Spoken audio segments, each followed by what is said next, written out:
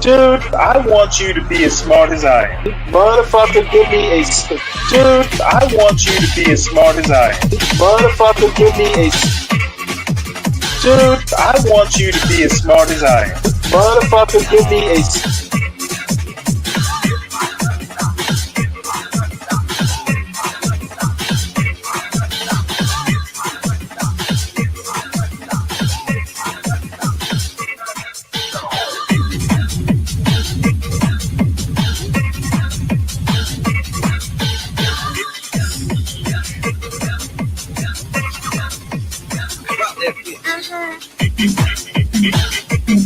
Dude, I want you to be as smart as I am.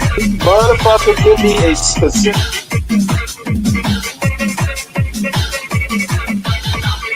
Dude, I want you to be as smart as I am. motherfucker.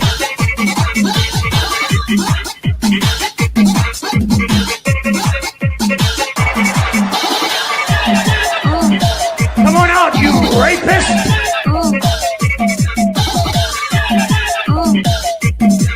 Dude, I want you to be as smart as I am. Good one today. We got a good, nice southern meal today. And look at that right there. That chicken all seasoned up. And I put a little hot sauce in my marinade today. And we about to eat nice and country and good today. Look at that. Tossing, tossing, tossing, tossing, tossing. We got a capital city mumbo sauce. It's nice, it's safe. It's a mix between barbecue sauce and sweet and sour sauce. I got the 12-ounce bottle. 10 minutes. We're going to be eating good. We're going to baptize that chicken. Look at that right there. As soon as it hit the oil, you want to roll. Look at that right there. Look at that. Look at that right there. You know it's crispy by looking at it. Get some of that rice on here. Look at that. Put that right there. Put that right there. Look at that. Put that macaroni right there. Look at that macaroni. Look at that. Look at that right there. We're going to come over here. We're going to get that cornbread first. Put that cornbread right there. Now we talking. But hold on. Got these red beans. Oh, yeah. There we go. And to top it off, that baptized chicken. Here we go. Look at that. Look at that. Look at that. Look at that. It's a man plate right here. Yeah. We'll put on top just like that. Just like that. Just like that right there. Now, give me a nice Pepsi. Give me some hot sauce. I'm going to catch y'all on the next one. All right, we got a good one today. We got a good, nice. Well, good good afternoon, everyone. I actually meant to come on somewhat earlier, and then I got to editing a video essay, and took me longer than I thought. I hate editing, so there we go. So this is more or less a pop-up show called the Trump in Review. And the one good thing about President Trump is he gives a lot of stuff to talk about. Most of it bad, but some of it good. So we go from there. And at the end of it, I'd like to have a look at the video I put together, the video essay I put together, just to see if there are any flaws. And I pray I don't have to do re-editing. I hate that process. So one of these days, with the show supporters, if I can gather together enough of them, I'll be able to pay an editor to do it. But that's a future vision.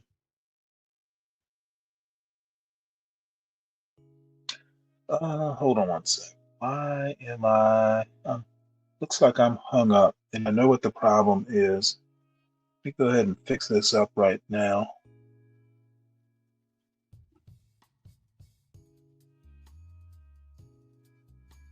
Hold on one sec.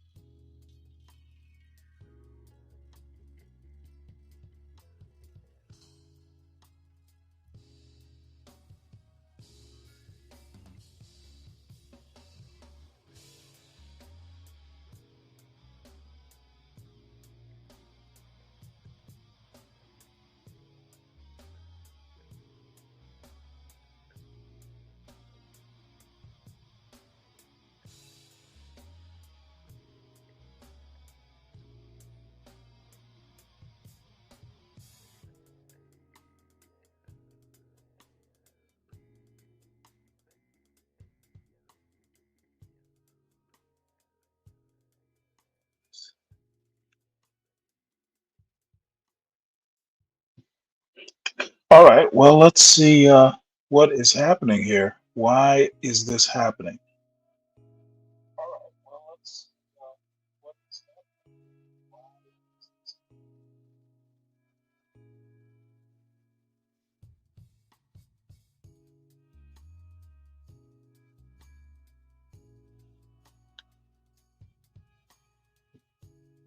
All right, well, we're going to try this again.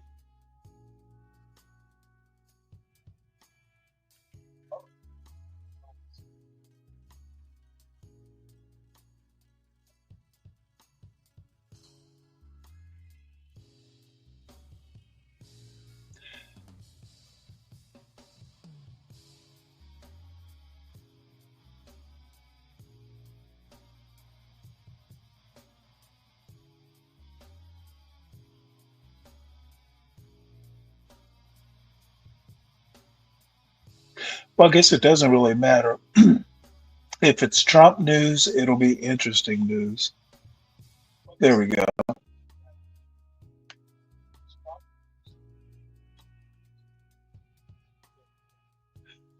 All right, well, sorry for the technical difficulties. Hey, what's up, CK? How you doing? I want to go ahead and start out with a story about a Kansas family farm. And I just scanned through it. I didn't really get knee deep into it, but I figured it'd be worth talking about exactly what Trump is doing to people who would tend to be in his demographic. He is not making them happy. So let's listen to this. This news story was written by Annie Gowan and Ricky Cariotti. A third-generation farmer was barely getting by. Then Trump's cuts hit. Leavenworth, Kansas. In the dawn light at his first farmer's market of the year, vegetable grower Jacob Thomas set out lush Bibb lettuce he'd cut just hours before, plump stalks of green and purple asparagus and coolers with 60 dozen blue and brown speckled eggs. Soon, the downtown market would fill with customers he hadn't seen since fall, when he and his wife Jennifer were making ambitious plans for the future. So much now depended on these customers. The young couple had taken a 10% hit when the Trump administration abruptly cut $1 billion from two programs that supplied local produce and meat to schools and food banks across the country. Robust sales here would help offset that $8,000 loss. There have been other blows too, which collectively have put the Thomases' small farm operation, always just barely making it, on even shakier financial footing. Plans for a new warehouse and an expansion of their farm store are up in the air because of the administration pausing, then unpausing a $750,000 federal agriculture grant. They plowed up a spot for a new greenhouse only to learn that another grant for $8,000 would never come. They worry that 2,000 chrysanthemum cuttings ordered from Canada will be ensnared in the country's tariff dispute. A third-generation farmer, Jacob and his family are mainstays in this close-knit community near the Fort Leavenworth Army installation, where they grow vegetables on 15 acres, as well as other crops, mostly hay to feed their cattle and sheep, on more than 500 acres. On their wedding day 11 years ago, he and Jennifer rode the biggest tractor they could borrow through the main street from the chapel to the reception, the bride sitting shotgun in her flowing dress. But a decade of farming has taken a toll, and last fall, Jacob began treatment for depression and anxiety. Sometimes, when the stress feels overwhelming, he can barely eat. "The financial insecurity makes my depression worse," he said recently. He was trying to remain optimistic, reminding himself that it was still early in the year, and just because one program went away, there's still plenty of time to pivot. Though the Thomases and many of their neighbors voted for Donald Trump last November, the consequences of his administration's wide-ranging cuts and chaos over tariffs have already had a profound impact on this hilly corner of northeast Kansas, one of the hardest-hit states for agriculture during Trump's last trade war. For many, the pride they felt when the president spoke of his love for farmers in his March 6th address to Congress has given way to a growing sense of helplessness, frustration, and anger. "For every farmer I've talked to, this has been earth-shattering and life-changing," said Brian Zessiger, a winemaker and former Republican state Senate candidate who runs a tasting room just steps from the farmers market. "I don't know what they were supposed to achieve, but from our perspective, you just hurt a lot of people. As the sun rose, the first customers began trickling by the Thomas's stand. One, an octogenarian who has known Jacob for over a decade, asked about the farm as she bought a dozen large eggs, $6, and a pound of hamburger, $7.99. "How are things going?" she asked. "Oh, it got caught up in all the grants being paused," Jacob replied. "Now we're trying to restart. Fun times." The mayor pro tem of Leavenworth, Nancy Botter, stopped and bought some spring onions. "I'm glad to see you're here," she said. She had heard that another longtime local farmer was preparing to sell out. Jacob had heard the same, but he's determined to keep going. Pressures and uncertainty. "Come on, piggies," Jacob called from the middle of a muddy pen. He and two farmhands were trying to load 23 Berkshire and Duroc pigs, some weighing over 300 pounds, into a trailer to take to the processing plant. Their bristle-haired subjects squealed, protested, and slipped away from the open door. "Dad, can you do anything about that pig or not?" Jacob asked his father, Dale, who was leaning up against the fence. Dale swatted the wayward one on its hindquarters with a stick. "Come on, pigs. Join your brethren and sistren," Jacob urged, pushing the rest into the trailer. It was one of the first brilliant and sunny days of spring at Jet Produce and Meats, located on land that has been in the family for 70 years. The American flag on the farm store's sign spiraled in the stiff breeze, and daughters Lisa and Sarah, ages 6 and 4, were playing nearby. Lambs dozed in their pens. Goliath, the calf Dale was bottle feeding, cried for more milk. The rest of the cattle were scattered in an emerald field across the road. Jacob planted his first vegetable garden while he was still in high school, but he didn't begin raising vegetables in earnest until he was a student at Iowa State University and fell in love with horticulture. He wanted to feed people. His wife, by contrast, was a military brat who thought she would become a chemical engineer. Jennifer mustered up the courage to ask Jacob out the day after they graduated from high school, figuring she had nothing to lose. "I like you," was her opening line. The two took over principal management of the business in 2014, though Dale and his wife, Chris, remain active, with him working full-time and her managing one of the stands they have in weekend farmers markets in 3 nearby towns. The older couple live next door and cook dinner for the family every Friday and Sunday. "It's like a postcard of what it should be," said Austin Reynolds, a fellow farmer, neighbor, and friend. The Thomas's farm is beloved in the community, with more than 7,500 fans on its Facebook page. A recent hot debate was what to name the frog who had taken up residence in the potting shed. Answer: Potter. The operation has never been very profitable, however. "We're barely making it," said Jacob, 33. "Our idea of an extravagant vacation is going to Omaha to the zoo." He grows the food, and Jennifer, who's 34, figures out how to market it, a puzzle she has normally been eager to solve. Yet lately, the financial pressures have gotten to the point where we don't talk about it in front of our kids, she said. Before this year, Washington, D.C. felt remote, and the goings-on in the federal government during various administrations never really affected the family's operation. Jacob considers himself a Republican, but very much dislikes Trump, and previously supported challengers like former South Carolina Governor Nikki Haley. He reluctantly voted for Trump last fall, seeing him as the lesser of two evils. The first big blow of 2025 came right after Trump's inauguration, when the president issued an executive order pausing billions of dollars in federal grants, including that $750,000 award that was part of an effort to bolster resilient food systems. The new warehouse Jacob and Jennifer planned to build could have more than doubled their vegetable output, and also served as a hub for smaller farmers nearby. They also hope to expand the farm store on their property, where they sell their meats and produce, plus homemade pies, local cheese, and honey from local businesses. They later learned that the grant was reinstated, but the project remains in limbo due to rising construction costs, a disrupted building schedule, and doubts over whether Jacob can secure his part of the financing. The whole episode stung, particularly since they got little response when they asked for help from the Kansans in Congress. That included Senator Roger Marshall, a Republican who had visited their farm on a campaign stop and surprised everyone when he pulled an onion out of the ground, wiped it on his pants, and took a big bite of it. The only politician who listened was Representative Sharice Davids, a Democrat from the Kansas City area, who isn't even their representative. The second blow came shortly after Trump addressed Congress, asking for Americans' patience during the adjustment period of tariff negotiations, while predicting that our farmers are going to have a field day right now. Only days later, the U.S. Department of Agriculture announced it would be axing the funding for the programs that purchased local produce, eggs, and meat, for the country's schools and food pantries. In the state of Kansas alone, producers are out $2.6 million this year. The funding last year comprised 65% of sales for the 30 or so farmers in the Kansas City Food Hub Cooperative, who are now scrambling to find other markets. The Thomases hope to link with a new grocery store. Historically, if you got a government contract, we're golden, because the government always pays, Jacob said.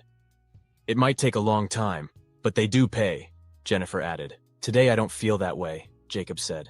For the first time in my life, I don't trust the government is going to follow through. I want to make a point for the anti-black blacks and the anti-black bottom feeders. This is an excellent example of welfare in one way, shape, or form that isn't going to welfare mothers. Farmers and corporations are huge beneficiaries of government, largesse, if you want to call it largesse. And for some reason or another, and I'm just going to be blunt because I've been drinking a couple beers, dumb motherfuckers who are just so racist they can't see America for the trees totally miss stuff like this. Okay, this farmer basically supplies schools, with fresh produce, which basically school lunches and other programs, totally missed by the anti-black blacks and the anti-black bottom feeders. They just do not understand America, American culture, or American politics.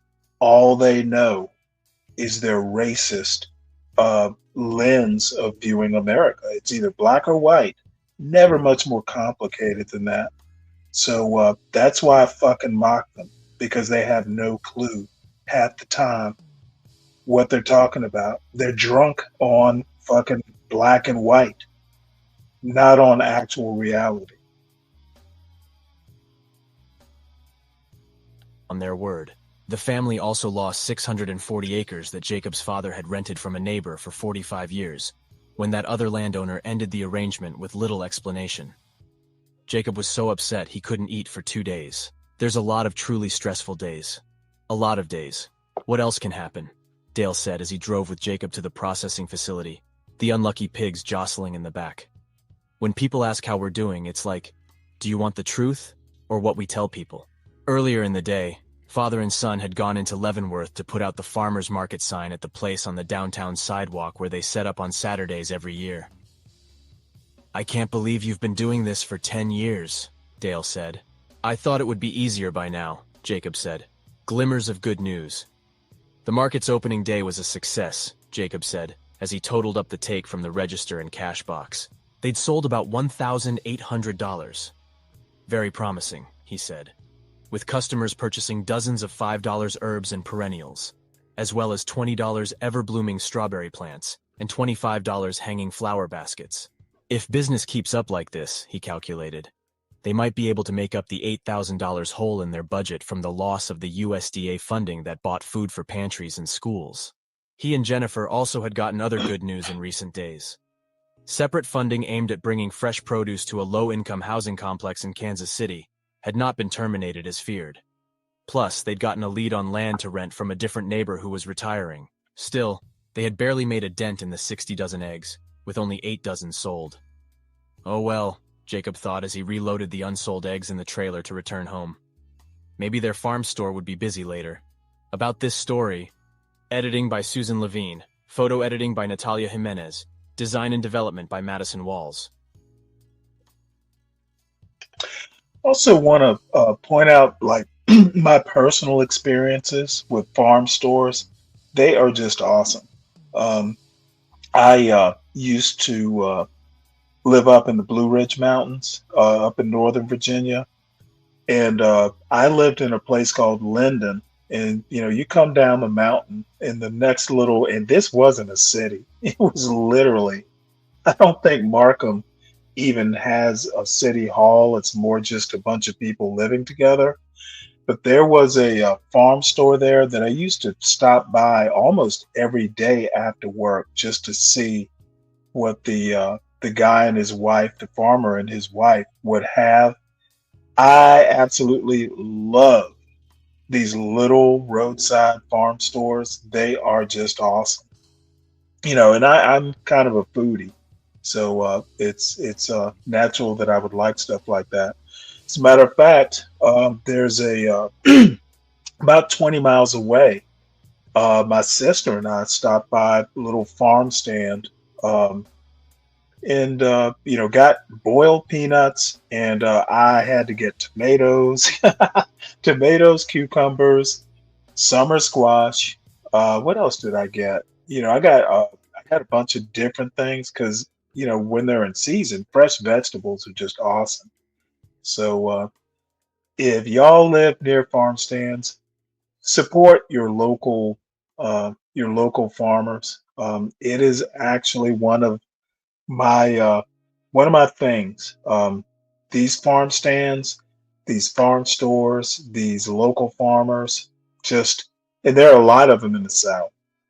It'll be some guy selling watermelons off the back of a truck, and those are the best watermelons you can possibly get, and generally cheaper than you get at the grocery store. So anyway, let us move on.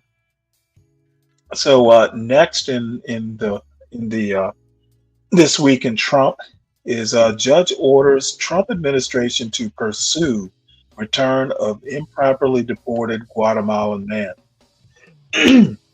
And this just popped up actually. So on Friday, U.S. District Judge Brian Murphy directed the Trump administration to assist in bringing back OCG, a gay Guatemalan man, hard to say that, who had been mistakenly deported to Mexico despite his concerns about facing persecution there. The order came after the Justice Department admitted that its assertion that OCG had indicated no fear of being sent to Mexico. It was founded on incorrect information revealing errors in his case. OCG fled Guatemala in 2024 after receiving death threats due to his sexuality, was granted protection by an immigration judge in February, yet was forcibly sent to Mexico 2 days later, where he had been previously abducted and raped. Judge Murphy characterized the situation as deeply troubling, acknowledging that errors can occur, but expressing concern about the circumstances surrounding the ruling. Meanwhile, OCG's attorney described the decision as uplifting and committed to supporting efforts for his return. This ruling adds to a series of decisions blocking deportations under Trump's hardline immigration agenda, requiring the Department of Homeland Security to ensure migrants can meaningfully voice safety concerns before removal. And that reminds me of, let's see. So I usually put these stories in order, but there was something here about Trump's budget bill, the big, bad, beautiful bill. And I bet I did not bring it up. Damn it.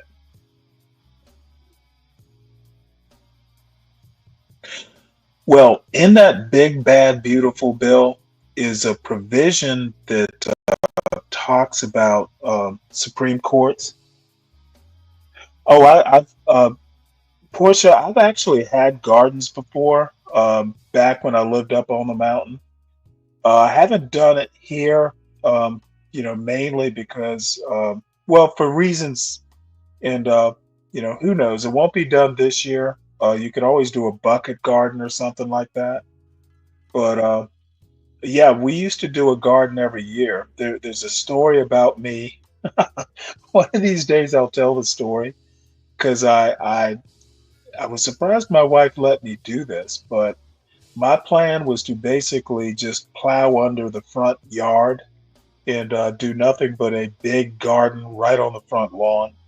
And never got to do the whole lawn, but we did a portion of the lawn, and hell, it was up on the mountain. No one really cares. So the HOA didn't mind us doing it. So I have done gardening, and I love it. And one of these days I will again. So anyway, I cannot believe I did not bring up this story, but in the Big Bad Beautiful Bill is a provision that basically neuters courts, and I can't remember the specifics of it. I'll go ahead and do this next story, and then I will find that while this is playing. I'm jumping ahead a little bit, but since we're talking about judicial stuff, we'll just play this Harvard story. Judge blocks Trump effort to bar international students at Harvard. This article is by Stephanie Saul and read by an automated voice. A federal judge halted on Friday the Trump administration's attempts to block international students from attending Harvard University, the nation's oldest university and one of its most prestigious. Harvard had sued the Trump administration earlier in the day, and less than 24 hours after the Department of Homeland Security moved to bar international students. Later Friday morning, at the university's request, the Boston judge, Allison D. Burroughs, issued a temporary restraining order against the federal edict, agreeing that Harvard had shown that its implementation would cause immediate and irreparable injury to the university. The administration action and Harvard's response signified a dramatic escalation of the battle between the administration and Harvard. And the university's forceful and almost immediate response served as evidence that stopping the flow of international students to Harvard, which draws some of the world's top scholars, would destabilize the school.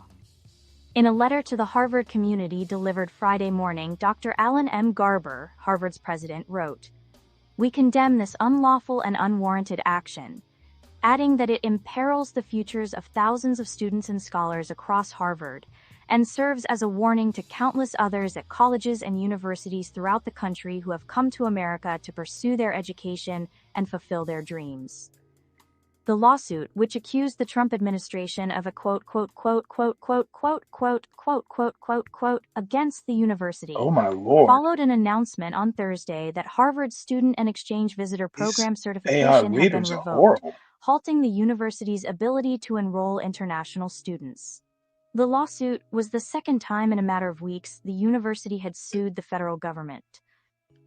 In the new lawsuit, the university accused the Trump administration of exerting clear retaliation for Harvard exercising its First Amendment rights to control Harvard's governance, curriculum, and the, quote, ideology of its faculty and students. With the stroke of a pen, the government has sought to erase a quarter of Harvard's student body, international students who contribute significantly to the university and its mission, the lawsuit said. Without its international students, Harvard is not Harvard. The administration said Harvard had not complied with a list of demands sent on April 16th that contained records of protest activity dating back 5 years, including videotapes of misconduct and records of disciplinary actions involving international students. Harvard's lawsuit also said that the university had been working to comply with the April 16th request, along with a letter attacking the university for failure to condemn anti-Semitism. Despite the, quote, unprecedented nature and scope of the demands, calling for information on each student visa holder, about 7,000 students across Harvard's 13 schools, within 10 business days, Harvard had submitted the required information on April 30th, the lawsuit said, and also complied with a follow-up request. Yet on May 22nd, DHS deemed Harvard's response insufficient without explaining why, or citing any regulation with which Harvard failed to comply, the lawsuit said.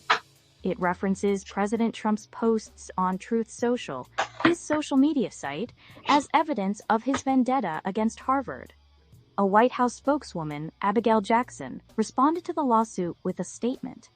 If only Harvard cared this much about ending the scourge of anti-American, anti-Semitic, pro-terrorist, agitators on their campus, they wouldn't be in this situation to begin with. Harvard should spend their time and resources on creating a safe campus environment instead of filing frivolous lawsuits, the statement said. Tricia McLaughlin, Assistant Homeland Security Secretary, issued a statement saying that the lawsuit seeks to kneecap the president's constitutionally vested powers, adding that it is a privilege, not a right, for universities to enroll foreign students. The Trump administration is committed to restoring common sense to our student visa system. No lawsuit, this or any other, is going to change that. We have the law, the facts, and common sense on our side, the statement said. The Trump administration has explained its attacks on Harvard and other top private universities as an effort to combat anti-Semitism and confront liberal biases on campus. During his campaign, Mr. Trump invoked the term Marxist maniacs to refer to the Ivy League. After he was inaugurated, Mr. Trump's administration has sought to use nearly every lever the federal government has at its disposal to force schools, Harvard especially, to bend to its will. There are now at least 8 investigations into Harvard spanning at least 6 federal agencies. Separately, the Trump administration had sought to use the federal government's international student system as a way to remove foreign nationals from the country. Immigration officials targeted a handful of pro-Palestinian student activists, but also ended the legal status of hundreds of students, creating a general anxiety among international students at colleges and universities nationwide. Most of those students have had their status restored, but a few high-profile cases are being argued in the courts. At Harvard, a conflict had been building for weeks, as the Trump administration's Joint Task Force to Combat Anti-Semitism criticized the university for anti-Israel bias. On April 11th, the task force sent a letter demanding that Harvard comply with a list of demands that ranged from hiring an outside monitor to police the ideology of professors and students to barring international students hostile to American values. Dr. Garber responded on April 15th with Harvard's first lawsuit, in which arguments are set for July. And despite statements from both sides indicating a willingness to compromise, the attacks on Harvard have continued, emanating from a variety of federal agencies, with the administration freezing nearly $3 billion in contracts and research funding. At the same time, a proposal making its way through Congress that would increase taxes on university endowments could cost Harvard an estimated $850 million a year. The wider academic community was shocked at Thursday's move by the Trump administration. In a statement, Sally Kornbluth, president of the Massachusetts Institute of Technology, called it a grave moment. "I write to you in profound disbelief," she wrote in a community email late Thursday.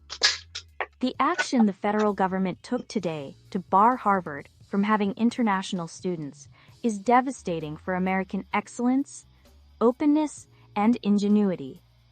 Harvard enrolls about 6,800 international students, or about 27% of its student body, and the administration edict could ultimately affect both existing students, who would need to find other schools to attend, and newly admitted Harvard students headed for the United States in the fall. The administration's announcement on Thursday potentially upends students' lives, and would also be a major financial blow to Harvard. With many of Harvard's international students enrolled in high-cost graduate programs, the tuition generated by foreign students likely generates several $100 million a year for the university. Noting the potential disruption of the administration action on the lives of students, lawyers for Harvard urged the court to block the order immediately, pending a hearing. Without such an order, the request said, thousands of international students who were scheduled to arrive on campus for the upcoming summer and fall terms will no longer be able to enter the country. In issuing the temporary order, Judge Burroughs set a hearing for May 29th. In an interview on Thursday, a Harvard student from Ukraine, who asked not to be identified, said she feared losing her visa not only because it will disrupt her education, but because returning home amid the war with Russia is not an option. She is considering going to live with relatives elsewhere in Europe.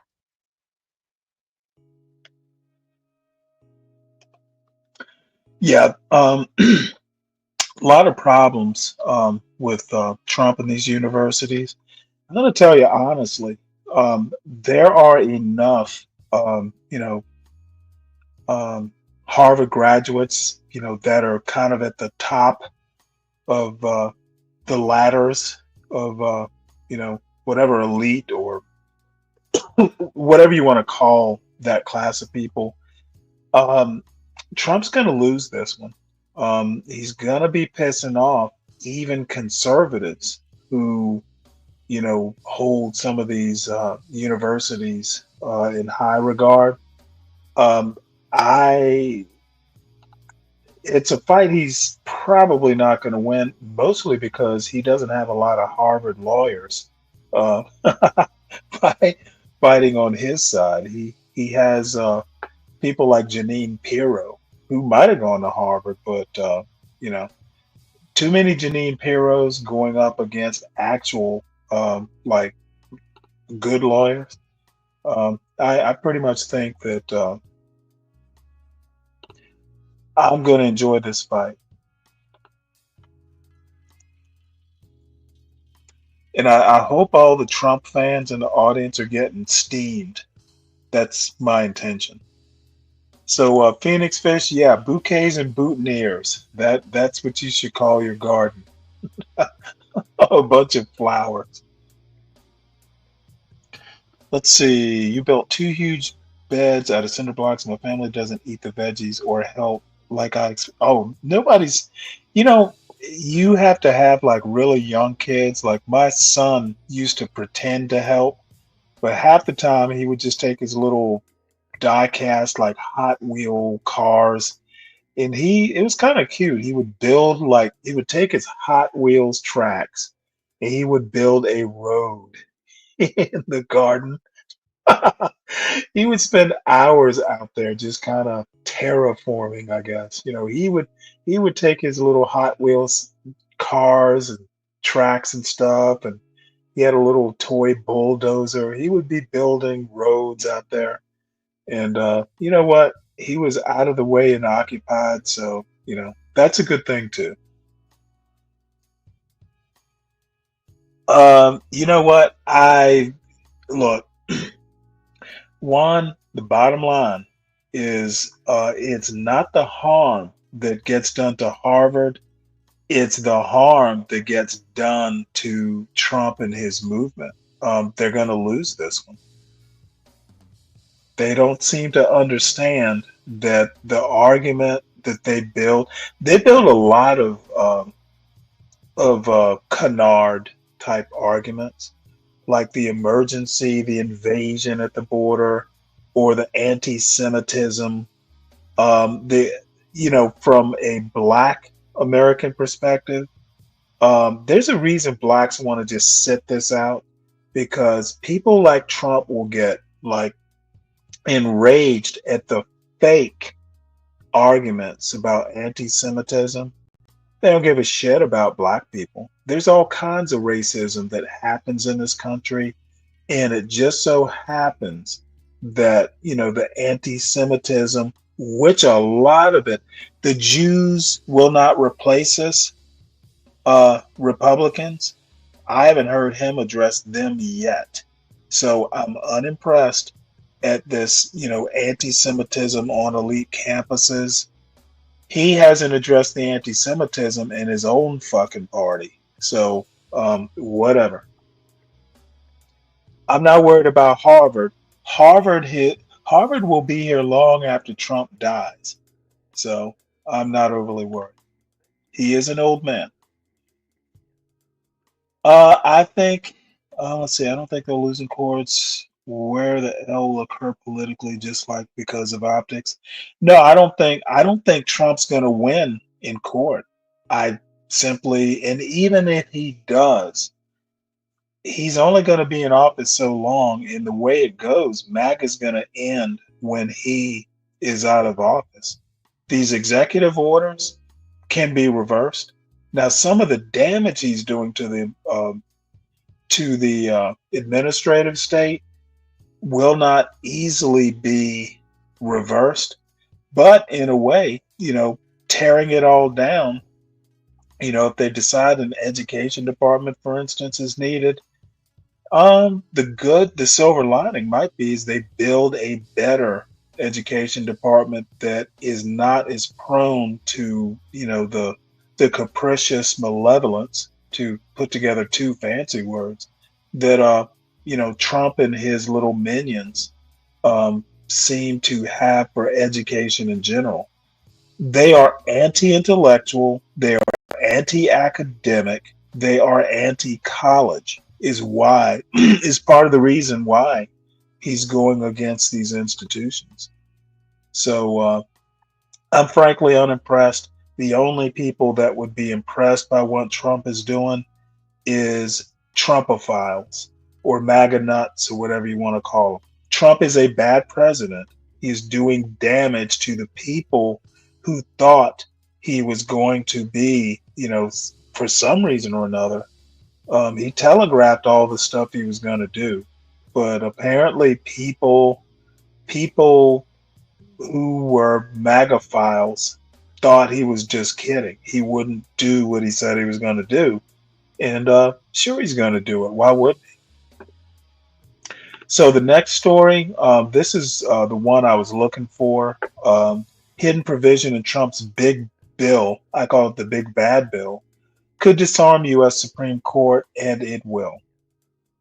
And, for those of us who play lawyers on TV like me, this is a problem.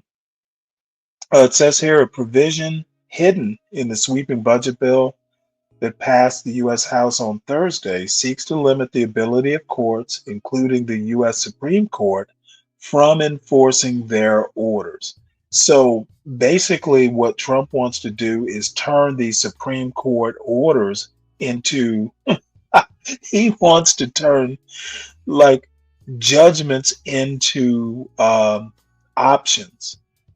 You know what?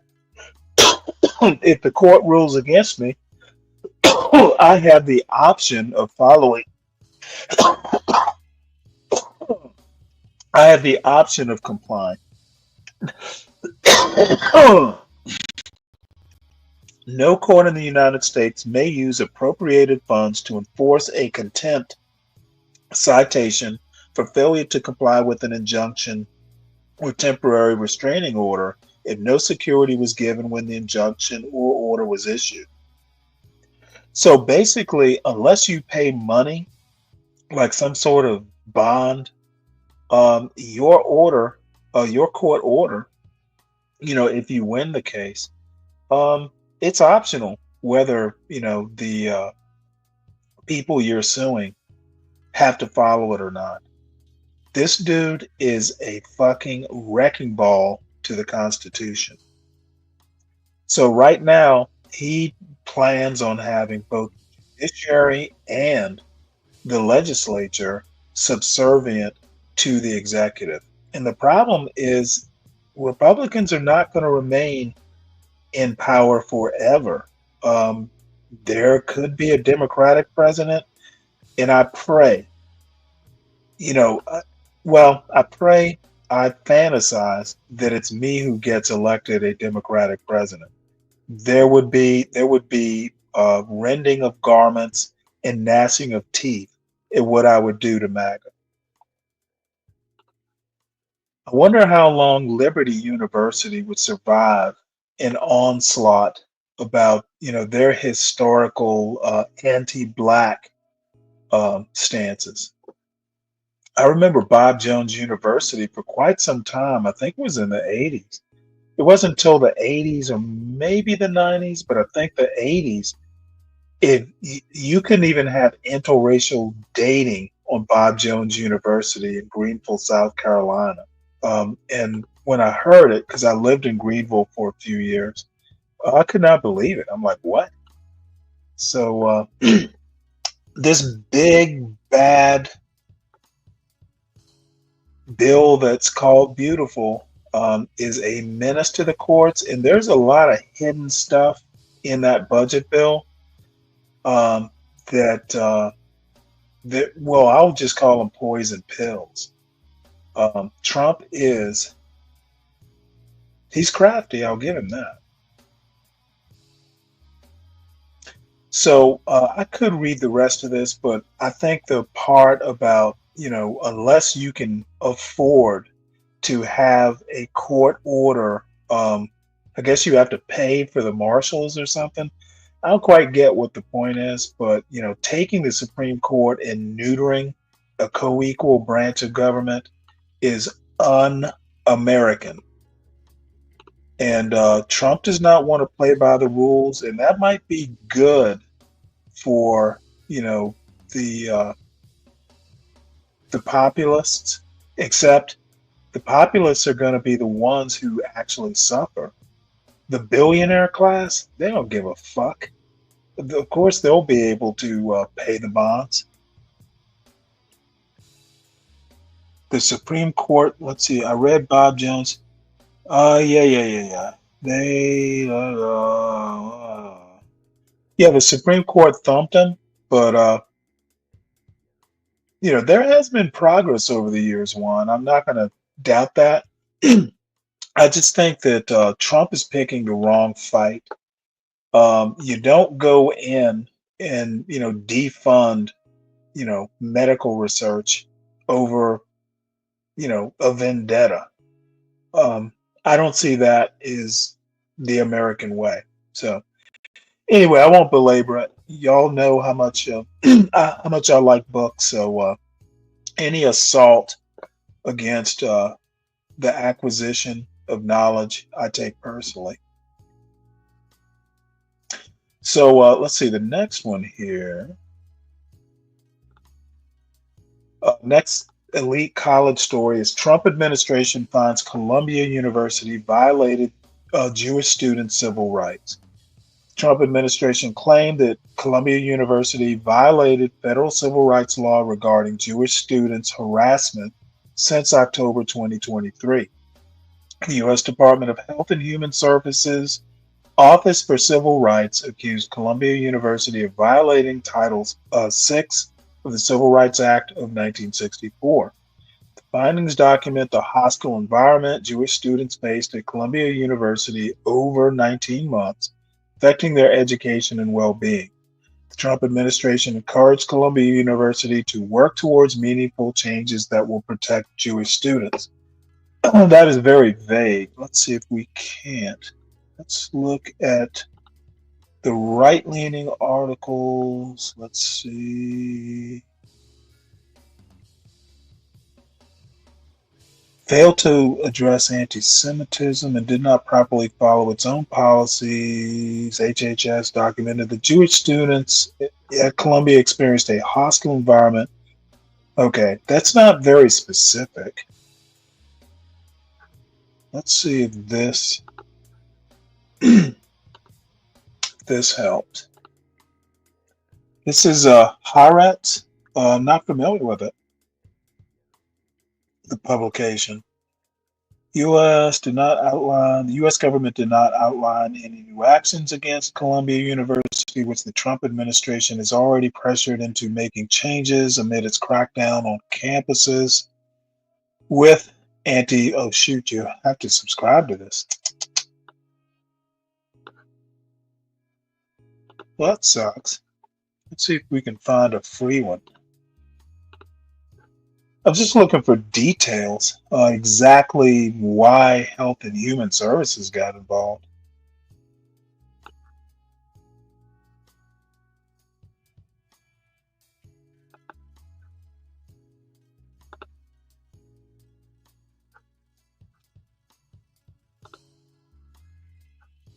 Uh, sorry about that.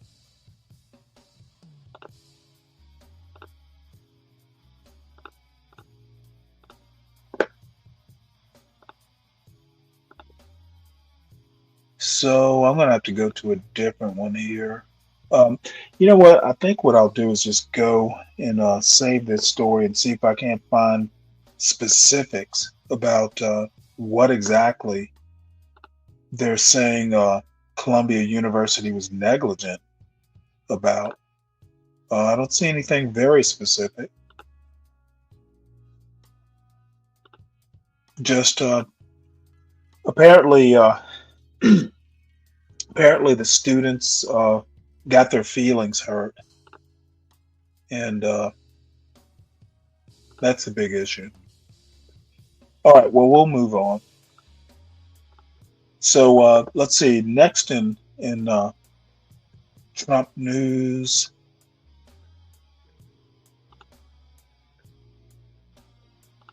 Trump signs executive orders aimed at easing regulations on and expanding nuclear energy production. I'm actually kind of on the fence about this. Um, it seems like a good idea. On May 17, 2024, I hope they mean 2025. President Donald Trump issued executive orders designed to reduce regulatory barriers and accelerate the expansion of nuclear energy production in the United States.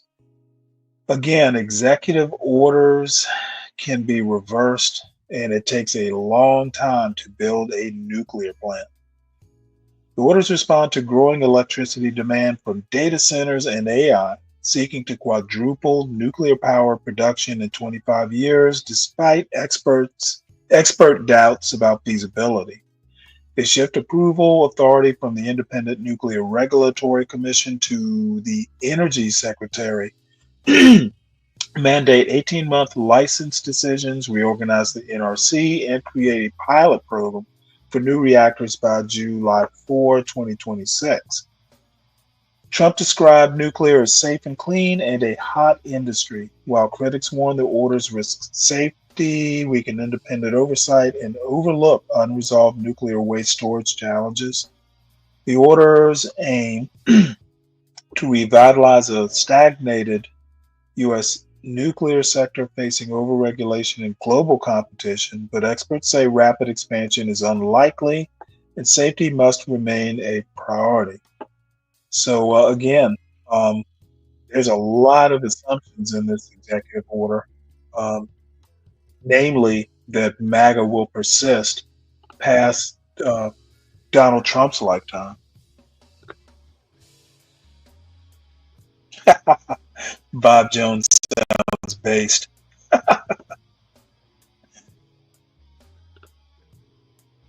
Yeah, it's based in the Bible for sure. So, Elias Rodriguez hit with federal charges and murder of Israeli embassy staffers. So, they did catch the guy who killed those two staffers. Says here, and this is from the Washington Examiner. Elias Rodriguez, the suspect in the shooting deaths of two Israeli embassy staffers, has been charged with 2 counts of first-degree murder and the murder of foreign officials, among other charges. Rodriguez is suspected of killing Israeli embassy staffers Yaron Luchinsky and Sarah Milgram on Wednesday evening outside the Capitol Jewish Museum in Washington.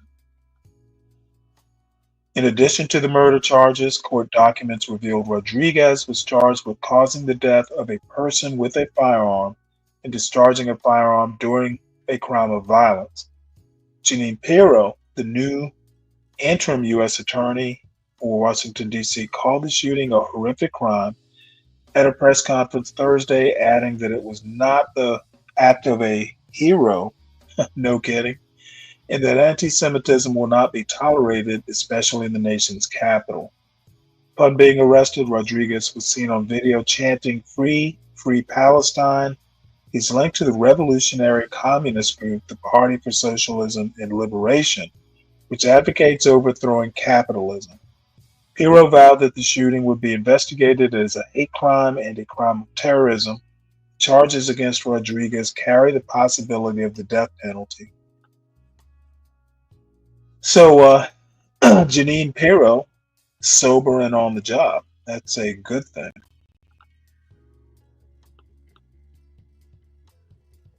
So let's see, what else is in Trump news? Um, this is interesting and a very bold move. Upending norms. The Senate votes to, excuse me, to undo California. Excuse me, my throat is getting dry. Senate votes to undo California's EV rules. Definitely want to hear this. News today, the Senate has just voted to revoke California's right to require companies to sell more electric vehicles. Now, California has a unique ability to set air pollution rules that are stricter than the national standards. And the way that lawmakers voted today is controversial. It went against the advice of their own parliamentarian. NPR's Camilla Dominowski joins me to talk about this development, this major development in the EV policy battle. Hey there. Hi, Mary-Louise. Tell me a little bit more about what current California EV policy is. Yeah, the policy that's really at the heart of this debate here requires car makers to sell more zero-emission vehicles. More than a third of new sales starting in the next model year, all the way up to 100% of new cars being zero-emission EVs, basically, by 2035. California is the only state that can set its own rules like this, and that's because they've been regulating air pollution for so long, but other states can choose to follow California. And it's also important that every time California makes a rule like this, which they've done many times, they need permission from the Environmental Protection Agency, a waiver. This particular waiver was granted under the Biden administration, and now Congress has voted to reverse it. Walk us through the stakeholders here. Who stands to lose? Who stands to gain? Well, the oil industry and traditional automakers are big winners here. Both of those industries have called California's mandate unfair and unfeasible and lobbied very hard against it. This is also a win for anyone who says that these kinds of rules deprive consumers of choices by shaping what cars companies are able to sell. On the other side, California is a global leader in the push to fight climate change. And environmental groups say that dismantling the EV requirement undermines that, which affects everybody. And then public health groups say emission standards save human lives through cleaner air, which is a local impact that's big in California. Revoking these EPA waivers would be a blow to those health goals. Okay, so sounds like there's a debate over that Congress did this at all. There's also a debate over how they did this. Explain. Yeah, Congress used a law called the Congressional Review Act, or the CRA, which allows lawmakers to undo rules from agencies with a simple majority vote. No filibustering is allowed. And the question is an EPA waiver a rule? The parliamentarian, Congress's in-house rules interpreter for the Senate, said, no, it's not a rule, so the CRA doesn't apply. Her guidance is non-binding, but it's extremely rare to disregard it. And in this case, the Senate did. Senate Minority Leader Chuck Schumer said that this busts norms and that expands the use of the CRA in a way that gives more power to the majority, which he said Republicans might regret the next time Democrats are in power. Republicans should tread very carefully today. What goes around comes around. Now, Republicans say that Congress is acting within its rights here, and Senate Majority Leader John Thune said he doesn't buy that Democrats are really upset about procedure. I think they're somewhat frantic at the prospect of losing this Green New Deal policy. So, Camilla, what comes next? Well, President Trump is expected to sign this. This is a major priority for him. California officials have said they will challenge it in court, which will be interesting because the CRA says that it is not subject to judicial review. And PR's Camilla Dominowski, thank you. Thank you. Live from NPR News in Washington, I'm Nora Raw. A federal judge has blocked the Trump administration's attempt to revoke... Well, this next story is not going to affect me, but it will affect a lot of people who might be using iPhones in the future. Trump says Apple must pay a 25% tariff on iPhones not made in the United States.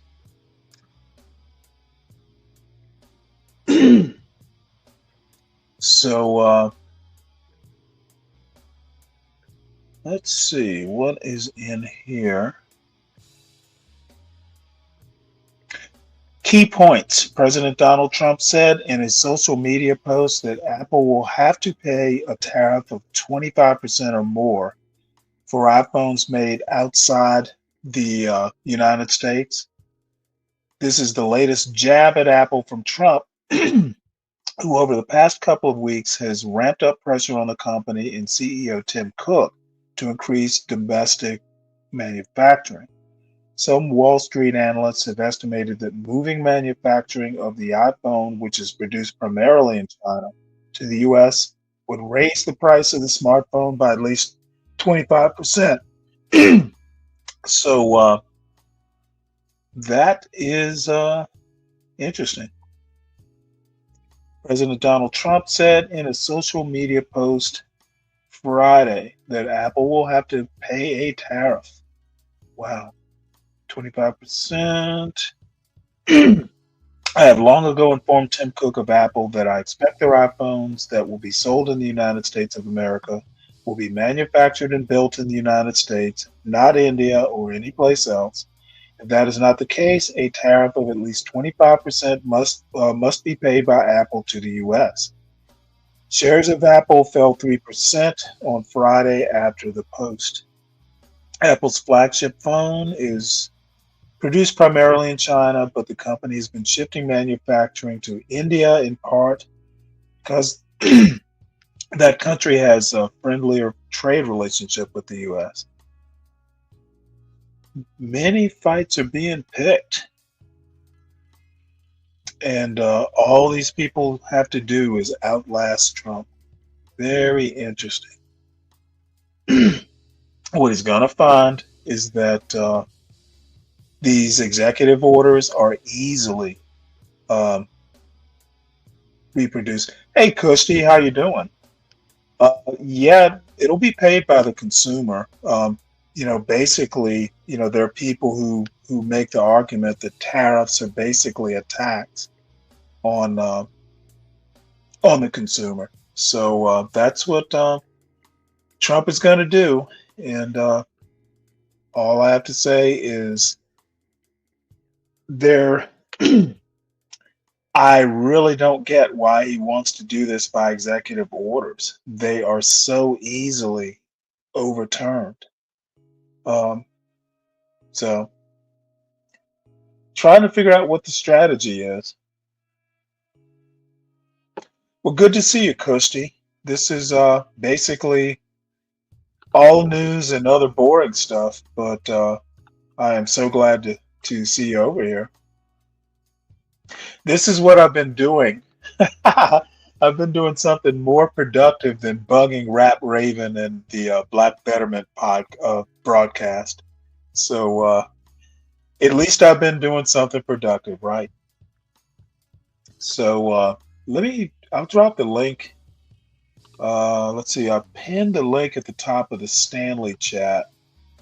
Let me drop the link into the John Galt chat if anyone wants to come up.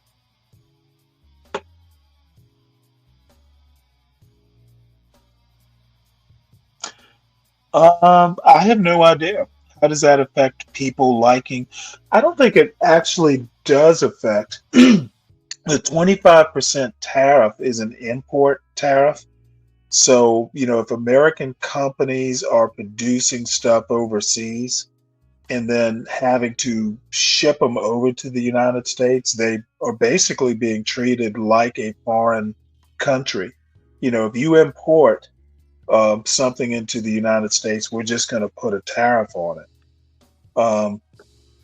So it's all done to encourage U.S. companies like Apple to bring, to bring their manufacturing processes back to the United States, which has the effect of producing jobs and other economic benefits. Problem is, it's not going to happen. It may happen. I don't foresee Apple bringing. I don't see them bringing their manufacturing process for the iPhone here. And the main reason being, it takes forever to build factories in the United States. Regulations, and other things. We spent decades offshoring these manufacturing processes because paying people in places like China and Asia in general, Mexico, companies could pay less in wages. American workers are expensive, and offshoring manufacturing processes saved companies money. Um, and Trump, in a way, is kind of a rogue billionaire. You know, people made billions, companies made billions offshoring the process. Forcing them to bring back the process is going to be much harder than it was offshoring. It's definitely not going to happen in 3 years. So there we go. Now, what I have here are a bunch of editorials, and I'm going to play. I have like four of them, three of them. Yeah, four of them, and I'm going to play the ones that are the most damning on MAGA and Trumpism. Trump's assault on Harvard is an astonishing act of national self-sabotage. The revocation of Harvard's ability to certify visas will lead to a mass exodus of talent. By Yasha Monk. Do you think the world needs a publication which consistently stands up for principles like free speech and due process, irrespective of who attacks them? If so, please support my work by becoming a paying subscriber today. The best way to understand Donald Trump's administration, Ivan Krastev told me a month ago, is as a revolutionary government in the form of an imperial court. And the most important thing about revolutionary governments is that they quickly develop an unstoppable dynamic of their own, one in which the logic of events pushes its originators to ever more radical actions which they themselves might not have anticipated taking a few months or weeks ago. You're not running the revolution, Krastev remarked with his inimitable lucidity. The revolution is running you. In no field of public policy is this insight more applicable than in the administration's attacks on some of the country's and the world's most eminent universities. Since taking office, Trump has targeted universities in a bewildering variety of ways. By cutting hundreds of millions of dollars in grants from federal agencies, such as the National Institutes of Health and the National Science Foundation, by significantly reducing the percentage of federal grants which flows to universities, allowing them to maintain laboratories and other key research facilities, by attempting to deport international students who engaged in pro-Palestinian activism, irrespective of whether it was violent or peaceful, by threatening to increase taxes on returns from the endowments of woke universities, and by singling out particular institutions, including Columbia and Harvard, with threats that they would no longer be eligible for any federal funding at all. Even among this litany of increasingly radical attacks on higher education, the Trump administration's latest broadside against Harvard stands out for the extent of its cruelty. In a letter she promptly posted on X, the Secretary of Homeland Security, Kristi Noem, informed Harvard that, effective immediately, she was revoking the institution's ability to certify foreign students and visitors for visas. Unless courts intervene or the administration makes a U-turn, this will force the vast majority of Harvard's 6,793 international students, over a quarter of its overall student body, to leave the university. Some might be able to transfer to other American institutions. Most would in a matter of days or weeks have to abandon their studies and return to their countries of origin. Trump's action would deeply disrupt the lives and the careers of thousands of talented young people, the vast majority of whom have done absolutely nothing to provoke the administration's ire against their institution. It would have a highly negative impact on important research happening across the university, with some leading labs and fields from medical research to quantum physics effectively ceasing to function. It would lastingly damage America's hard-earned reputation as the world's most coveted destination for ambitious researchers.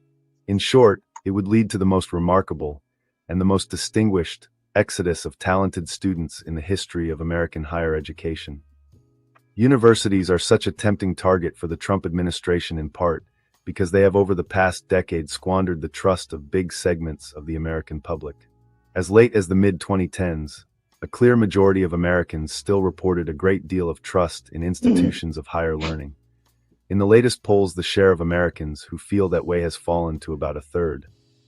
The reasons for this decline in trust are many, and, let's face it, they are real.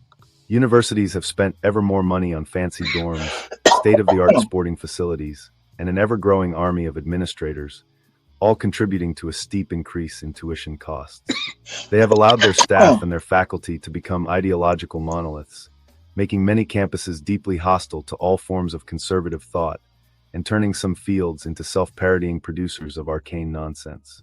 They have been deeply inconsistent in their commitment to free speech, punishing students for microaggressions against some groups while turning a blind eye to macroaggressions against others. And there is even good reason to think that some universities have simply defied a recent Supreme Court ruling on affirmative action, continuing to give some applicants a big advantage on account of their race even after this practice was ruled illegal. Lawyers for Harvard, for example, claimed that the number of its black students would plummet if the university were no longer allowed to engage in affirmative action. And yet the number of black students in the first class admitted after the decision was only slightly smaller than before, though with a large drop for Harvard Law School. Are you in or near London? Join me for a free community meetup at the Perseverance on Lamb's Conduit Street on Wednesday, June 4th from 6. So basically, my biggest concern is that brain drain. Not only that, but these are young people who will hold a grudge against America for years. Not only, I really don't get what, basically he wants to punish Harvard. Most of these international students pay full price to go to Harvard, and they are a moneymaker. And what Trump is trying to do is hit these elite universities, in their pocketbooks. And the reason being is people on the right and populists in general have had a problem with these elite universities for decades. And if you are in America, America has always been anti-intellectual. And it just so happens that, enough of these presidents over the centuries have, gone to these elite universities. So it's kind of been a standoff, kind of a stalemate. And now we're at a tipping point to where people, and many of these people have gone to elite universities. Trump got his undergraduate degree from University of Pennsylvania, though I think he was a transfer student. He didn't do all 4 years there. But for some reason or another, people on the right have always been against universities, mainly because they feel that, pretty much since the 60s at least, liberal / progressive, ideas and professors, and basically they think that American culture has been pretty much ruined by these universities who are just borderline communist. If you actually want to hear, even some of the folks on this John Galt in the John Galt universe are anti-college, anti-book, just anti-intellectual. And I haven't been able to figure it out. They basically think if you can hold a trowel and you know what grout is, you'll be able to be a millionaire. And that may be true, but just like any other profession, you have to be extremely good at being a tile layer or a bricklayer or a construction guy. The mediocre bricklayer is not going to, be a millionaire. Same thing with any endeavor or any profession. You got to be actually the best of the best to really be elite at that sort of thing, whatever your profession is. And for some reason or another, the anti-blacks don't seem to get it, especially the anti-black blacks. They just think if you sit there and watch body cam videos, you actually are making some difference in the lives of, legacy Black Americans. And all you're really doing is, you are watching the body cam video, but you might as well be in the body cam video. You're as big a minstrel for showing a body cam video as you are being in it. And for some reason, folks can't figure this out. And God damn it, if I mention a book, it's like, I dropped a nuclear bomb in the middle of the anti-Black Klan meeting. So I hope I'm pissing some people off because I think it's fun. Let's see, and I dropped the link in the John Galt chat. Feel free to hit it if you're feeling froggy. So let's see, what else do we have here? Oh, this is a favorite. This is that South African of the meeting with a president. Is it Ramaphosa? I hope I probably am not. Ramaphosa. I think it's either Ramaphosa or Ramaphosa. But the MAGA crowd was claiming, all kinds of victories. Like Trump literally showed a video and had a stack of paper that he wasted expensive you know, color ink on and proved absolutely nothing. There's not a debt. All the videos and the articles are basically people saying kill white people. Okay, well, free speech.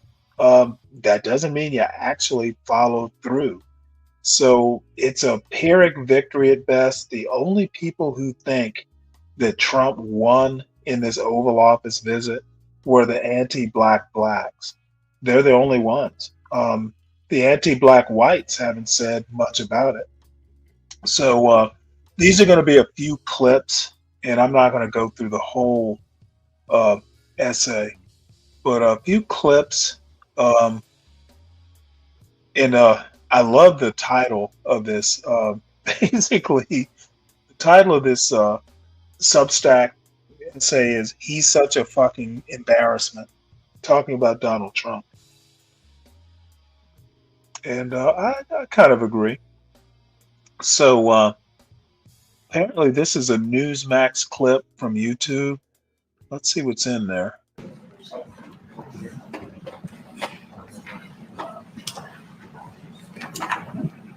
Thank you very much, everyone. It's a great honor to be with the President of South Africa, President Ramaphosa. And he is a man who is certainly in some circles really respected, other circles a little bit less respected, like all of us, in all fairness. Like all We of us. all like that. We also have a few. Yeah. Well, I watched the whole thing, whitehouse.gov. The White House basically posted the whole video.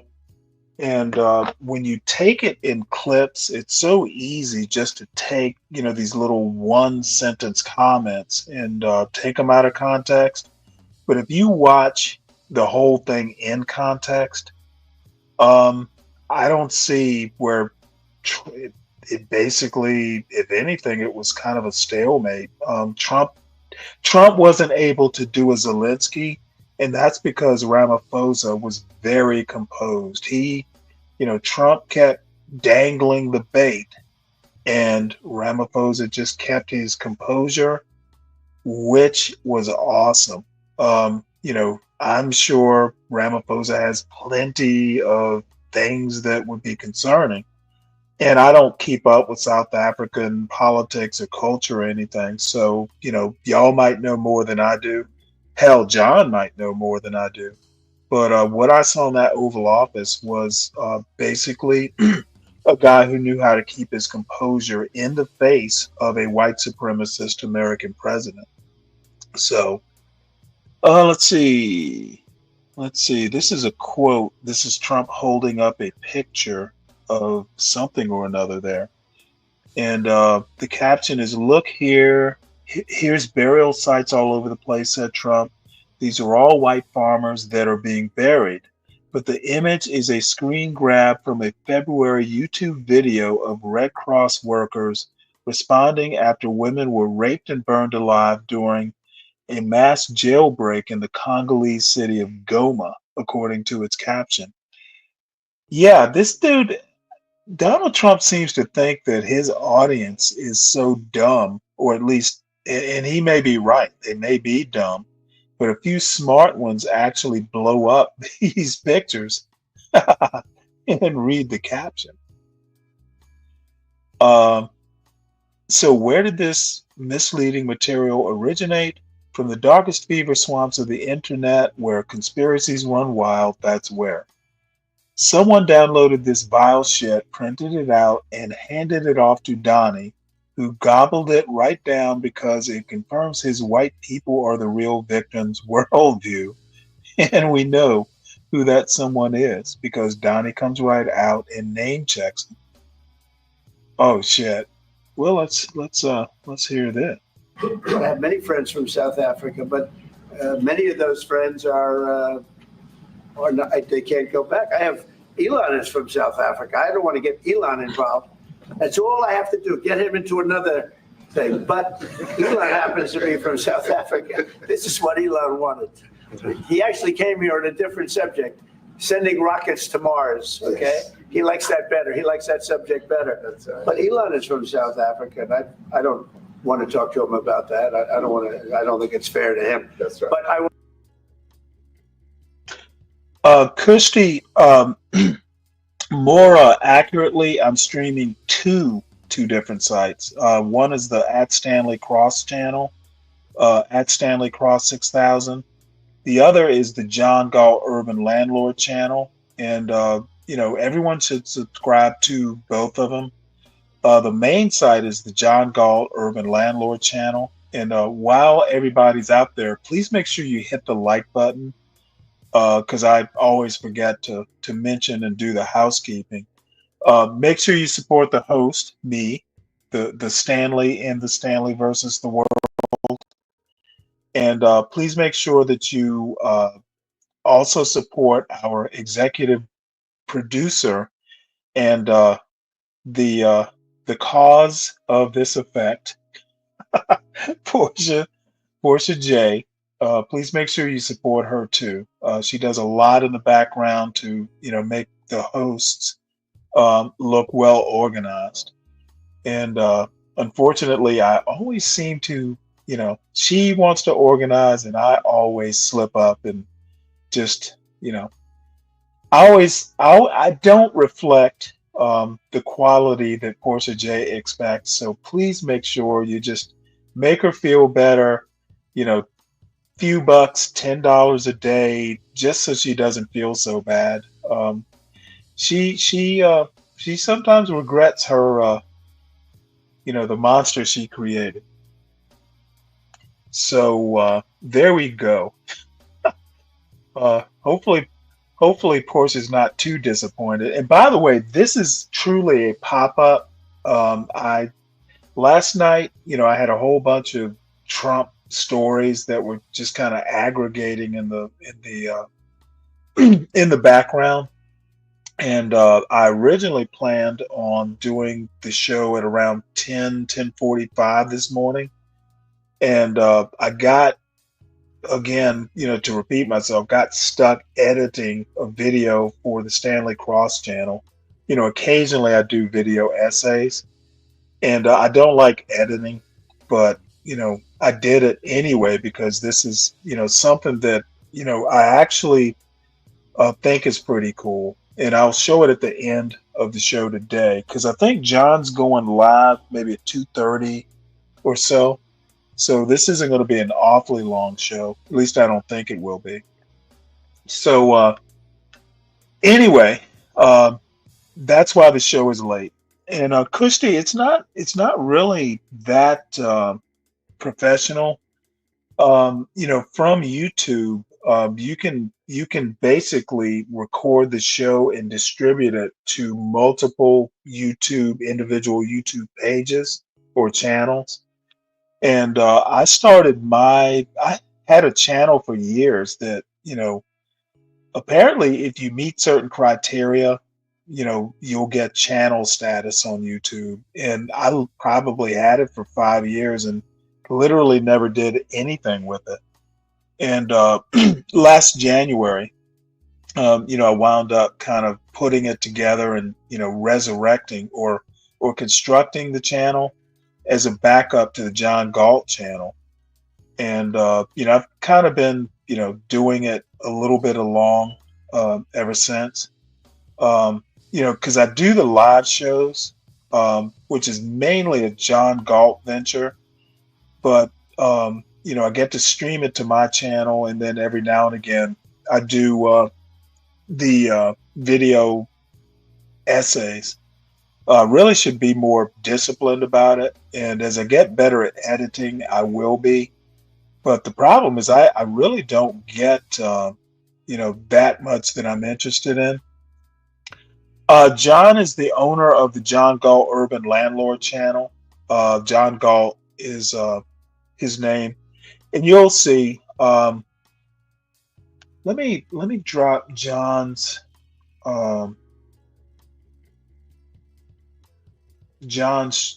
channel information into the Stanley cross chat.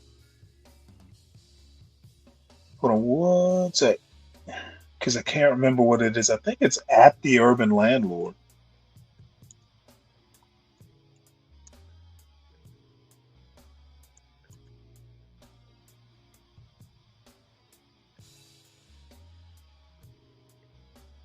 Hold on one sec here. There we are. Yeah, it's at the Urban Landlord, Kushti. And you will love this because it is the height of anti-black let's see, at Urban Landlord.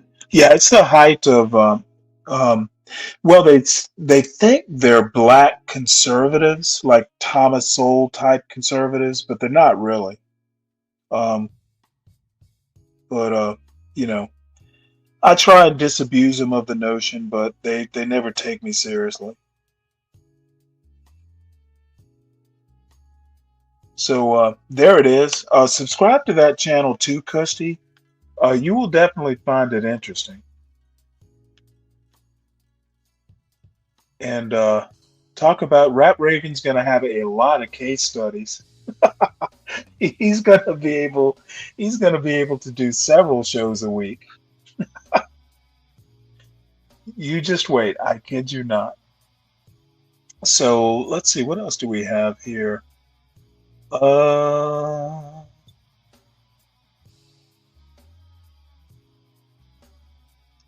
So this meeting with the South African president, Ramaphosa, again, I didn't see anything, just like that made Trump look that good. For some reason or another, the Trumpaholics think he came off like looking good. I didn't see it. And what I loved is that they could not do a Zelensky in the little peanut gallery off to Trump's left on that couch. They didn't have shit to say. So that was a bonus. Oh yeah, hey, Kushti, anytime y'all want. Rap Raven's always welcome here. And I promise I promise he's going to get royal treatment. I know I've been a lot over the years on his panel, so I promise that he will get royal treatment. He deserves it. He deserves reparations for all the stuff he's had to put up with. So excuse me. Let's see. This is another thing that the same author of the last one, this guy's name is Jeff Tiedrich, I think that's how you pronounce his name. This essay is called "It's Time to Leave Joe Biden the Fuck Alone," and I would tend to agree with that. And I get that a lot from the MAGA crowd. You know, every time I start, pointing out the problems with Biden, I'm sorry, with Donald Trump's lack of leadership and just the recklessness, the bull in the china shop style of leadership, they want to go, well, what about Biden? Or what about Kamala? And my response is, they're not president. Donald Trump is. And y'all need to just own up, because there are farmers who are suffering who voted for Trump. There are Venezuelans who thought they were in, Donald Trump's warm embrace, and he's deporting their kinfolk. So, no one is safe with the menace of MAGA. MAGA the menace. So, let's see. I don't know that there's anything in here worth actually reading. But, the point about, soon enough, no one's going to be able to blame Biden. And, right now, saying, well, gee, was he senile, et cetera, et cetera. That's really not going to be enough to counteract the damage that Donald Trump is doing. He is his own worst enemy, to be honest. So next is something else I'm going to let the AI reader do. This one's called "There Is No Piecing Back Together, Piecing Back Our Badly Shattered Constitutional Order." I don't know. The funny thing is I don't know that destroying it or tearing it down to the ground in the very childish manner that Donald Trump is doing, building it back might actually, improve some things or modernize things. So I think there is a silver lining to the temper tantrum that Donald Trump and the anti-blacks are doing right now. There is no piecing back our badly shattered constitutional order. We are past the point of crisis and have entered an era when our political disputes will be settled by the raw. Kushti, I'll be honest with you. I have not kept up, other than, the tidbits that I might see in the news or, just out on the internet. I've not been keeping up with what's going on in South Africa, mainly because I don't live there. And, I'm not really into the Pan-Africanism. You know that. South Africa is a sovereign nation. I expect that they'll be able to deal with their internal or domestic politics. They don't need my help. They don't need the U.S.'s help, in my opinion. Exercise of power, not the law. By Andy Craig. Since January 20th, the United States has been in a state of rapid constitutional collapse. Congress's power of the purse, its most fundamental prerogative, has been usurped. Statutory laws have been suspended by claimed emergency powers. The requirement for Senate confirmation has been made irrelevant. A transparently political purge of both the civil service and the armed forces has been launched. The president has threatened aggressive military force against longtime allies. A decree was issued to strip constitutional citizenship rights. Our treaty obligations have been blown up. With a self-sabotaging trade war, mass pardons have been used to gleefully sanction political violence. Courts have been defied to send innocent people to a Central American torture camp. The world's richest man has deployed a gaggle of racist hackers to shut down government agencies on a whim. And just as we were going to press, news broke that Harvard University has been barred from enrolling foreign students because of its refusal to hew to the president's ideological demands. But this stomach-churning agenda has also been mixed with the absurd.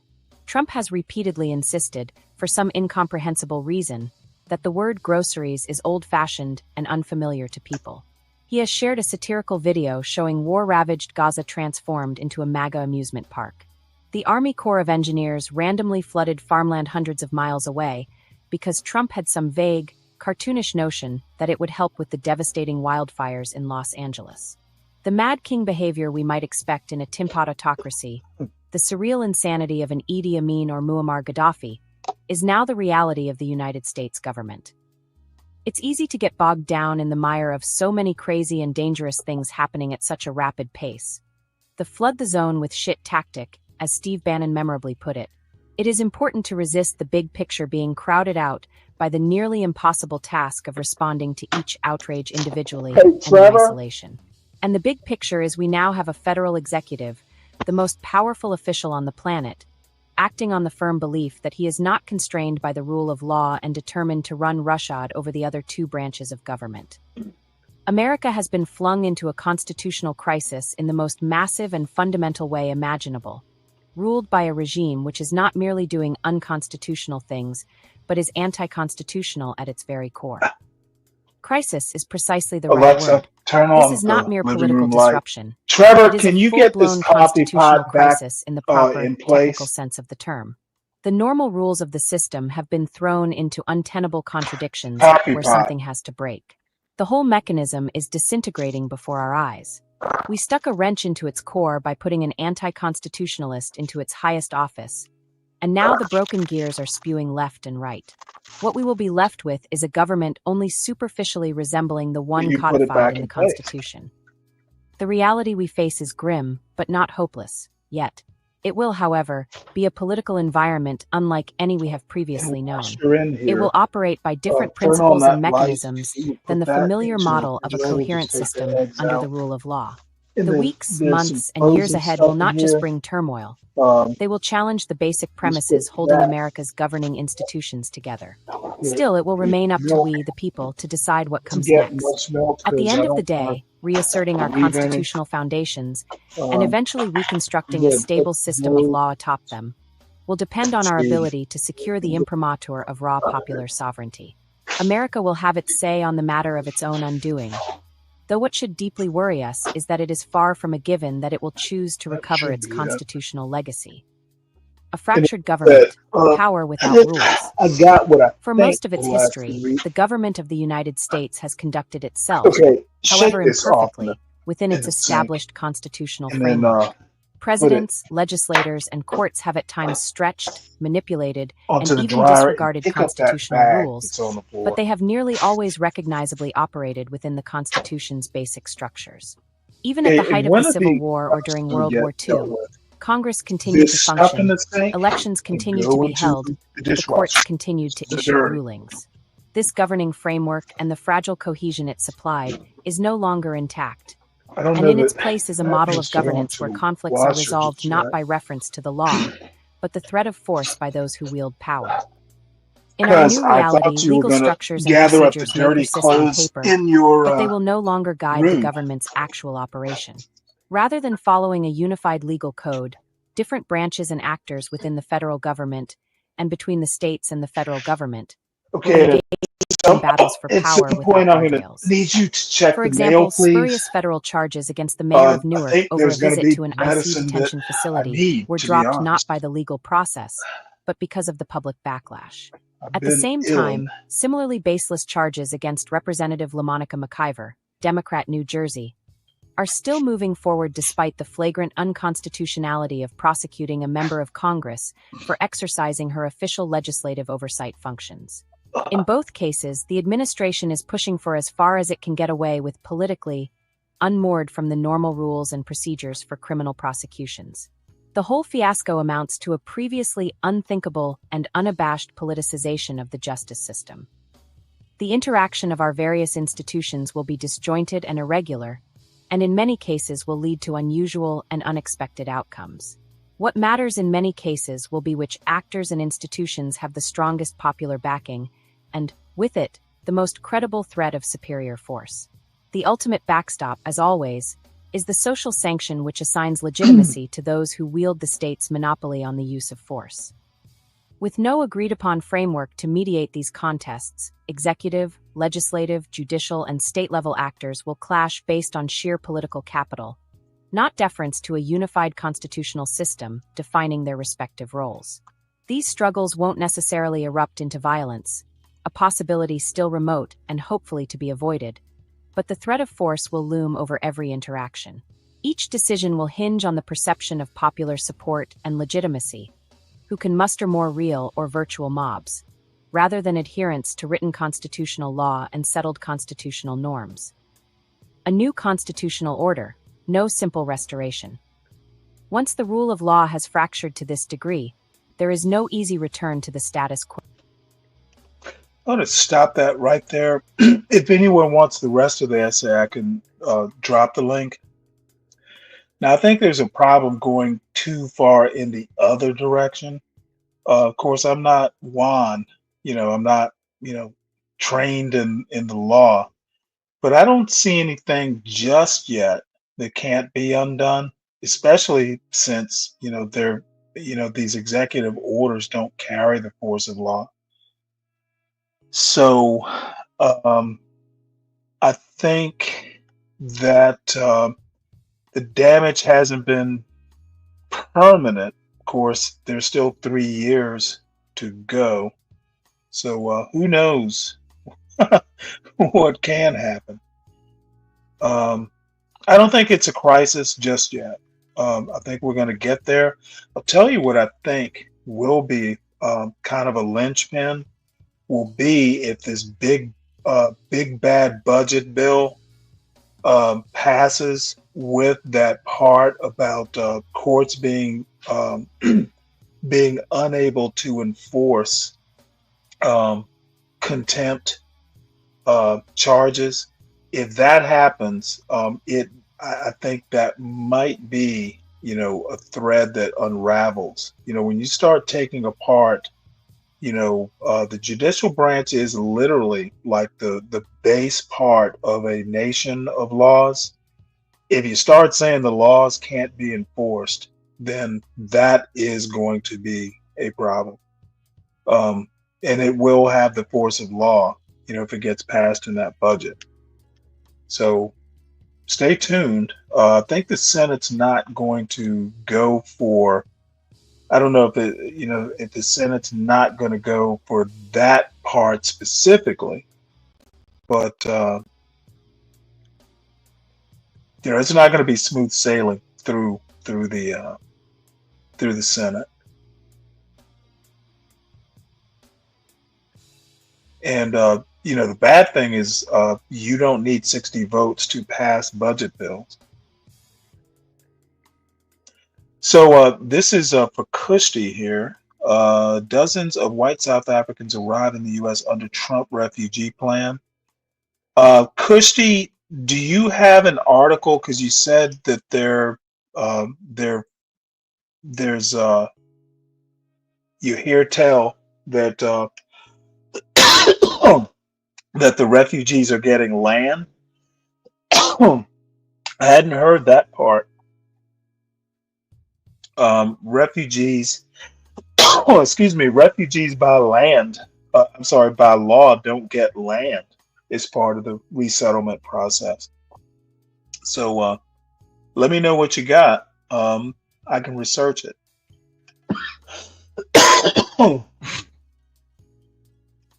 Or I can just make you an admin and you can drop what you got. Let me know which you prefer. But I'm going to play this video first.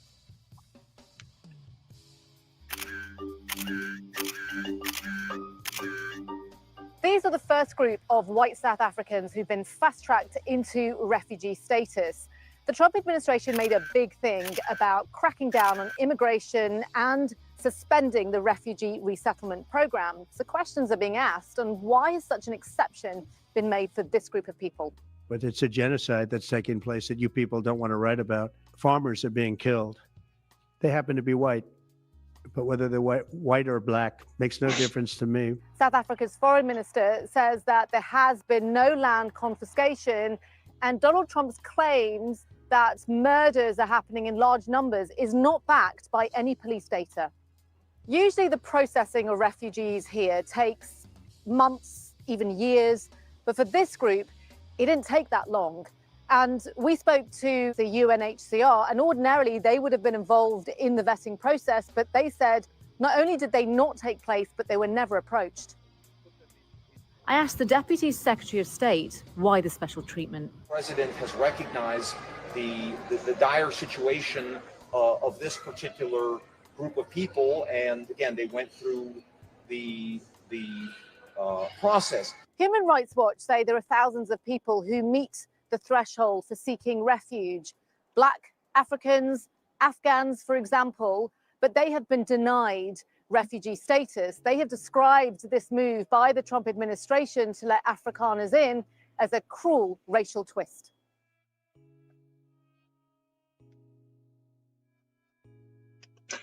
Okay, well, let's read. I don't know that they'll actually need jobs immediately, Kirsty. Their basic needs will be met by law. There's a couple refugee acts. Can't remember the exact name of them, but they basically deal with asylum seekers and refugees, and the U.S. by law is required to provide, the food, shelter, medical. But I don't know whether, how long that's required. So I'll scan through this story here. It says a group of 59 white South Africans has arrived in the U.S. where they are to be granted refugee status. South African government said the group were not suffering any such persecution that would merit refugee status. If I'd been the South African government, I would have just said, hey, can we send you more? The Trump administration has halted all other refugee admissions, including for applicants from war zones. Human Rights Watch described the move as a cruel racial twist, saying that thousands of people, many Black and Afghan refugees, had been denied refuge in the U.S. A group of white South Africans who landed at Dulles Airport near Washington, D.C. on Monday received a warm welcome from U.S. authorities. Some held young children and waved small American flags in the arrival area adorned with red, white, and blue balloons on the walls. The processing of refugees in the U.S. often takes months, even years, but this group has been fast-tracked. The United Nations Refugee Agency says, confirmed to BBC it wasn't involved in the vetting, as is usually the case. Let's see. In January, President Ramaphosa signed a controversial law allowing the government to seize privately owned land without compensation in certain circumstances when it deemed equitable and in the public interest. The government says no land has yet been seized under the act. There's been frustration in South Africa over the slow pace of land reform in the 3 decades since the end of the racist apartheid system. While Black South Africans make up more than 90% of the population, they only hold 4% of all privately owned land. Wow.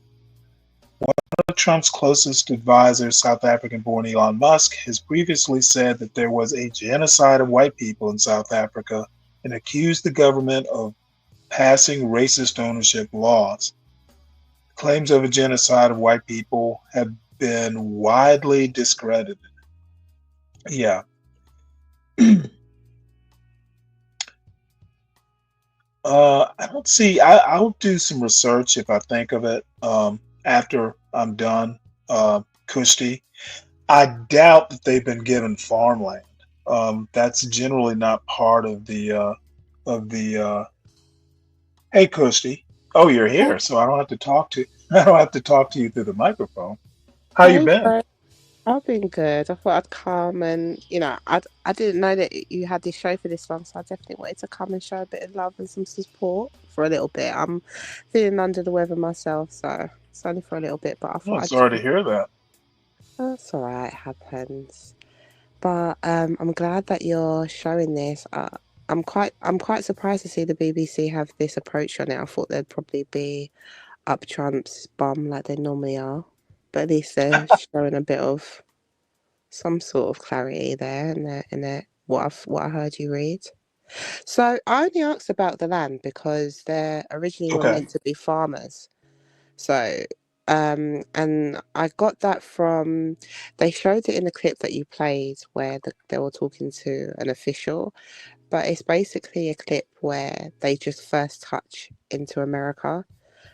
They're literally like they look like goldfishes in a bowl. They're just all standing against the wall, like a press conference was about to happen, and then you literally see the official coming to welcome him in. Gives him a speech, talks about how he's descendant from immigrants as well, and look how where he's become, and all of that kind of speech. And he knows that you're all farmers. Is that correct? And most of them are like, yeah, we're farmers. So, if you're bringing a bunch of farmers over, what else are they going to do but to farm the land? And I just think that that's interesting because of what you said about. Well, I don't know much, so that's why I do like to ask you questions about like what's happening with the politics, as you know. But I just find it interesting with the uproar with the farmers that's currently happening with their struggle, and then there goes Trump bringing in a bunch of farmers from South Africa. I mean, what else are they going to do but farm? Well, I'm not going to doubt that there will be a fast track in some way, shape, or form. Yeah, because there's already But been one, isn't there? How well, quickly yeah, that they'd getting them here. arrived. Yeah. But the places they're going, I know one of the places is North Carolina, Yeah. which is in the South or nominally in the American South, and yeah, nothing but farming there.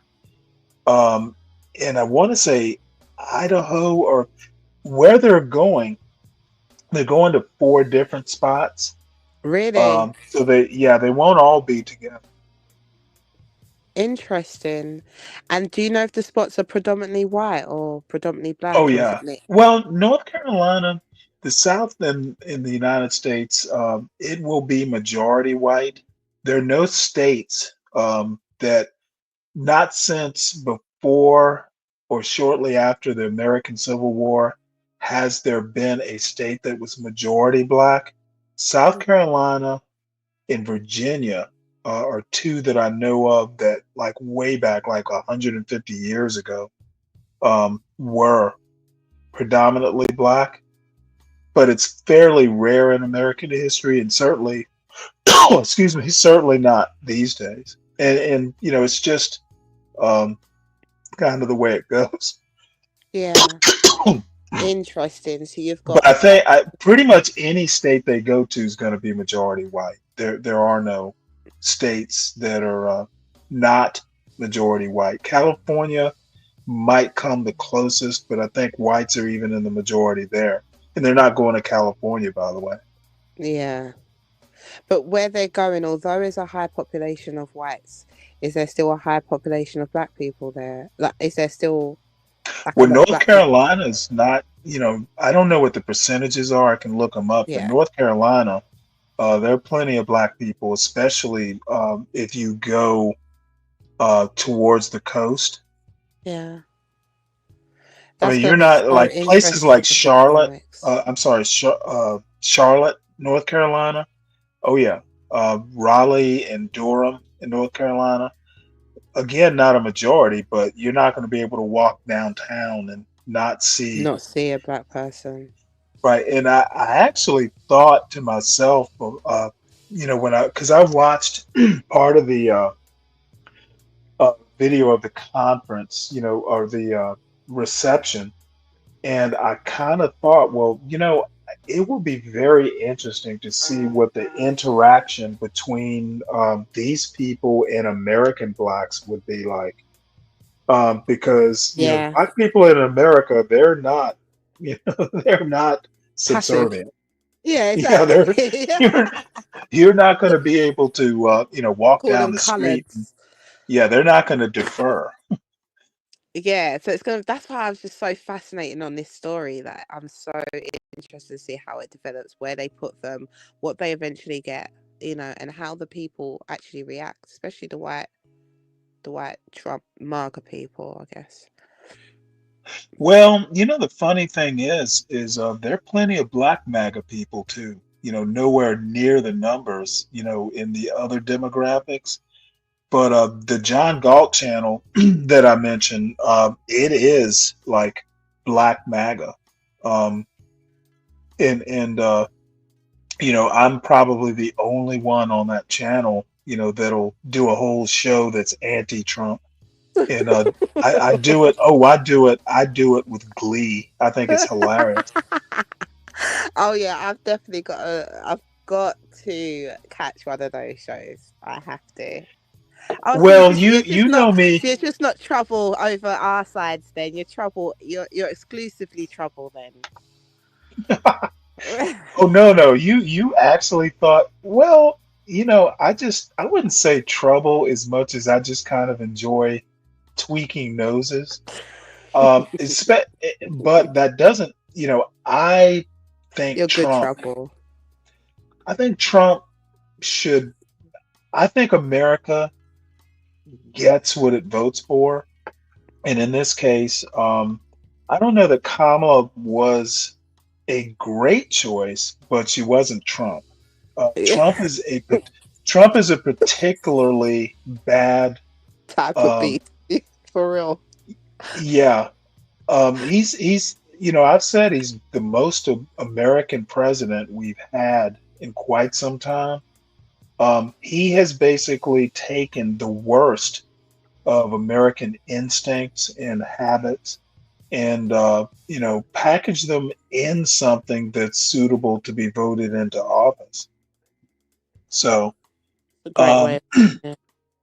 the good thing is there's no one like him. Not even his kids are like him. So that's a good thing. It's going to be an interesting next few years, that's for sure. Ready is. I don't think I think we'll survive it, but I'm not 100% sure like I usually am. We'll survive it, but at what like we're going to come out of it pretty wounded on the outside. This week, a group of Let's have a look at this. This is interesting. Oops. So, to be honest, one of the things I don't do is I don't really get that much. I'm kind of a domestic policy guy. I'm not that concerned, other than the 59 refugees coming here. I'm not super concerned about what happens in South Africa. They have a government. They should be dealing with it. I think America has enough internal problems that we really shouldn't be, misunderstanding other countries. And the only reason South Africa's on the radar is because of Elon Musk. Exactly. But do you think that's the consensus of everyone else? Does everyone else wonder why this big interest into these particular white South Africans? Well, for example, I think you see the Trump folk, do they actually sympathize? And do you think yes. if they end up getting they are okay? So do you think if they end up giving them land, knowing the struggles that's happening to the actual American farmers, do you not think that that's going to ruffle their feathers? No, I don't actually. Okay. And the most interesting thing is the blacks for Trump. And like I said, John Galt, Trump fan, the guy who owns this channel, about 98% of the black people in this space. And I think it's fair to say that the John Galt urban landlord space is primarily a black channel, though we have plenty of white participants. Okay. Well, John Galt did a show yesterday defending Trump, and basically, as a matter of fact, I'm going to show this video, and then I'll bring up part of the show he did yesterday when he reviewed that meeting with Ramaphosa. And here's the deal. I had done the morning show because I do like 3:45 in the morning Eastern time, generally till 9, maybe 10, but I try and limit it, not too much past 9. I watched the whole meeting, and after I was done, John, went and reviewed the meeting himself, and his review of it was 180% opposed to my view. Now, here's the thing: I don't do a whole lot of stopping the video every minute or two to make a comment. I find that annoying. I will tend to let a video play the whole way through for context and then come back and review it. Now, there are exceptions. Somebody says something egregious, but usually I like to watch a whole video for context. So what I'll do is just play this one because it's, a little bit over 4 minutes, and then I'll go back and find John's show from yesterday because it is interesting. And I would love to get your reaction. You're gonna Oh love. no, I'm not reacting. I'm about to run right now back into your chats. That scared me enough to go back. Oh, no. Don't worry about it. I'm the host of this show. You'll be okay. But let's play this, and then while this is playing, I'll find the other one. And if you want to go back to the chat, I understand that too. But I guarantee you, this will make you want to come back up, even if you go back to the chat. A group of 59 white South Africans arrived in the US, where they've been granted refugee status. President Trump says the refugee applications were expedited because the people concerned were victims of racial discrimination, something South Africa's government denies. The Afrikaners are descended from Dutch settlers who arrived 4 centuries ago to South Africa and who led the government which brought in apartheid, a racially segregated political system which has led to discrimination against black South Africans, and it's no longer in force. Well, usually it takes years for the US government to process refugee applications, but this group waited only 3 months. Well, our North America correspondent Nomia Iqbal has been speaking to one of those who made the journey. If you're white, you're wrong in South Africa. You're a land thief. You are a racist.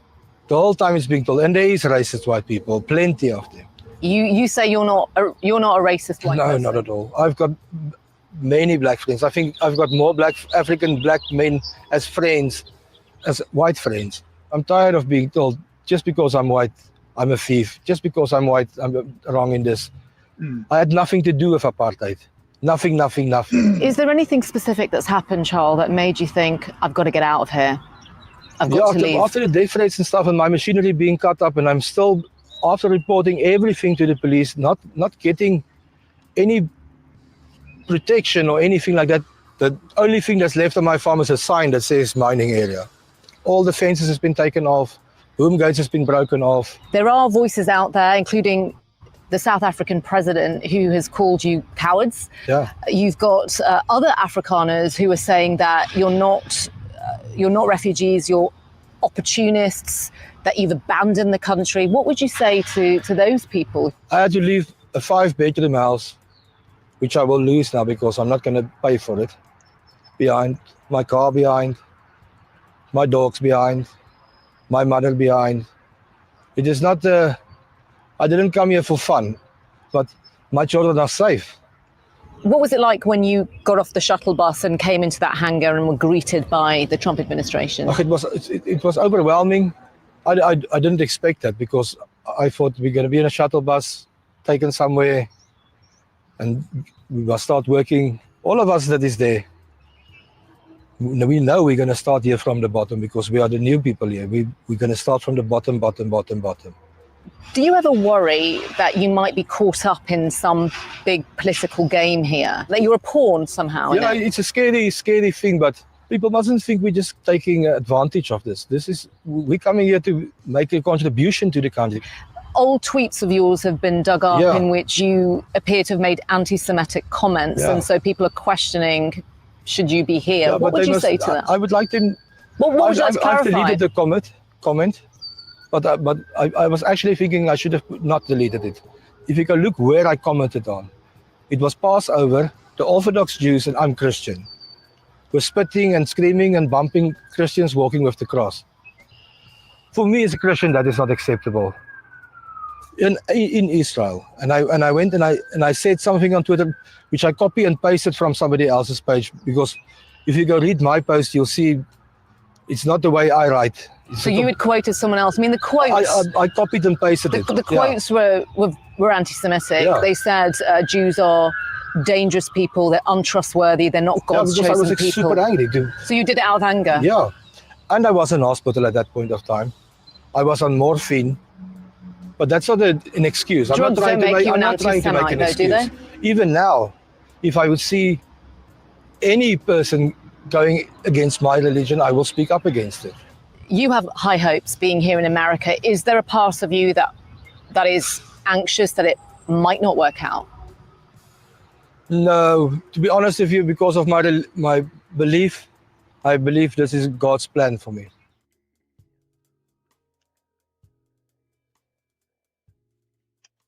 Okay. Well, this is, I'm going to replay a little bit of John's review of that meeting between President Ramaphosa, and I hope I'm pronouncing it right. It might be Ramaphosa. But anyway, John has his own unique brand of critique for this meeting, which of course is going to be about, probably about 180 degrees out from my assessment. So, Kushti, you will enjoy this. I'm not even sure what time. Probably depends on what time I need to, what time I get to where I gotta go. I got a couple things I need to do in Northwest today. Oh, and Kushti, this is John Galt. Make my way there. So it'll probably be about 7 o'clock. So I hope you guys are able to check in about 7. But it should be live in effect by 7. But before we get out of here today, guys, don't let me forget to call them. I do need to check and make sure that they have internet. Make sure they have the internet there so that we can make sure we have a successful broadcast there. Did you talk to the manager lady? Damn, now I forgot Stanley. But I'll get back to her. That's why I'm going to call her again today. It's Friday, man. They should be, getting their orders and supplies in for the weekend run. So hopefully they're there a little early. But here's something interesting. Again, I thought about Trump and saying, our economy, because through growing the economy, we're then able to create more jobs. Because crime really thrives where there is inequality and unemployment. You see, the Ramaphosa is trying to convince Trump that crime is based on inequality there. I'm not sure if that sells because this lady's going to talk about one of the delegates there with Ramaphosa is going to say something very interesting. And that is one of the reasons that has brought us here to improve our investment relations, our trade relations, so that we can preserve the number of jobs that your companies have created in South Africa. By virtue of what we export to you, we are able to create up to 500,000 jobs in the auto industry, in the agricultural industry, and a number of... Bro, like none of that shit is going to be worthwhile if you can't stop the rapes and the trash. People are not raping because they're broke, bro. Like, you're not going to convince Donald Trump or anyone really that rape is a crime of poverty. Other industries, mining, where we export things to you. And we also know that as South African companies invest here, you are also able to create jobs. So it's a mutually beneficial relationship. So our main real reason for being here is to foster... You know what's so interesting about this is that China, I'm sure, tries to do business in South Africa. We could look it up. And they don't give a damn about any of their relations going on in South Africa. The rapes, the trash, whatever. China will come in and get what they can get, and they'll leave them niggas living in trash. They will. And they'll leave them niggas raping each other. Donald Trump at least is come in and say, hey, man, look, you can't just be willy-nilly killing farmers. And just as easy as we give refugee status to people from Honduras who keep going back and forth to their country, we're going to give it to the most productive people in your country if you're willing to kill them. We can make use of these people. Can you stop killing your most productive people? The trade and investment so that we are able to grow our economy, your support, and so that we are also... This is really kind of amazing that you got a president from I think South Africa is either the first or the second biggest economy in Africa. And here he is going to white countries begging for investment. Bro, you got Africans all around you. Resources, fucking water. I mean, the whole ocean. You know, I tell you, listen, it blew my mind. I was in Ghana. And all those African countries have the resources that the United States does. It makes no sense to come to the United States. They import fish. It fucking blew my mind. And these people have a fucking ocean around them. And they are importing food. Truly amazing. Able to address it.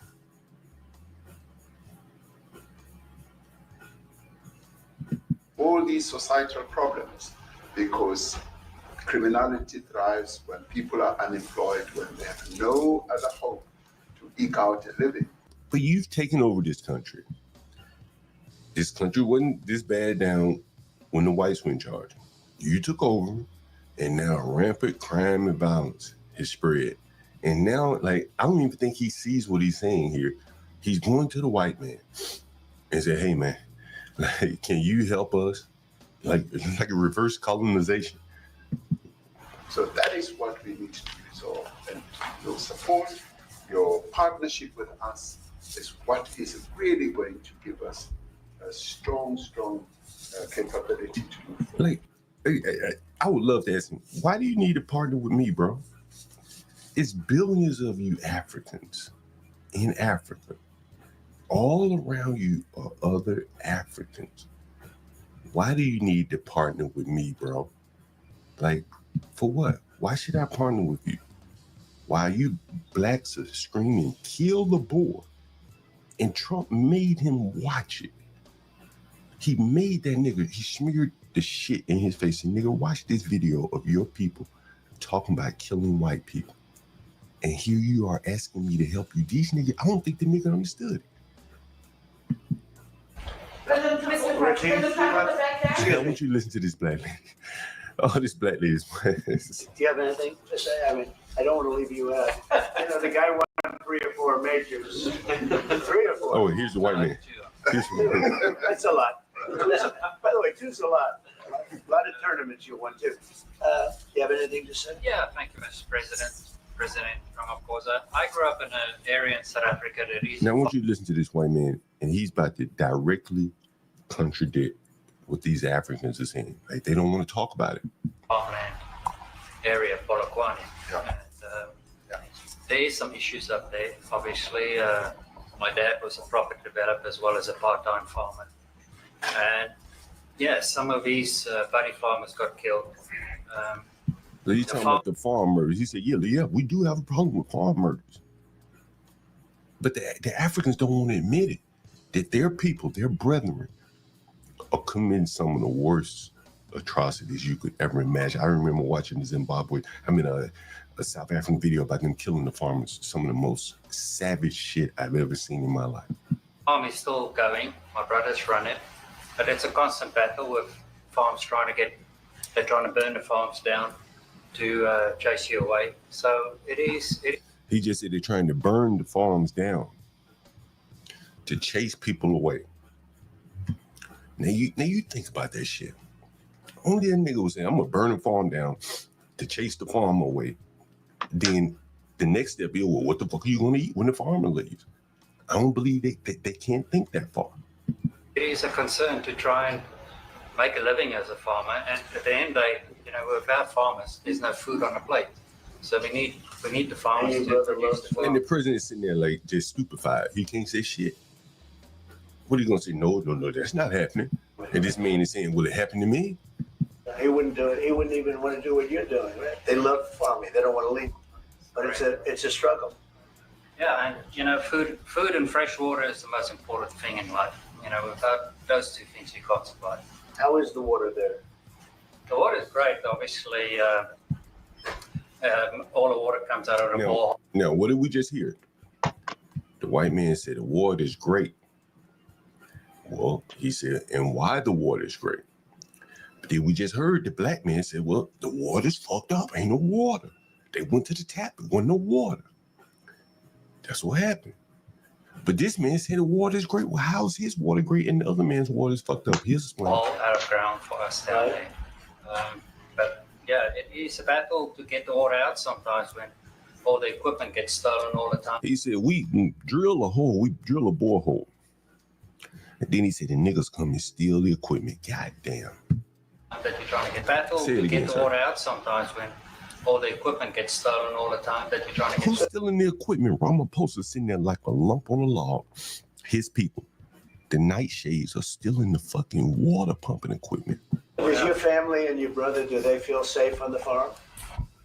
They live behind electric fences, you know. And he said they live beyond electric fences. Stanley said them for the cows. And them electric fences for the cows. Oh, he said you don't even know if these people are cow farmers or animal farmers. Yeah. Yeah, this is stop it right here, right quick. There are different types of electric fences. The ones that I have seen on farms, and indeed my family is used on our farm, are, you know, just a single like barbed wire looking thing, you know, with just enough of a shock to keep, you know, the cows or horses or whatever inside the fence. Farms, you know, like these rural crawl type farms, KRAAL, they may not have the capacity to generate, you know, enough voltage for like one of these fences. The electric fence that John is talking about is built to keep people out. That's like a chain link type of fence. You don't ever find those. Now, maybe South Africa is different. I've never been there. Maybe John knows something I don't. But those chain link electrified fences don't tend to be on farms. They tend to be the simple electrified fence to keep livestock in. Those types of fences are not going to keep human beings out. They're going to keep cows in. And John is so just like, I don't know whether he's never been on a farm. He's from Alabama, so surely he's been on a farm. Surely he also knows that, especially in the South, you can have a dairy farm, for instance. A dairy farm has cows. Farm may be, a misapplied, maybe dairy ranch is better, but farm in the United States tends to be kind of a term that can, apply to growing crops or husbanding animals. And sometimes farmers do both. They husband animals and grow crops. Hence, farm tends to be kind of a Swiss Army knife, for land used for agriculture. John has a problem with actually understanding English. And many in this John Galt urban wonderland of anti-blackness, they sometimes have a problem understanding how English is applied and used, and they have a bigger problem comprehending English. So, that's how it is. When I say electric fences are used to keep cows in, there are several different types of electrified fences. Usually, in America at least, they don't have chain link fences keeping animals in. That's, maybe I made a big assumption. I can admit that. They could be growing fruits and vegetables and crops and shit. Do you think the cabbages Hey, get Ignat, up what's and up? leave the farm? Is that what the fences are for? The cabbages? Try and be at night safe, but it is constant. Whenever you leave, that something could happen. It's constant. Whenever you leave, something could happen. And done by whom, sir? Answer that question for us. Tell Mr. Donald Trump. Who could do something to you, sir? And both of them has been attacked in their houses. Donald Trump said, "That's no way to live." What? There's no way to live. No way to live. This is what the blacks created. He's head nigger in charge. And he's created a place where Donald Trump just said, "Man, that is no way to live." And what this nigga must be embarrassed. Nigga, you created this. At your hands, at your governors, nigga. This white man telling you in front of your face, nigga. This ain't mumbling Biden, nigga. This a real white man telling you in front of your face to one of your fucking citizens. That's no way to live. Custy, I This told nigga you. ought to be embarrassed. He ought to be fucking embarrassed. He ought to be embarrassed. But you can't embarrass these niggas. Both of them has been attacked in their houses. My mom's been attacked in the house when she was 80. So He said my mom was attacked in the house when she was 80. By whom, sir? attacked in their houses. My mom's been attacked in the house when she was 80. So it is difficult. But you know, the guys live a great life despite everything going on. Something. Wait, Ramaphosa thought he had some here. Oh, Ramaphosa thought he had some here. He gonna have one of his delegates speak for him. Oh, watch this shit. President Trump, I brought along the president of the largest trade union in our country. He said, I brought along the president of the largest state. Solosi, because she leads many, many workers. He said she leads many, many workers. I want you to listen to what she said. 1 million, 1.5, 2 million workers. That's an interesting question, Kirsty. John Galt actually thinks he is an apex black man. He thinks more blacks need to be like him and his cohort. And it's a weird phenomenon, but John Galt is not uncommon. He isn't an anomaly in the U.S. black community. And he is, what I call a legacy Black American. He has deep roots in American history, culture, all that stuff. So, there are Black people who basically think that Black Americans, and not so much African immigrants, but actual Black Americans who have been here a while, at least throughout history, we are the fuck ups. We are ruining the United States. They are essentially, I call them anti-black blacks. They are racists. And, in America, it's not particularly an uncommon thing.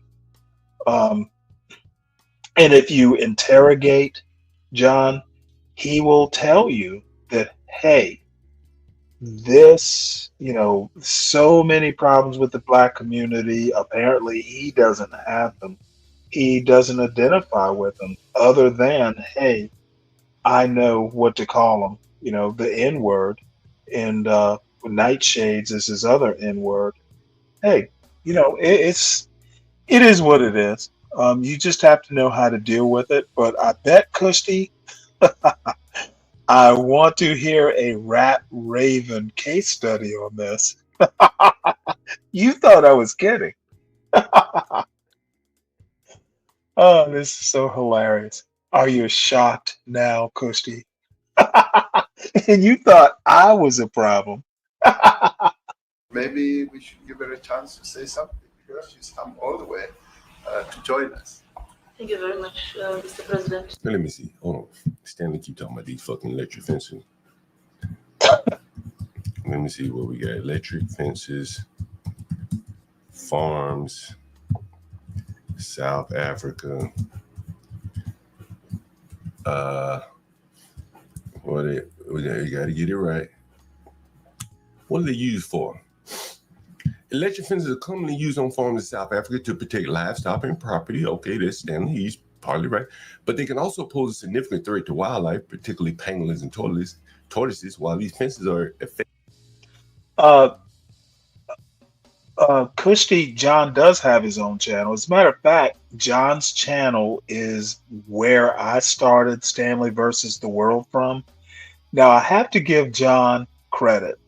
He does not mind someone who, kind of, is the principled oppositional dissent.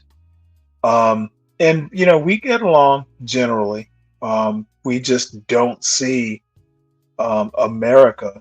Our worldviews are just totally different. So he does have a channel. It's as a matter of fact, let me do the housekeeping part.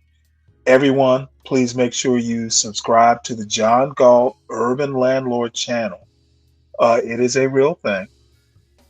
Make sure you hit the like button most of all, because it helps, both channels out. So,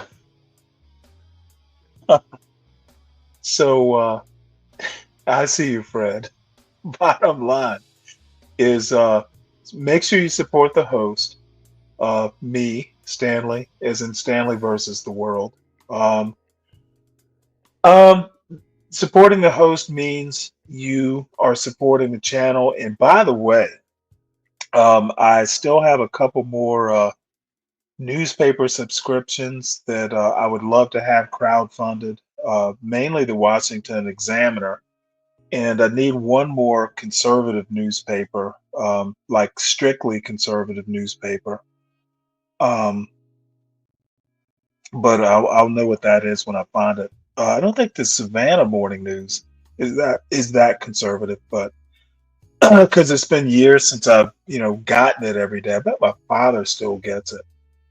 But the other thing, our executive producer, Portia J. Now, let me tell you about Portia. She is even more kind than John Galt.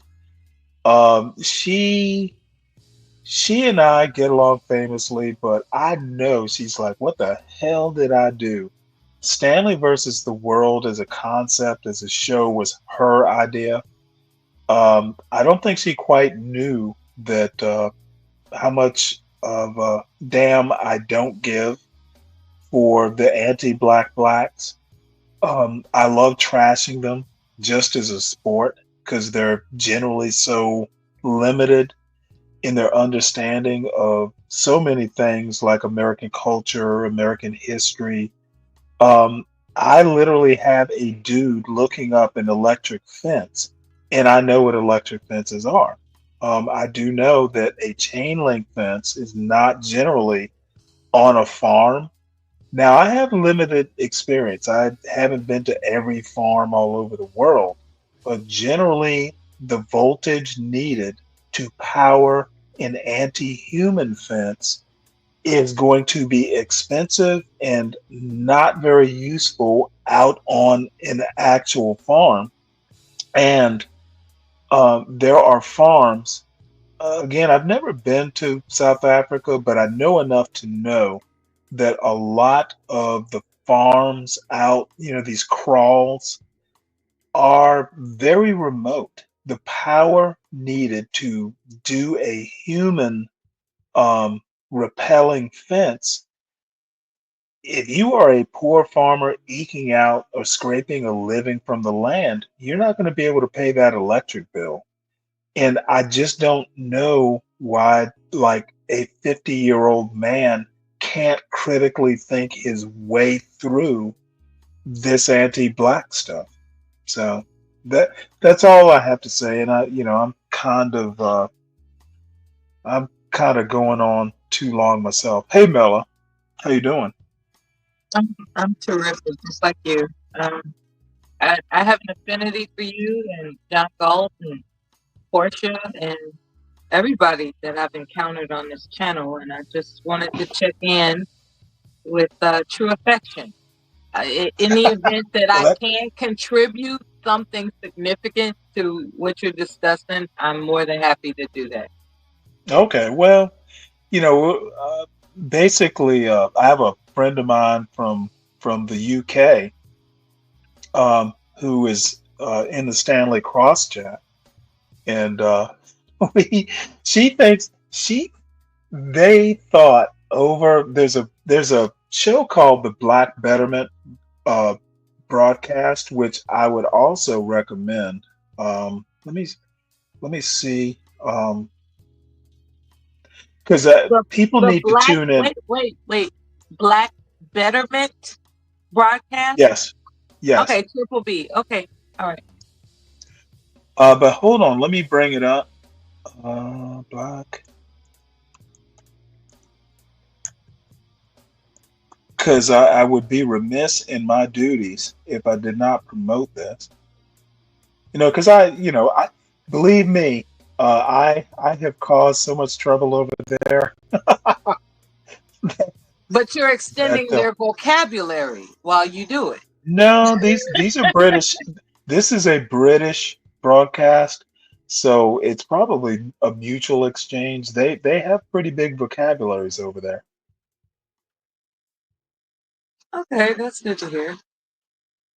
So I'm going to drop this into both chats. Um, Give me one sec, because I can't talk and type. There are people that can talk and type, Stanley. No, you know what? I took a computer class in high school instead of an actual typing class, and it was a bad decision, to be honest. You know what? They designated me for drafting instead of typing. I'm not a typer myself. Ironically, I was able, with my government status, able to I was able to become what's called an office coordinator. And someone's like, how are you an office coordinator, but you can't type? I was like, hey, those government points, those government veteran points. And they were like, surely we could teach her how to adjust. And so I get it. It's not what you know, it's what you come with. And so we'll wait on you because we appreciate you. Okay? And that's what it is, man. We'll wait on you because we appreciate you. And that's what it's all about. There are people that will, it's like, okay, he explained. Give him a minute or so, and we'll do that because of who he is. That's a But let me mention one thing about Kushti and Rap Raven, the Black Betterment broadcast. It is very pro-black, and I personally, have gone on there, and I don't ever agree, 100%, but it's almost like the opposite of the John Galt channel. I tend to be kind of a moderate. Rap Raven and Kushti, who is always a sweetheart. She's just the sweetest woman. If you think I caused trouble on the John Galt Urban Landlord channel, I'm an equal opportunity troublemaker. I'm just not shy about telling people when I disagree, but I always try and ground it in something I've read or experienced or something.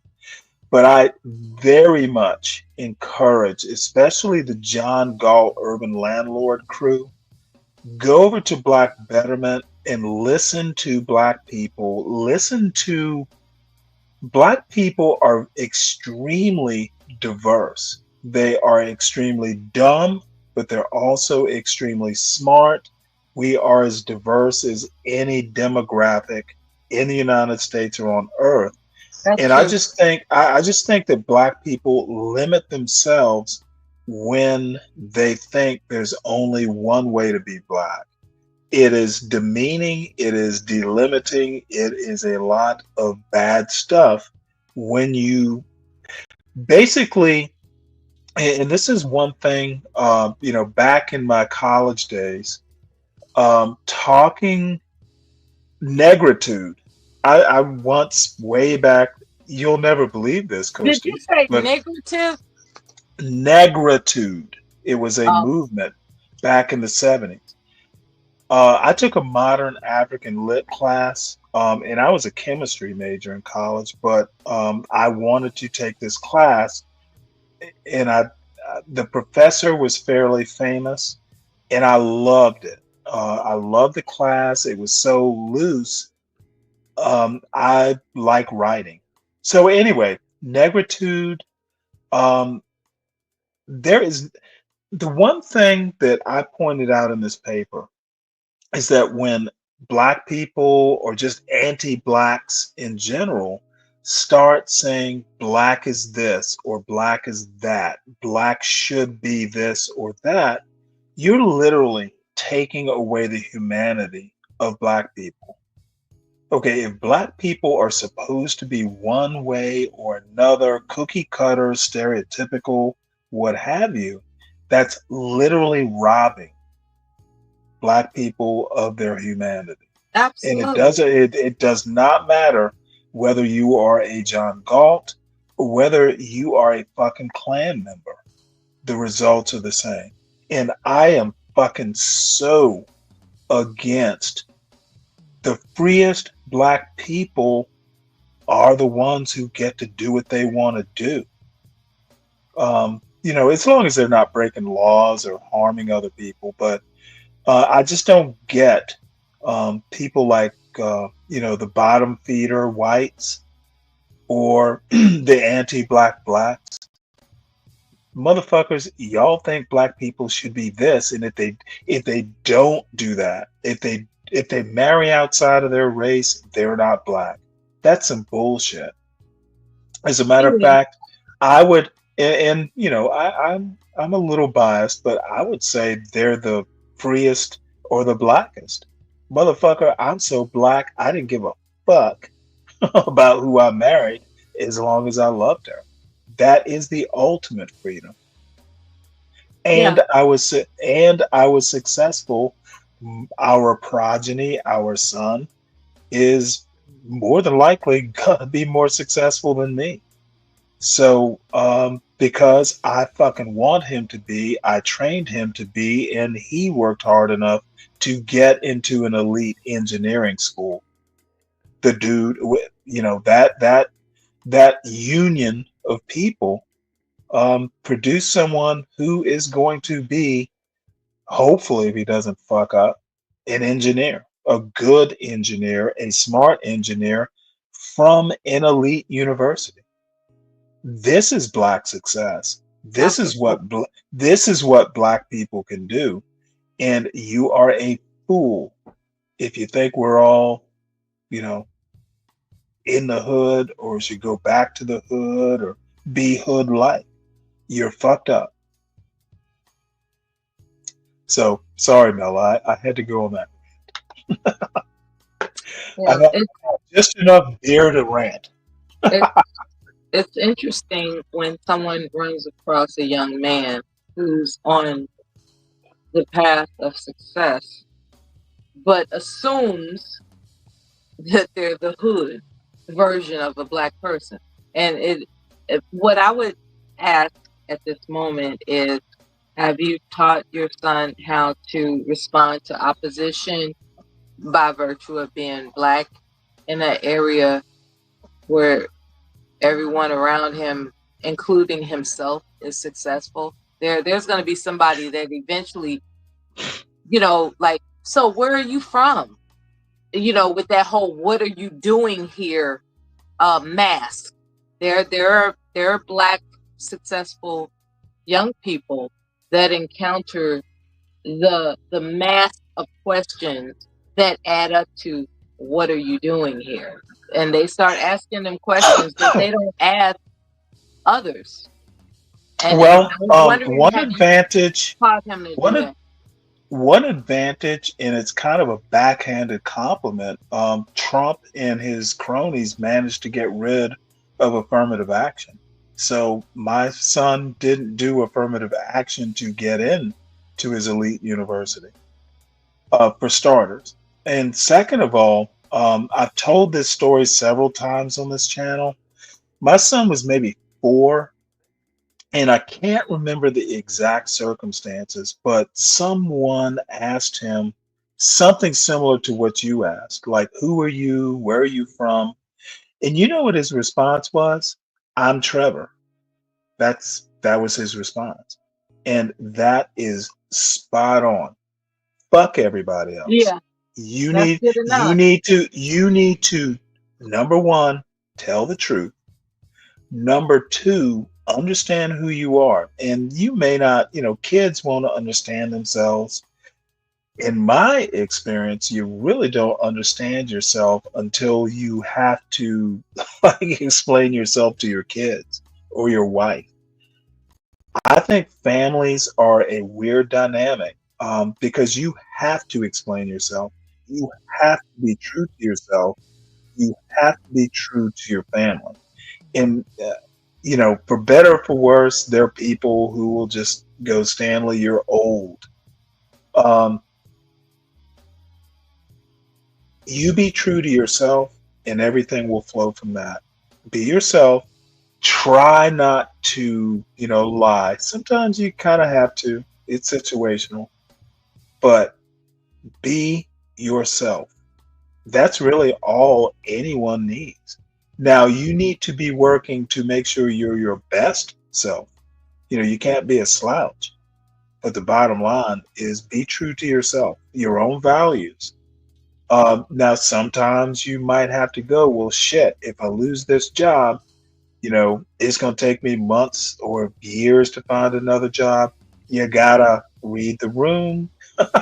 You got to know where you are in space and time. But in most cases, like, look, YouTube isn't my job. Um, I literally have the privilege of being me. Stanley Cross is my real name. I don't hide behind some fictional character in a novel. I am me.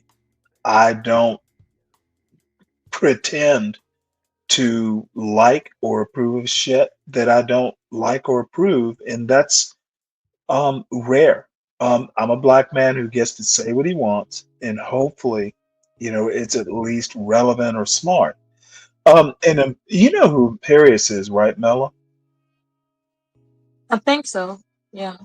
Well, he said something, and he didn't know I was in the chat um, the other day on another guy's show. And you know what? Now, you never expect to hear Imperius give someone a compliment, but he basically said, well, Stanley, for a liberal, is a good guy, even if he's wrong. He sincerely believes what he says. And a lot of times he can actually back it up, with something he's read or an experience or something. And you know what? Coming from Imperius, that was like awesome. That motherfucker will trash you. He does not respect you. Yeah, I recall the name, and I recall that he's highly intelligent and will call people out based on what he perceives is their true character. And if that's what yeah, if that's what he painted about you, that is a compliment. The thing is, some of the more intelligent people don't know how unintelligent they are. But you know what? Every time I get into a conversation with the guy, we wind up just like talking about something esoteric, or just look. We, believe it or not, I grew up Catholic, and I've had, we have read some of the same books, and I'll just leave it at that. And yes, Kushti, you're just finding this out. I'm a center left guy. So, hey, I'm a Constitution guy, and not particularly conservative, but um, I kind of like the Constitution. I kind of like books, and I'm surprised I never mentioned that. So, but Kusti, I adore you. So, whatever. I'm coming out of my shell now. That's But a compliment. You adore her. That's no, she's a great woman. me. She Me is too. always so kind, and just she That's kind of just. good I that think you she can rolls. recognize that. That's good. She rolls her eyes at my quirks, or just gets pissed off and tosses me off the channel.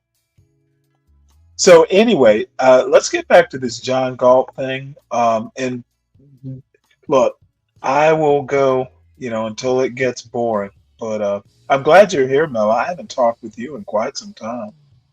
Thank you.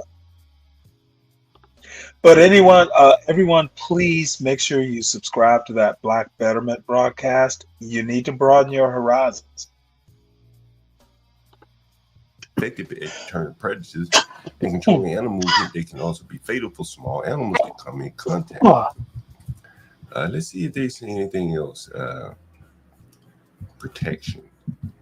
Let's see, are these people putting? Maybe Stanley's correct. Maybe the white man don't know what the fuck he talking about. Oh, electric fences are a common security measure for farms in South Africa, primarily used to protect livestock, crops, and property from predators, intruders, and theft. Theft from what? Who's stealing? Who's stealing? Are the Africans coming onto the farm stealing?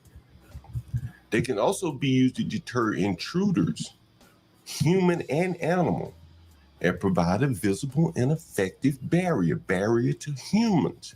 Stanley, coming in or out. Let's see what else we have. Let's see what else we have. Is there any other thing? Farm murders. Let's see. I want to make sure that farm murders, security, murders. So we do see that they do keep humans out.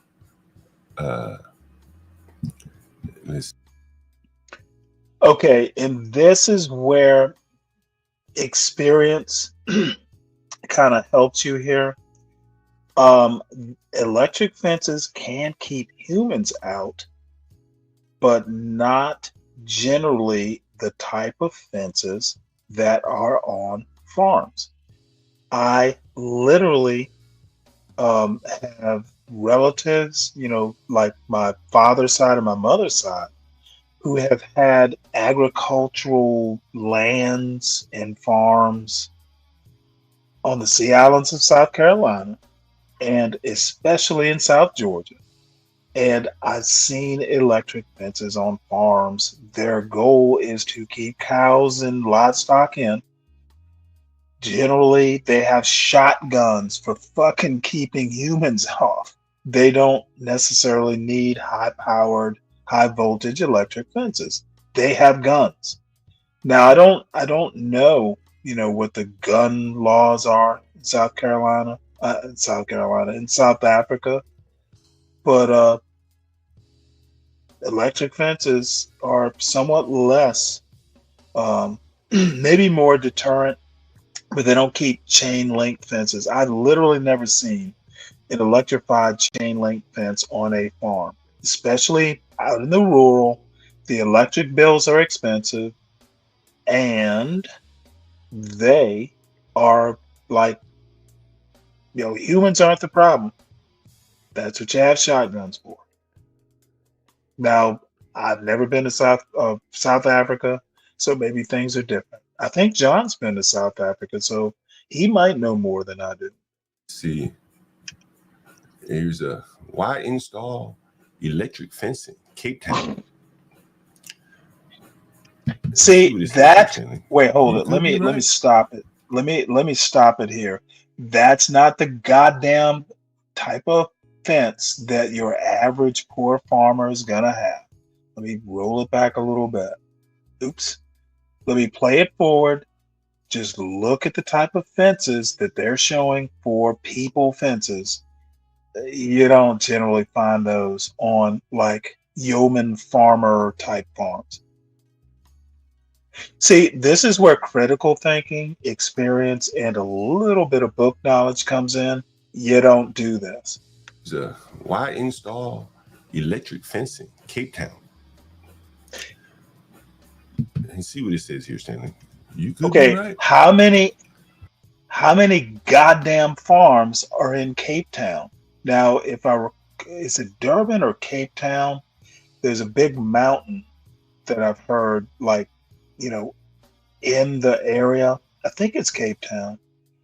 But your average dirt farmer, your average, like, small farm is not going to have a fence that looks like that.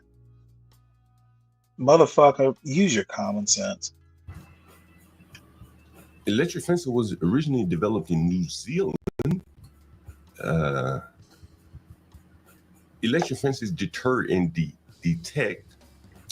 It's an effective way of deterring potential intruders, which is why it is used throughout with great success. The fence is also connected to an alarm which will go off when the system is breached. The system has proven to be very effective and can replace the services of security guards. Again, and let me just help little Johnny out here. There are several different types of electric fences. We're talking about an electric fence on an agricultural enterprise. They do not have alarms. They do not replace security guards out on a, out in the rural. Dude, use common sense.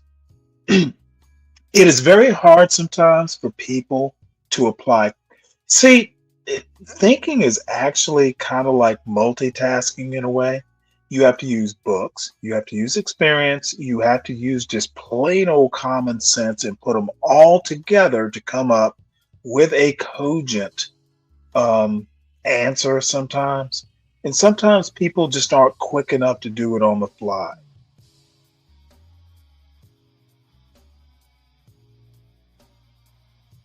Which also can be a threat because your security guard could be teaming up fucking security guard. How does that apply? To monitor your premises, these systems offer scalable solutions. How many motherfucking farms? How many motherfucking farms have security guards? That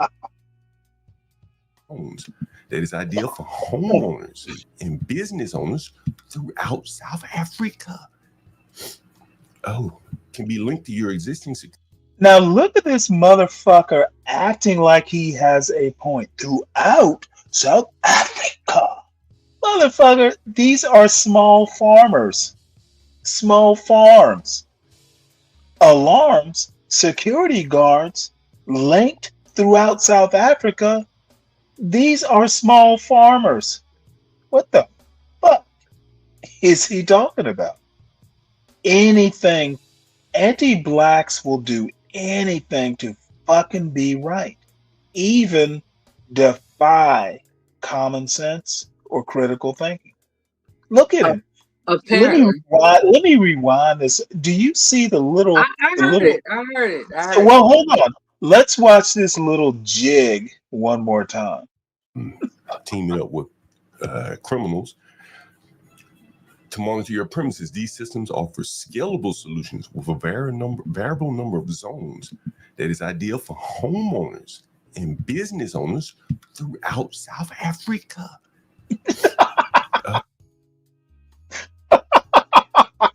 Throughout South Africa. This is fucking hilarious. He did put emphasis on that. Psychologically speaking, Not that I'm a psychologist. What I will say is that when it comes to anti-black rhetoric, oftentimes they're referring to what they would do. And they're, Well, I guess. Hey, like Kelvin. this whole pretending, like for instance, if I was in white people's shoes, this is what I would do, and then they start speaking on it in that way. Well, see, that's even better. White people, he meant they would wear white people's hand-me-down shoes. They don't wear white people's shoes. They wear the hand-me-downs.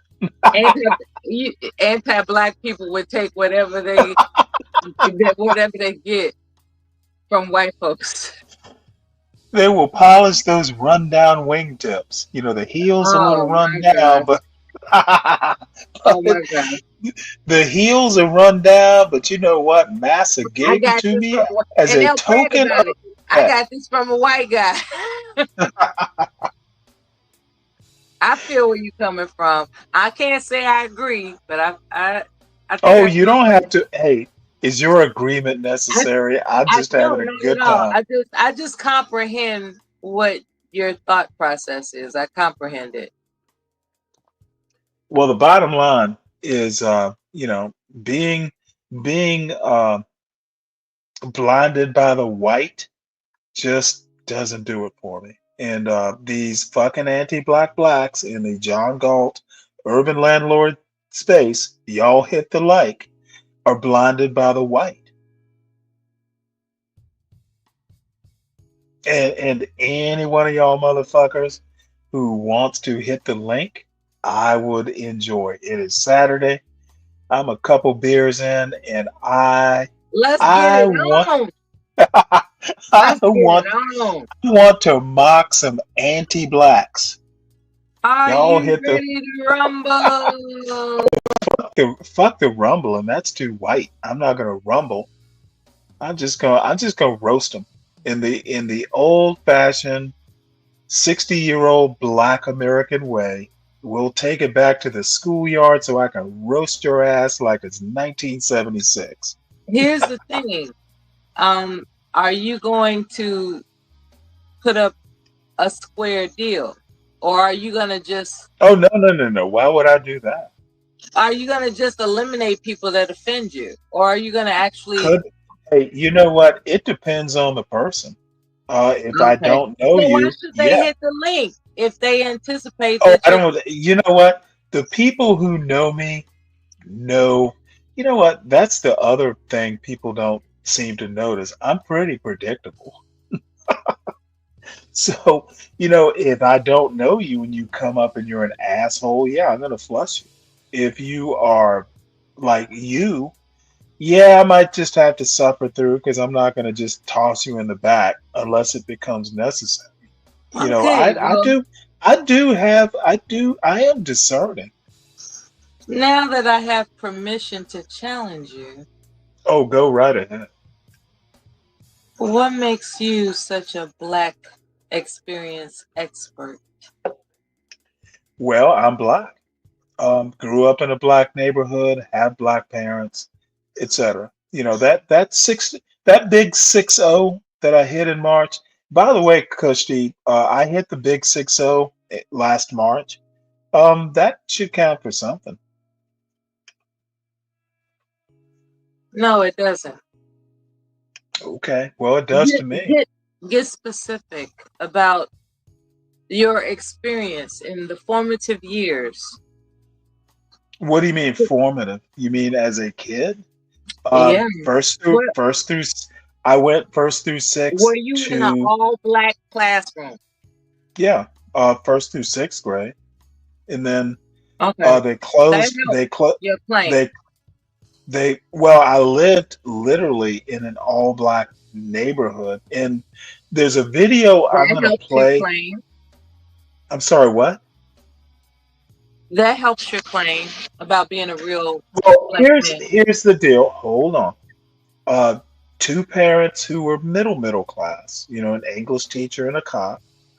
all black neighborhood. There were doctors, there were lawyers, there were teachers, there were mechanics, there were, um, all manner of um, middle class, maybe some a little more upper, some are a little lesser, but it was I could go a whole summer and not see a white person. Um, Maybe not the That whole helps your summer because claim.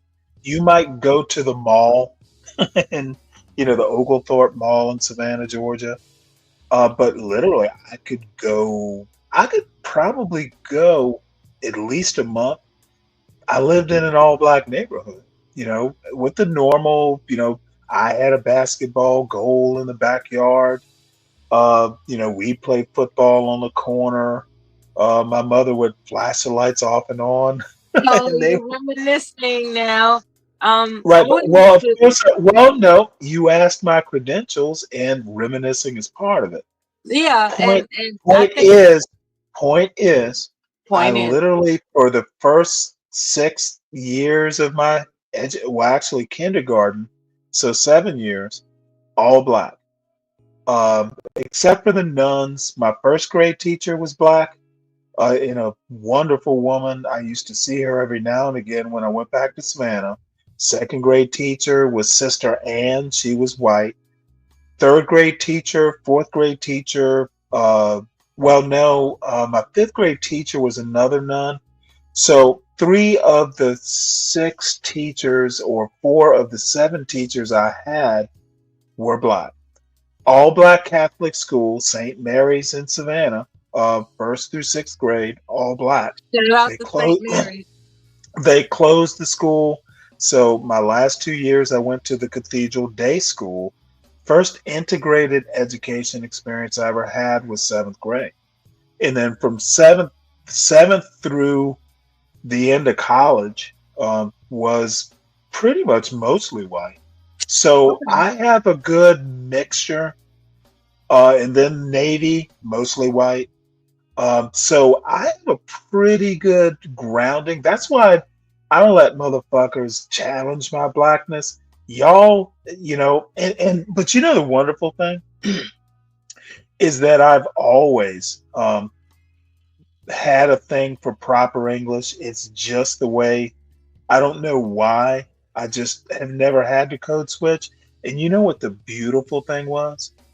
Even in that first through sixth, people just knew who I was because I never changed. I was the nerd. However, people would come up and go, "Hey, Stanley, can you help me with this math or can you help me with this English?" Of course I can. So, even the nerds, if you aren't an asshole, I've even had some people go, "Hey, if you fuck with him, you're fucking with me." Um, I actually have had black friends since kindergarten. And the one thing I do know is black people don't really give a fuck how proper you speak your English. They just care if you're not an asshole. So I don't get wrapped up in you sound white. I've literally had more you sound white from white people than I ever have from black people. Black people, they didn't give a fuck as long as, hey, you know what? If I'm going to check you, because we used to call roasting checking back when I was in grade school, they didn't give a fuck. I can roast you in proper English. That's even worse. So anyway, enough reminiscing. Bottom line is I don't have a doubt about where I came from, who I am. And then even better than that, you go spend 2 or 3 weeks or a month in South Georgia with my black grandparents, who happen to be my father's parents, or my black grandmother, who is my mother's mother, because my grandfather died when my mother was a child, so I never met him. Um, Black grandparents. Go spend a week down the family farm. I'll tell you a story about my sister sitting on a fence on the pigsty and falling into the mud. We still tell that story. Um, Dude, I'm blacker than a lot of motherfuckers in this John Galt space. And I just wanted you to say that out loud so people can understand and not be confused about your standard of thought. You come from a foundation that is clearly authoritative to discern who or who is not anti-black. So I'm glad you said that out loud. Well, you know what? Shit, black people have a lot of problems. Who's going to deny that? What I'm saying is that you actually have to, not all black people are bad, not all black people are kangs. You literally have to take it on an individual basis. I don't assume that all black And people are you have good. the authority to say that Well, it doesn't really take because you're authority. a I mean, that's well-rounded more man. experience. You're a well-rounded man. I could be better. We could all be better. But what I'm saying is I don't just whistle Dixie. I People can disagree, I read books. It's the way I am. There are people However, that speak from only having a quote unquote, as they would say, a hood experience, and so they spew. well, you have to be careful there because I've never had a hood experience. There's some things I don't know. I might have opinions Okay, on. now we're digging into the I've crevices literally of your not said, well, foundation. maybe you need to hang out more. No, you know what? I literally had Fred will remember Wolf. Wolf once told me, and Fred, you might have been on that Discord call. Fred said you have no fucking clue, or to that effect, have no clue what goes on So in the you've hood. never been exposed to a hood experience. I had a girlfriend once, but that was 6 months. Okay. You know what though? It was a Savannah hood, which isn't, Yamacraw was not Cabrini Green. Yamacraw, as it goes, is, there. I could tell you a story about one day I had gone to Kentucky Fried Chicken of all places, to take over to my Let's girlfriend's hear it. or her apartment or whatever it was, and so this kid. Um, I pull into the parking lot or into the parking space right in front of her house, and all of a sudden the cops come screaming into the parking lot, and this kid was literally like maybe 5 feet away from me. He takes off running and tosses his gun into the bushes. Right on the side of the steps leading up to my girlfriend's place. And you know what I did? Nothing. I'm like, well, goddamn. That was close. I went in and, we had chicken. It was, but that's also the Navy experience. You don't fucking panic ever if you lose it. But no, I'm like, this kid, he just looked like a normal kid. And the cops come screaming in, obviously looking for him. And he took off, tossed the gun. And I wasn't that curious because I did not want to get involved. Now, there's a little bit of a backstory to that, which I won't get into, but you know, um, that's my hood experience. I don't have a lot of it. I do know that I'm just not going to discount someone because they grew up in the hood. Well, you have that fortune. There are people that have experienced injustices and atrocities that construct their attitude about Black people, even though they're Black themselves. And that's where that comes from. Because it puzzled me a long time when I would hear Black people have disdain for their counterparts. It just puzzled me until I realized there are occurrences that a lot of us haven't experienced that plants a seed of bitterness that will never be erased, and will, thereby they're forever gonna just have disdain for Black people because of their experience. And that's what Okay, that well, comes that from. is actually a malady. That's not a good thing. And I know it's good to understand the causes, but that doesn't sway me one way or another. It's pretty much a pathology. If you are so fucked up, if your experience was so stunting that you automatically think one way or another. And again, I'm not even doing the, hey, I'm better than thou. I'm just saying, I'm sorry to hear that there are people like that. But you know what? Don't expect me to be that way. Right. And Exactly. if you are, then good luck with that because I will have responses. I don't care. And see, this is the thing. I really don't care about your hood experience. If you had a bad experience, if I can help, I certainly will.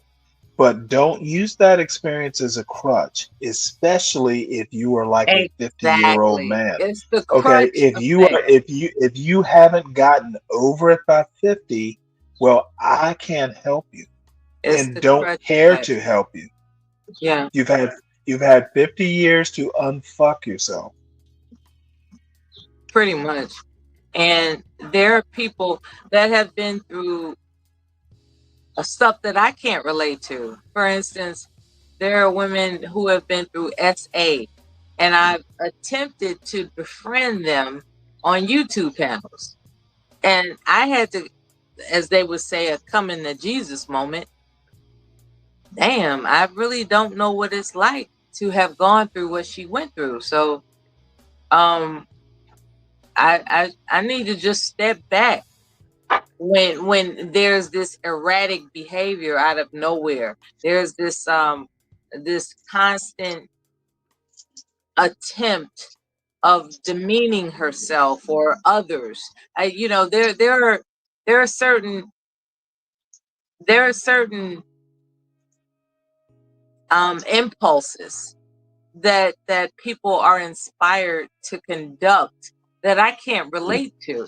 And I had to admit that to myself as opposed to playing like, oh, I'm diplomatic. I can get along with anybody. I can't because I don't know where you come from. I have no idea. Like, I can't relate to that. And so it's okay to communicate with people. Just understand when they say something that's off the wall that you can't relate to, that it's because you literally can't relate to it. And that's just what it is. Well, let me take it one step farther. I don't seek to relate to it. I don't care. Well, YouTube that's a is not different YouTube. personality aspect. YouTube, no, it's actually not a personality as much as why should I care? It's YouTube. It's not. It's not like I'll ever meet this person. A lack of compassion is not a personality trait. Sorry, YouTube Lack of is not wait a minute, wait. YouTube. Nope, you need to wait a minute. Let me Oh, define I do. YouTube Okay. and what I I thought I think was of a YouTube. guest. I thought I was a YouTube welcome guest. YouTube is not a conduit for compassion. Don't think of it as that. So compassion is a warning sign. No, compassion is something you can't actually convey over the internet. Why? Lack of touch. Half the time, I have no clue what you look like. You have a vague clue of what I look like because I've been on camera sometimes. There is a certain what there's a certain um, antiseptic quality. Okay, you don't get to hold hands. You don't get to look this person in the eye. There are a lot of human tactile, for want of a better word, things Tactile is a good that word. can lead to actual like empathy or even sympathy that you don't get with zeros and ones. This is a data flow. It's not a human interaction. Okay. With that being said, and I respect it, there are times that I'm afforded the opportunity to just listen to a person's story. I have no idea who they are.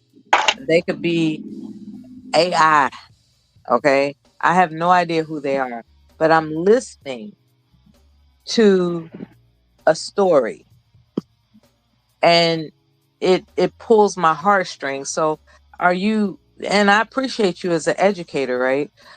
Could you tell me whether or not I'm fooling myself into believing that an emotion is different? How can I put this? Like I'm what I'm thinking is I'm experiencing compassion by virtue of hearing this story. Like, oh my gosh, that's so terrible, and Well, tears are coming. you do realize compassion isn't the same thing as empathy, right? All right,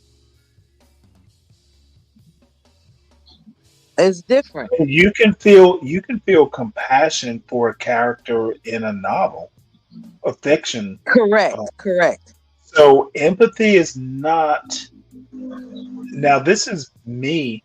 I'm sure some academic might disagree with me, but compassion is not the same thing as empathy. And that's where we differ. I believe they're the same. I believe empathy and compassion are are. I believe it's the same. I do. Well, good luck with that. Thank you. So let's get back to what Okay. the John Galt has to say here. Oh, can be linked to your existing security provider like ADT and Chubb. A fence alarm will deter the person from entering the premises as it serves as an early warning device if the wires are cut or shorted. Yes, these electric fences are on farms because the Africans are killing the No, farmers. no, no. Those electric fences are not on farms. What he doesn't understand is the fences he just looked at, all those little fancy wrought iron fences that were connected to little stone, walls. This motherfucker is either too drunk or just too inept to understand subtleties. You can learn things from the pictures. None of those pictures he showed were farms. He doesn't seem to have the experience that there are different types of electric fences, and maybe he's never been on a farm where they don't do fancy electric fences. They're way out of the price range of your average small yeoman farmer. Practical experience, maybe because I have actually been on a farm, or two, or three, or four, or 10. Um, I know how farmers live. Won't say I know how they think, but we literally have one. Right? That's why. Thank you for having us, and President, for extending the invitation to us. I want you to listen to this lady right here. This is one of the state governors or whatever. Labor. And I must say that we are here to support the initiative that has been made by our government with business, of course, as organized labor. We've been coming to Washington on the AGOA trade relations in the previous regime. And I think at the center of it all, for me, it is exactly what Mr. Rupert has said, the importance of us growing the economy. we have always emphasized when we were here, kept on coming and negotiating on our that the 600 US companies that are based in South Africa, as you said, President Ramaphosa, 500,000 jobs will be wiped out. We need more foreign direct investment in our country. We are not just talking about those that will lose employment, but we are talking about over 40% of people that are unemployed, that have no hope of. 40% of the people in her state unemployed. No hope. Nigga, you should have came with your hat in hand. I guess that's what he really has done. You're going to have to take what that white man got to say to you, boy. You can't run a country. You need his help. You need the Chinese help. You need the Russians' help. You need the Europeans' help. And she's going to tell you, not only are they unemployed, but what do they do when they're unemployed? Of ever finding job. And we think that correctly, as they have said, that we need to deal with the issue of porous borders in our country so that everyone that comes in is documented. We also need... Talking about borders, Stanley. She wants them to be documented, registered. You want to make sure who's who. Maybe they're running from war-torn countries. You got to let them all in. That's what we do here. We give them asylum. She don't want to get all these Zimbabweans and Malians asylum in her country. Hell, they already got 40% unemployed. What happens if you bring more? To, and I would have thought that the minister would address the issue of land expropriation and how the policy works in South Africa. Recently, President, as you were preparing to come here on the news, in I think it was in Natal, there was a handover of farms, and white farmers were saying, we are donating the land, but also... She said there was a handover of the farms, and the white farmers who were handing over the farms to the Africans who do not know how to farm are basically saying, we just donating our farms to these people. Fucking amazing. So there's a willing buyer, willing seller in South Africa. So there is no expropriation without compensation, but it is a willing buyer, willing seller. And that white farmer was even saying that they... Now, this is just some bullshit. Willing buyer. I'm going to show you willing buyer, willing seller. This is, you don't need all these Rube Goldberg like contraptions. Let me see, South Africa here. They came up with some kind of contraption to get the whites to sell their farms to the Africans. And so here we go. The willing buyer, willing seller approach to land reform in South Africa refers to a process where the government seeks to acquire land for redistribution, but only from landowners who are willing to sell and only at market value. So what they're saying is, hey, white man, if you want to sell your farm, we're going to buy it and sell it to one of our people, one of our Africans. This principle has been a central part of South Africa's land reform effort since 1994, aiming to address historical injustices and inequalities in land ownership. However, the approach has faced criticism, has been the subject of debate. Let's see what they're debating on this shit. Let's see if we get somebody. We do this. Let's see. See, this negress is coming up here trying to pull one over Donald Trump's head here. And wait a minute. Let's see. Wait a minute. Willing seller bullshit. Wait a minute.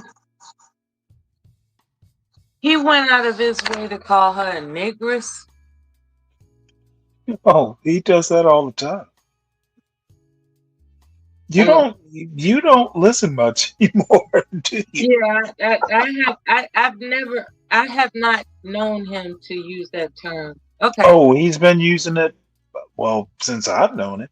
Yeah, that's disdain for black people. When Yeah, you did. You It took you to hear him say negress to know that. yeah, that's disdain. Well, Okay. let me answer Kushti's point. Look, the anti-black blacks like John Galt and others basically think that look, it is what it is. At the end of apartheid, or in the United States, the end of the end of Jim Crow, this is what blacks should have done, and it's very Booker T. Washington. Look, we all know where we are, black people. What we need to do is work as hard as necessary to gain the respect of the white people, and we need to work as hard as we can to accumulate assets so we can step to the white man and just buy his land. You know, if he wants $1 million, well, black people need to offer $2 million. We need to work harder than white people.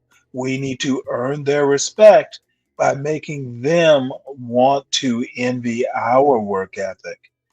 We can't expect equality. We have to work harder. We Yeah, have to that's be crazy. better. And that is like bending the knee to white supremacy. We have to we Yeah, that's have to crazy. convince them. We have to be better than them. We can't just be human, folks. We have to be superhuman to buy their land. And then Yeah, a hundred years after that, maybe their daughters maybe. will want maybe their daughters will want to marry us. That's literally what these anti-black blacks, that's their plan. We need to wait our turn. We need to work twice as hard. So when we go to Massa and want to buy his crawl or his his plantation, we're gonna give him double the asking price. We gonna make we're gonna make him a deal he can't refuse. You want $1 million, Massa? We're gonna give you $2 million. Is that good enough, Massa? It's bullshit. That's what they expect black people to be. And if you can't adopt that obsequious attitude, Right. well, you are a nightshade. If you want to stand up and assert your humanity, you're a nightshade. It is ridiculous. And this is why I like getting on the channel and kind of fucking around with people, but in the end, motherfucker, I'm blacker than John Galt because I don't give a fuck. I can take a stand. I can afford to. I have enough balls to. I have enough age to. I do what the fuck I want. That is freedom. You're And on if your fifth. people, if You're people, on. now You the have the thing is freedom. you can't do it if you're 21. You have the freedom to be on your fifth beer, right? You know what? Why wouldn't I be? Why? Mhm. Why should I? Who's gonna tell me I can't, dear? I'm only emphasizing that because Oh, you no, no, said no. You wanted to bring up fifth beers. How do you know I've only had 5? I don't know.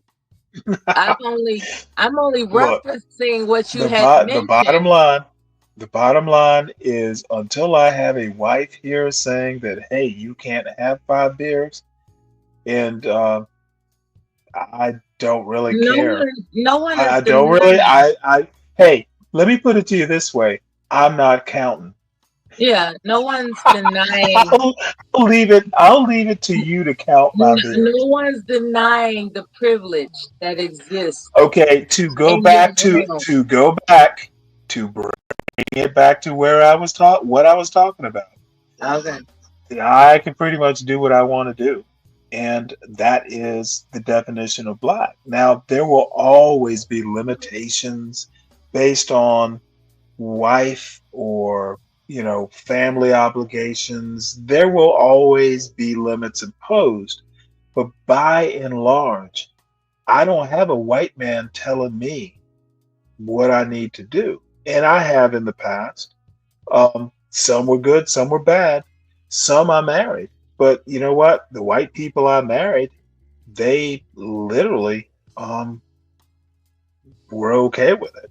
They had no problems because I'm not, kind of wayward in the first place. So, Christy, you're right. The John Galt, anti-black blacks, the nightshades. Fred, you'll love this. I'm calling people like John Galt the white shades because they are literally like they're not nightshades, they're white shades. They like when the whites want to be horrible and be anti-black. Well, I can be more anti-black. Let me give you some other things that you might consider to increase your disdain for the black man, massa. So let's, and I promise we're not going to go through too much. This pretty much explains itself. I'm sure there are Yeah, better it things we does. could be watching.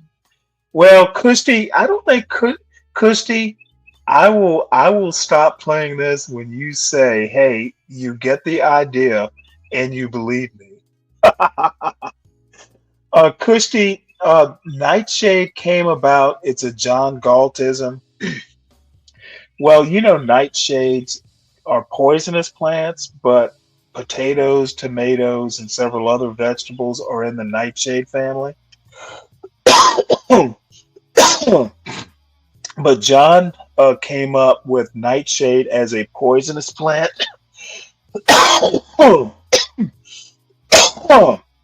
And it's it's analogous to the black community, or just being black, being a poison to the white man.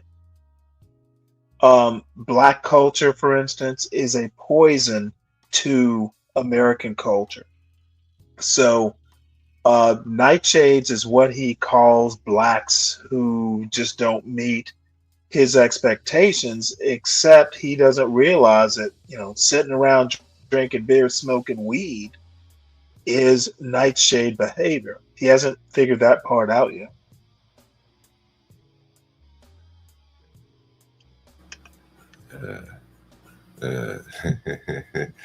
Oh, you think I'm kidding, Christy, huh? When we take over political power in South Africa, Julius Malema killed the boy. This is the man in his screen. This is the one that Donald Trump made them play the video where he's in front of a stadium of people saying, screaming, kill the white man. Yeah, but not a motherfucking white body. When we take over political power in South Africa, we as the EFF are going to make sure that the state is custodian of all land, because the willing buyer, willing seller approach has dismally failed. The buying of pieces of land by government has also failed because in majority cases, those pieces of land return to control of those who sold it to government. The land belongs to all South Africans, and anybody who the land belongs to all South Africans. That's what he says. Otherwise does not appreciate the suffering of the black majority and Africans in particular, who were dispossessed of their land through colonial wars of dispossession. There you go, right there.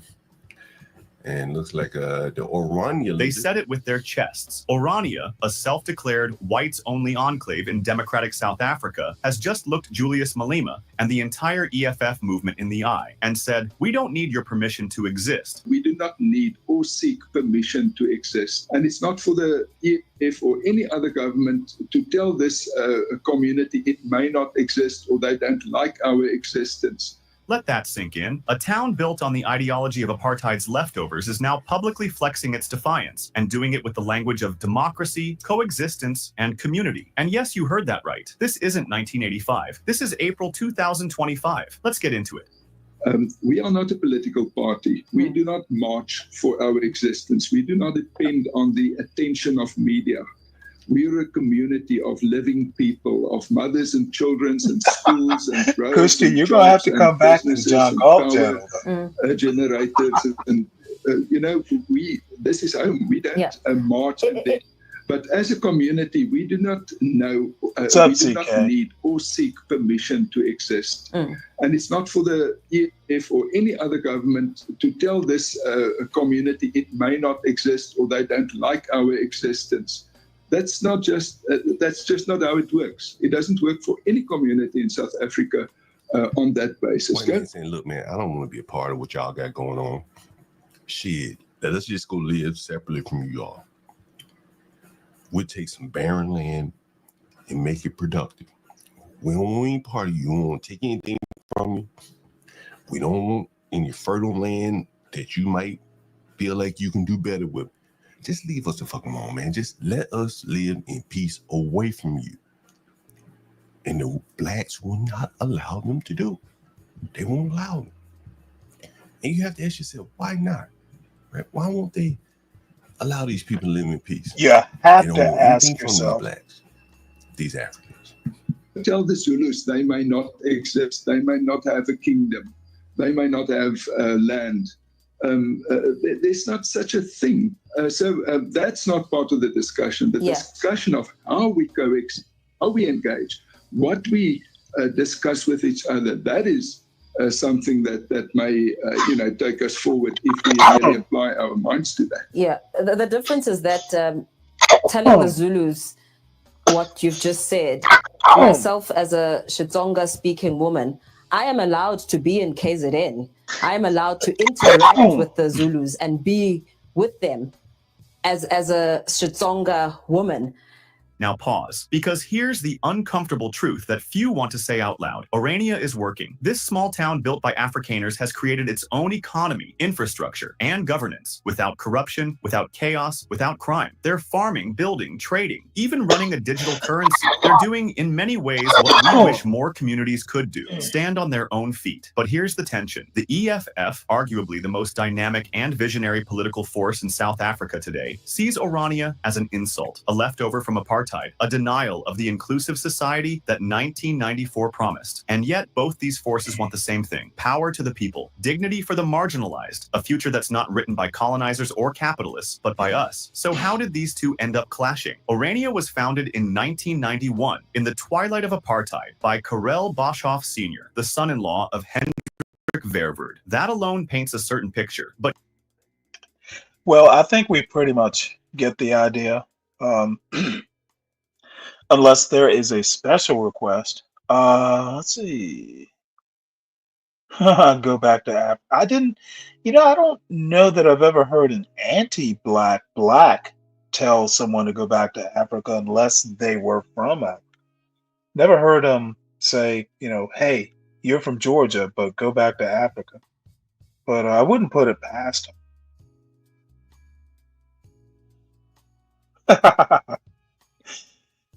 Hey, Kimmy, how you doing? We're just reviewing some stuff. So I guess I'm going to bore you folks because I just did this video. You know what, CK, I haven't watched a whole CT show more than like 10 minutes in quite some time. I know there was someone, I can't remember who it was. It might have even been Imperious that was talking some shit up on the panel. And I sent a super chat, like, with a roast. But that was over a month ago. And, if the topic sounds good, I'll hop in there for a few minutes. But usually it just gets so toxic that, I don't bother with it. I'll run into CT on Be Brave's channel, and Be Brave is actually getting pretty close to. He's so repetitive with that racist shit. It's actually quickly becoming uninteresting. So that day is coming too. So let's see. Molo says she starts laughing as soon as she comes over here. Oh, come on now. But anyway, and as a matter of fact, Mela, I'm glad you're on this panel. I'm glad Kushti is in the chat and Fred and CK. Some people and Kimmy too.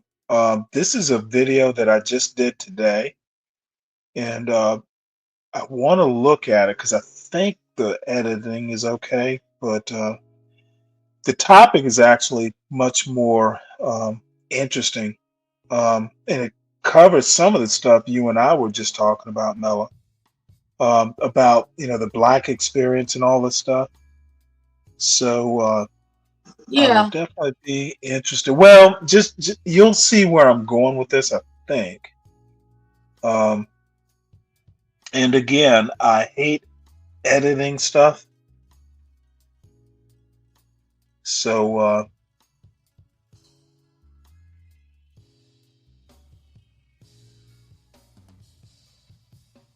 let's see here. You know what? Now that we're getting our first reviews on my forthcoming book, which is called The Devil You Know, a Black Power That's a first Manifesto, edit. comes out This is January Charles Blow. 26th. We're getting our first reviews. We have review copies out. We have mailings out. And some of the reviews have come in. It is now, I think, safe to discuss in more detail what this book is about. This book is really about a plan for Black people to assume power in America constitutionally. There are a couple of facts you need to remember. At the end of the Civil War, several states in the South were majority Black. Not only having majority Black people, but in the first elections after that, having the majority Black voters. Mississippi, the majority of the people who were registered to vote in Mississippi were Black people, right? So some of that was people, former members of the Confederacy refusing to participate in the post Civil War government, whatever the case. Black people have to vote. Mississippi produces our first 2 Black senators. Mississippi is basically the Black power vanguard in America at that moment. People move from the North to the South to be part of what is happening in Mississippi, right? So you have that. There are 3 other states that are within 4 percentage points of being majority Black. So if Black people had not migrated as part of the Great Migration, and I understand why they did, makes total sense to me, but if they had not done it, and the Civil Rights Act had still passed, and the Voting Rights Act had still passed, Black people would right now control as many as 14 American senators. Right now, at this point, Black people have never popularly elected a senator ever, or been the majority, meaning they were the majority of the coalition that brought that person to power, or they were the major stake in that, meaning the plurality of the people who brought that person to power. Now that could change in Georgia with Warnock. That could change. It's a long shot, but right now it doesn't change. We have 3 Black senators in the U.S. in the Senate right now. All of them. Let me just give you a little bit of background. This is Charles Blow. He's from Louisiana, I think outside of Baton Rouge. He's roughly my age. He's a few years younger, but he's in his 50s. He's a contemporary of Don Lemon, who's in his 50s.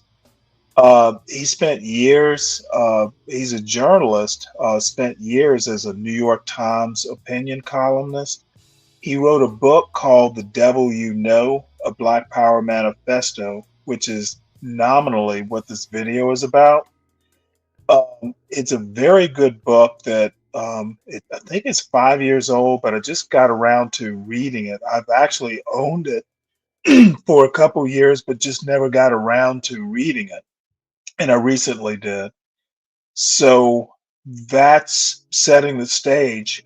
He's also living in Atlanta now. He moved down from New York. Now, this is kind of longish. It's going to be about 29 minutes total. So I beg your patience. But I really do want opinions on this because I haven't actually released it on YouTube yet. It's going to be a video essay from the Stanley Cross channel. So just bear with me. And I'm open to criticism, even non-constructive, if need be. Were elected by white people, meaning white people were the plurality of the coalition that brought them to power. Now, in theory, that's not a big issue. But in practice, people are most beholden to the people who place them in power. You know, there are now 7 states where the white population is 90% or more of the population. 7 states. They make up 15% of all senators in the country. They have no responsibility whatsoever to anyone who is not white. Now, maybe they will vote in ways that are more egalitarian. I don't know. But that is not their responsibility. Black people, there are 42 million of you in America. That is 4 times the combined population of all those 7 states that are 90% white. And yet you have not a single senator that you have elected. You don't control a single state. You look forward to 2055. I think 7 of the southwestern states will be majority Hispanic, not majority minority, majority Hispanic.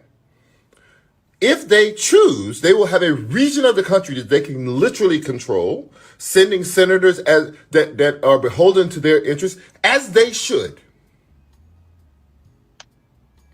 Hawaii has always been and will continue to be majority Asian South Pacific Islander.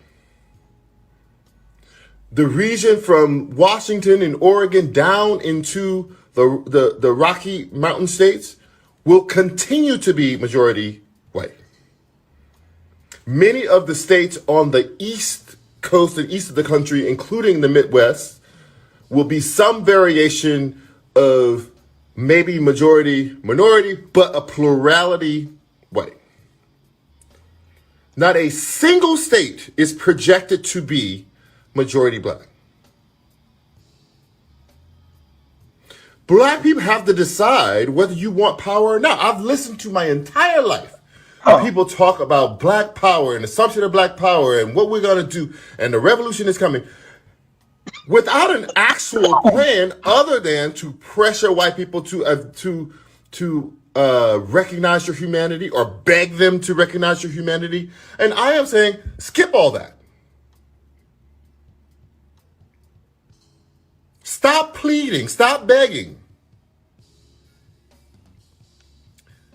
These southern states, all the way from Louisiana, in some cases all the way up to Delaware, they still consider Delaware the South, which is strange, but they do, already have very high percentages of black people.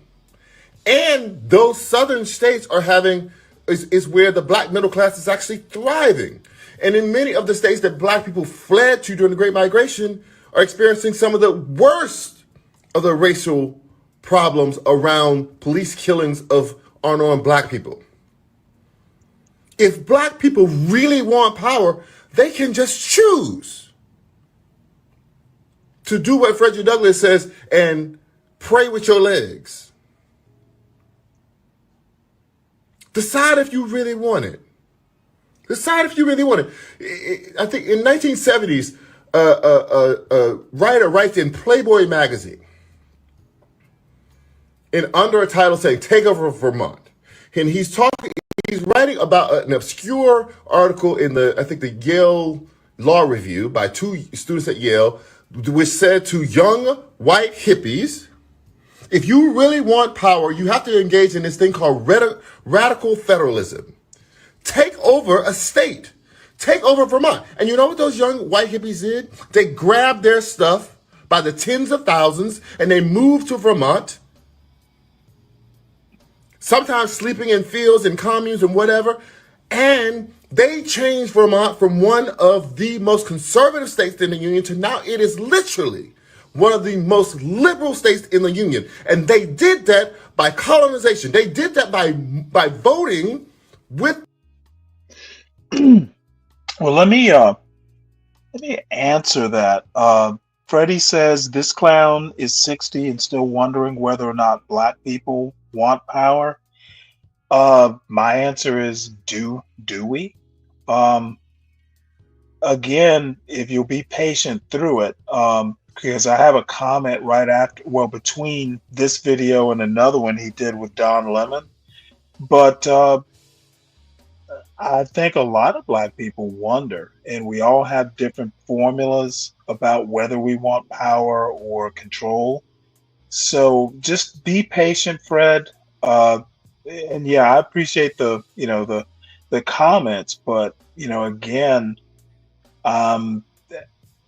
I think he has a good point, and I think it's doable.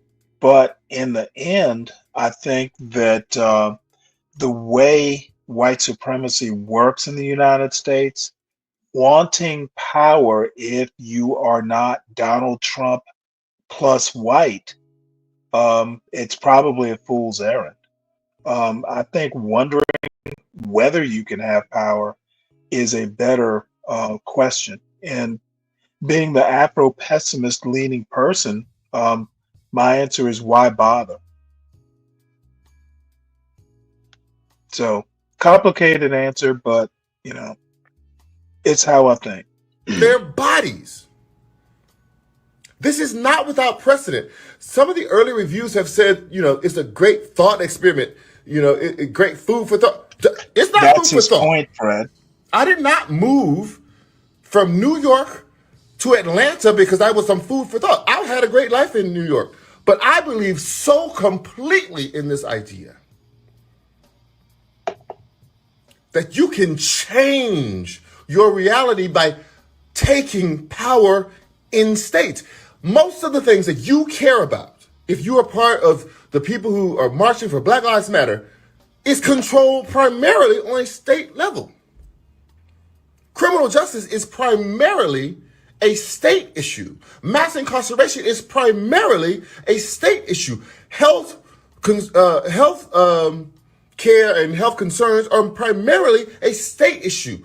Education of our children is primarily a state issue. If you want power, and if you're tired of just complaining about it, you're tired of just marching about it, if you're tired of always pleading to the powers that be, please recognize me as a full human being.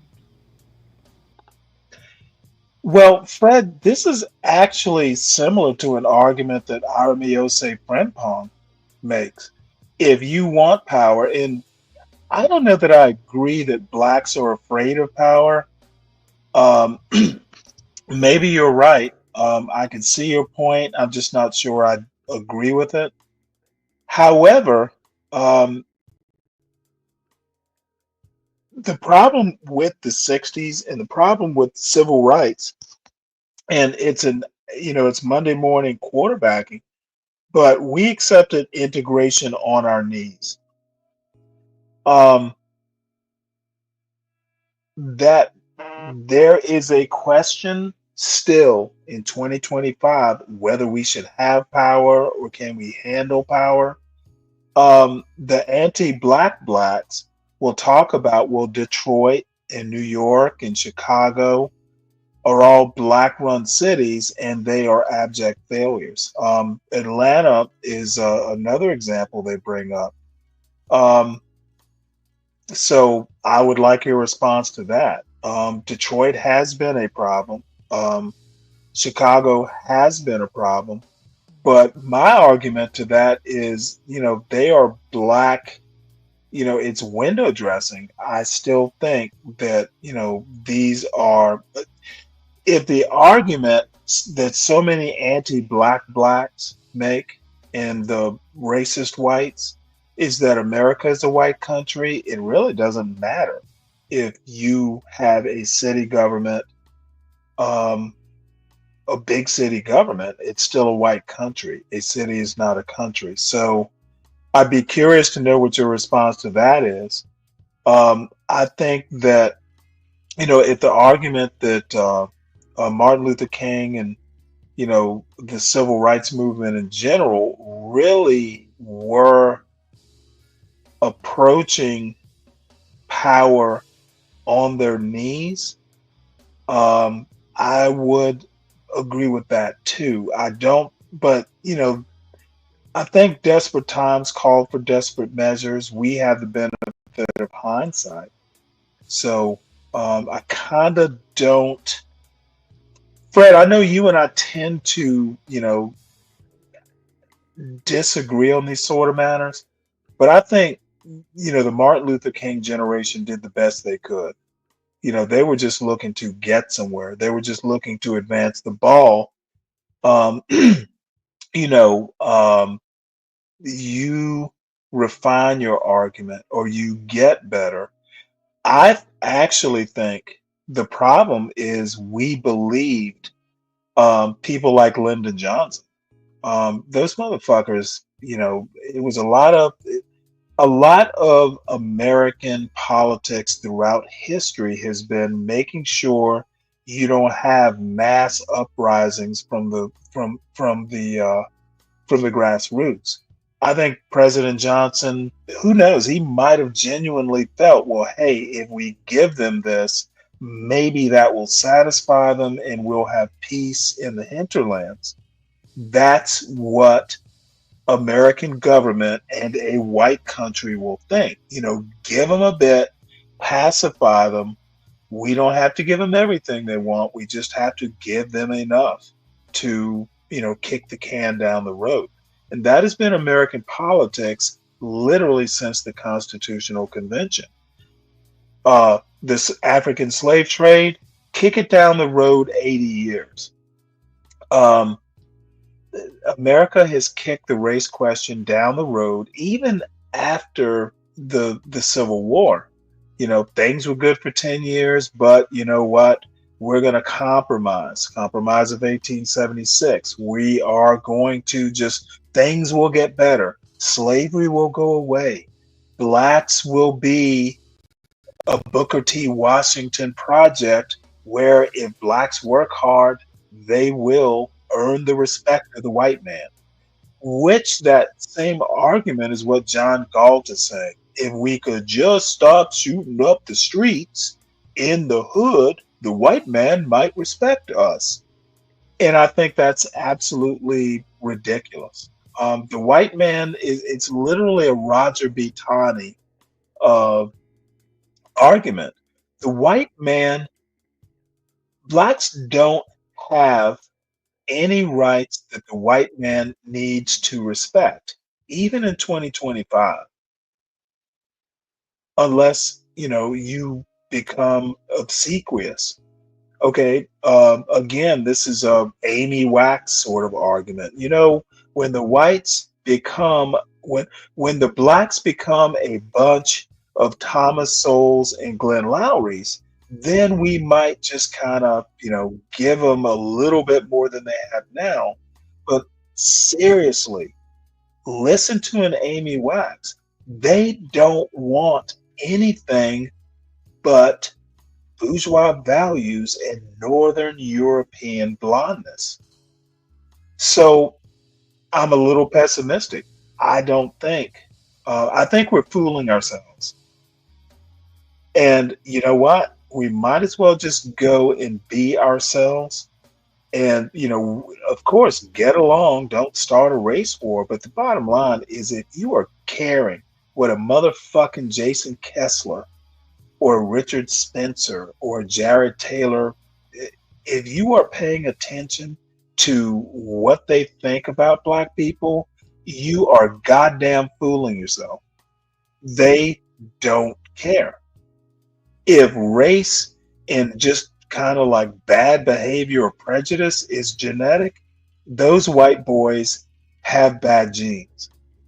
And the anti-black blacks are basically like their little lap dogs, bred to worship them. So, sorry, another soliloquy. I try not to do those because I'm very bad at them. So, here we go. Let's continue this.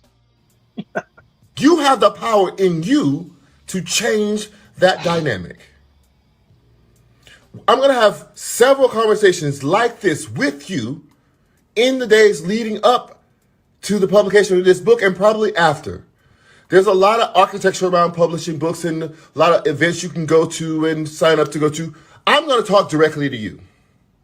I'm not writing this book for the critics. Like it, don't like it, I don't care what you say. I'm not writing this book for white people to have thought experiments. I hope you do great. I am writing this book to black people to say, do you want power or don't you?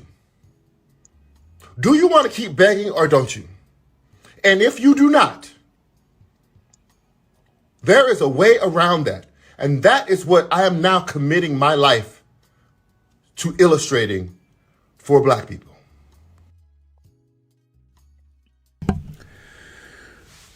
The Devil You Know, Black Power Manifesto. Well, here is my horror. The Devil You Know is a manifesto or call to action. The thing I like about it is an executable plan that is actually doable. It's unlike, and in my opinion, superior to BLM style protests, which can be hit or miss, as far as public perception of whether the protest is worthy or not, or the goals of the protest are worthy or not.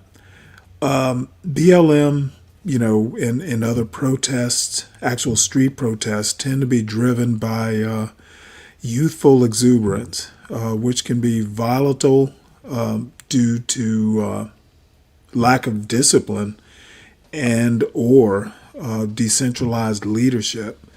And often that decentralized leadership is unaccountable to its actions. BLM, for instance, was co-opted, as a lot of black protests these days are, by what I'll call white grievance piggybacking.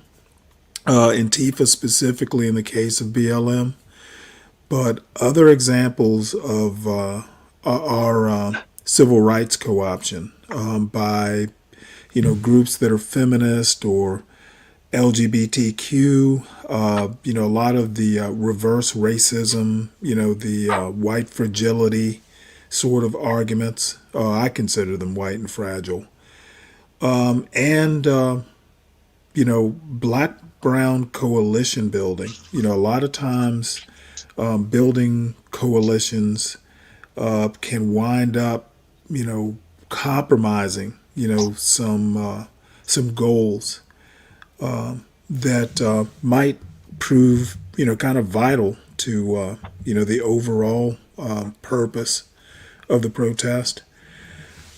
Specifically about the book, I think it does an excellent job as, number one, a synopsis of the Great Migration, which happened between the world wars, primarily between the world wars, though the official end of it is deemed to be 1970. It notes that 56% currently of the Black American or the legacy Black American population resides in the South, with Texas, Florida, and Georgia being the most populous of blacks. And it also notes something I hadn't thought about before, but there was basically a bifurcation of black culture. During the migration, a lot of kids were left with grandparents, And it kind of skewed the southern portion of black culture towards matriarchy. There were there were big mamas out there, and also the migration was primarily younger but male. So a lot of mothers or grandmothers were left to take care of kids, in hopes of later, I'm sure, sending for the kids and reuniting nuclear families. So in the North, the population, the people that migrated tended to skew male and younger, and due to that, unfortunately, it had its own problems in that crime rates increased in the North, and as a result, there were kind of a boomerang effect would be the majority population, which was white, felt threatened and passed a lot of laws to deal with the increased crime that young males tend to, that are don't have family responsibilities. Young males can run wild. So a lot of those laws were discriminatory. Redlining, types of laws being a good example. Let's see, what else do we have here? Basically, in summary, I recommend the book. It's well written for starters, and mainly because it's a great synopsis of 20th century, early 20th century black culture, the migration, a great migration in particular. It's also a bit of a memoir of the author, Charles Blow, and he has a fairly interesting take on black culture in general. He was a New York Times opinion columnist. I do know that he's moved to Atlanta, basically following his own advice. He's originally from Louisiana. It's also a doable action plan, as I said earlier. This is something that, is doable. The other great thing about this action plan is it's something that appeals to, older black Americans. It also can appeal to younger black Americans. It's not, something that, is just meant for young people or old people. The advantages of the South: life is a bit cheaper down here, and the weather's a lot better. I personally swore I would never live north of Baltimore ever again. So there's going to be a 10-minute video or 10-minute or so video that will end this particular video essay. It's Charles Blow and Don Lemon talking briefly about the book. I think this interview, trying to think of when it was done. I think it was done post-publication. But anyway, in conclusion of my part of this video, please make sure that you hit the like button. Also, feel free to leave comments. I'm kind of interested in what some of you will think about the tenor of the book, and hopefully, those who are really interested will be encouraged to read the book. It's been out for a few years now. I think it's about 5 years old, and I just got around to reading it a month or so ago, and I've been meaning to do a show about it.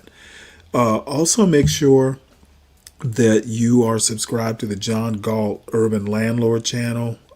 It is mainly where I do the Stanley versus the World show, Monday through Thursdays around 3:45 in the morning. And occasionally there will be a pop-up on the weekend if I have, news to talk about or something like that. And the show itself is mainly just news, politics, culture critique maybe, and just kind of topics of the day. We do have like open panels occasionally, but I try and keep it as structured as possible for my own sanity. So thank you, and following will be that video I just talked about. So why'd you move to Atlanta? So I wrote a book about Black people returning to the South. Yeah. For power and consolidation of populations. And in the course of it, I convinced myself that I had to do it too. It made sense to me, not just as a theory, but as a very real thing that was a roadmap for my own life that on some level, it was unpublishable without my own action. What do you mean unpublishable? What does it look like for the guy in Brooklyn to tell everybody this? Okay, got it. Yeah. So there was that, but there was also, I had really convinced myself in the writing that it was the most powerful thing that I could. In some way that you have to be in New York, kind of, if you work for the New York Times, if you are a writer, if you're in this media business, that you have to have a connection to New York at least. Well, I think that, many of the Times columnists do not live in New York, so that's not required. I do believe that the news media business is anchored in New York in a lot of ways, in television and in print. And a lot of the book publishing industry is in New York. So that is very true. But there is a bigger question to me. Are we going to do things for the rest of it? Are you going to be altruistic and be in space with other Black people to lift the whole? I remember when I was about to go to college, and I had a full scholarship from LSU. Called me down to Grambling. I was only 20 minutes away, but they called me to come into the office. White man. And he says, I also had a scholarship in Louisiana Tech. He says, LSU doesn't need you. Louisiana Tech doesn't need you. Grambling needs you. For real, what he was saying, as I understood it, was they don't need to inflate their numbers with your account. Where you are needed is among the rest of your peers, that you are going to give to them, but you're going to receive from them by being in community. That it is an altruistic choice. It is not the school with the most advantages for you. He's not making an argument. He was making an argument of sacrifice. You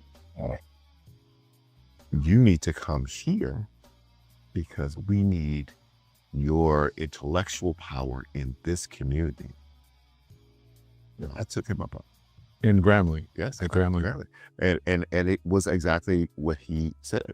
I gave, but I received because I was in community with my people, and they gave.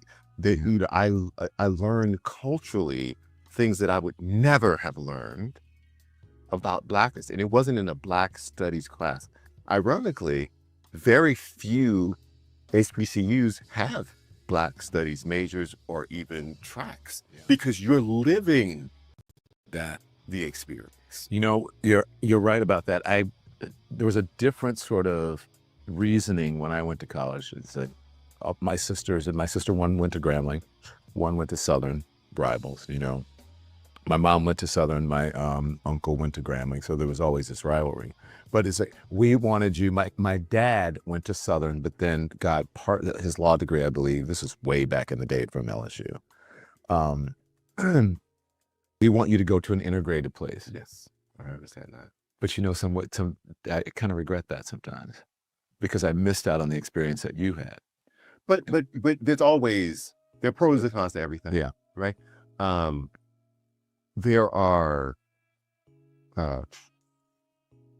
There's the idea, for me, what was really powerful was gaining the confidence of never questioning myself in the space.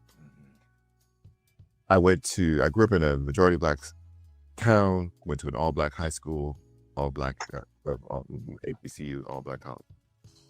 Every room I walked into, the smartest person in the room was Black. Yeah. I never questioned for a minute that every room that I walked into, the smartest person could not be Black, and that could not be me. Yeah. Never. Yeah. During the course of my journalistic career and interviewing a million different people, met really brilliant Black people. Went to amazing schools, advanced degrees, and they were covered in racial battle scars. Constantly questioning. Constantly unsure. Whether they were good enough? Good enough. Black people. It was the question, the constant trying to perform to justify their existence, their seat at the table. And I was like, what are you doing? I didn't understand, like, what is this? Because you're brilliant. Yeah. I never had that. So I understand what you said. I was always in rooms where Black people were brilliant and the smartest people in the room. I knew that one. By the time I got to LSU, I knew that because I went to an all Black elementary school and all Black junior high. My high school wasn't all Black. I was tired of Catholic school, so I went to a public school. But I had all the public school Black folks. It was great. It was a great experience. But by the time I got to college, I had been around all Black people. I lived in an all Black neighborhood, which was sort of a W.B. Du Bois talented 10th neighborhood. Yeah. I mean, it was literally a Leave It to Beaver neighborhood with a 2-car garage and the sprinklers and whatever. You see, you all do it being at least Beaver. It was all Black folks. It was, people who were engineers or they were professors at Southern University or that, that kind of thing. And so I was used to being around brilliant Black people. I was surprised that the white people were not used to my brilliance and seeing that. And so for them, I was just like, yes, here I am in my beauty, my Blackness, and my smartness. And they were always like, oh my God, you're really smart for a Black guy. You know what I mean? How did you receive that? I knew then. I was just like, yeah, I'm really smart. I said, how about I'm just smarter than you, was my thing. And sometimes I just shut up because I knew that they were ignorant, and I just showed them by example about how smart. See, I don't think I've ever had anyone say to me that I'm. You've never had someone say you're really good looking for a Black man? You're really handsome for a Black man? I don't. Because I think I would have known that I would have snapped in a crazy way, so I know that I would have remembered it. I don't think that I remember it happening. Yeah. So that happened to me in college, and by the time I got to the workplace, in the workforce, and it happened to me, it was not surprising to me that kind of thing would happen. And so it prepared me for, I believe, the larger workforce. Listen, I've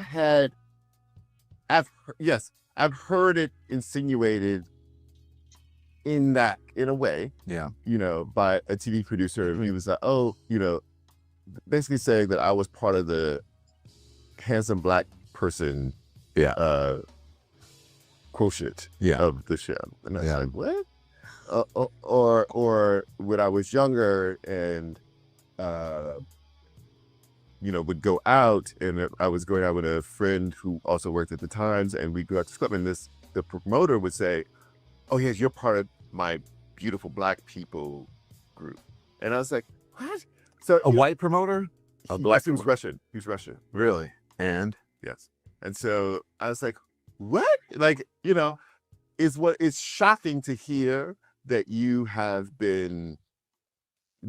are playing a role in some curation that someone's doing. That's shocking. But it's a weird sort of diluted form of I don't want to call it slavery, but you know what I mean? Like you are performing and I have hired you to do a certain sort of thing. And so it's like dance monkey. Right. You know what I say? It's that, but it is also, it also allows for people to continue their racism and stereotype. That there are people who can graduate. I can make exceptions, because the only way that white supremacy works is that it has to have exceptions, because that you have to be able to explain away someone who's brilliant. Yeah. You have to be able to explain away someone who exceeds your idea of what beauty is. You have to be explained in a way. So they make exceptions so that they can maintain the rule. Yeah. And so when you realize that you are the exception that's being used to maintain the rule, the only way that you can be part of the handsome or beautiful Black people group that they allow in is that they are keeping the rest of us out. Right. And the only reason you're there is that you're exceptional. So you get to be there. It is implicit to the moment he said that, I will never be back here again. Yeah. Because what you are doing is using me to make sure that no one feels like you're being discriminatory. But in fact, you're using me as the rule, as the exception to the rule, which is to keep all of the rest of the people like me out. Yeah.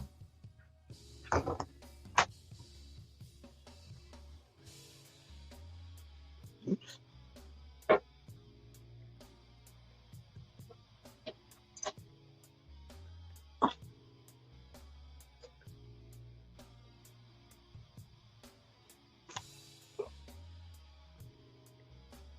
Well, I'm open to critique.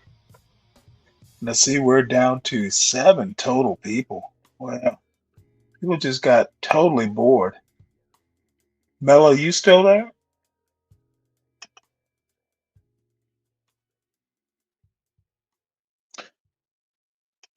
Mello, you still there?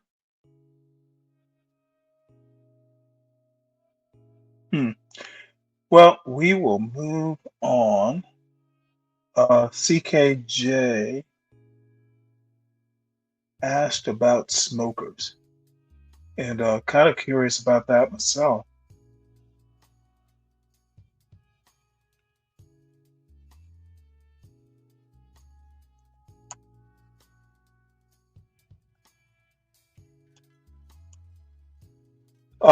CKJ, you asked me about the best smokers. The best I've come across so far are actually propane, but you use wood chips. So I had this up, and somehow or another X'd it out.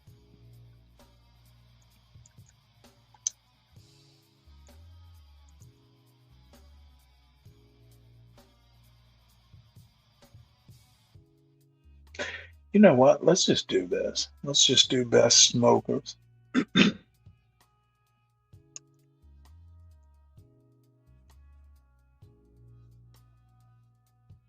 This is 2024.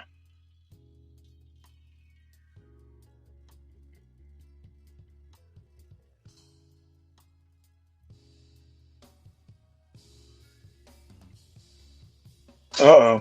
Hold on one sec.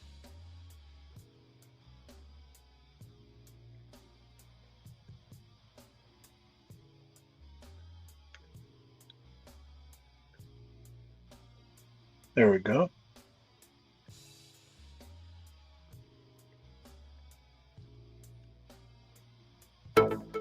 A smoker is a great way to level up your grilling. Smoking is a great way to impart flavor and preserve food. While you can smoke on any grill, a dedicated smoker is shaped to accommodate larger cuts of meat and impart maximum smoke flavor. What's up, DiCaprio? And that's where our guide to the top 5 best smokers you can buy for this year comes in. As always, all the links to products you'll find in the description below, and let us know in the comments which outdoor cooking topics you'd like to see in our next videos.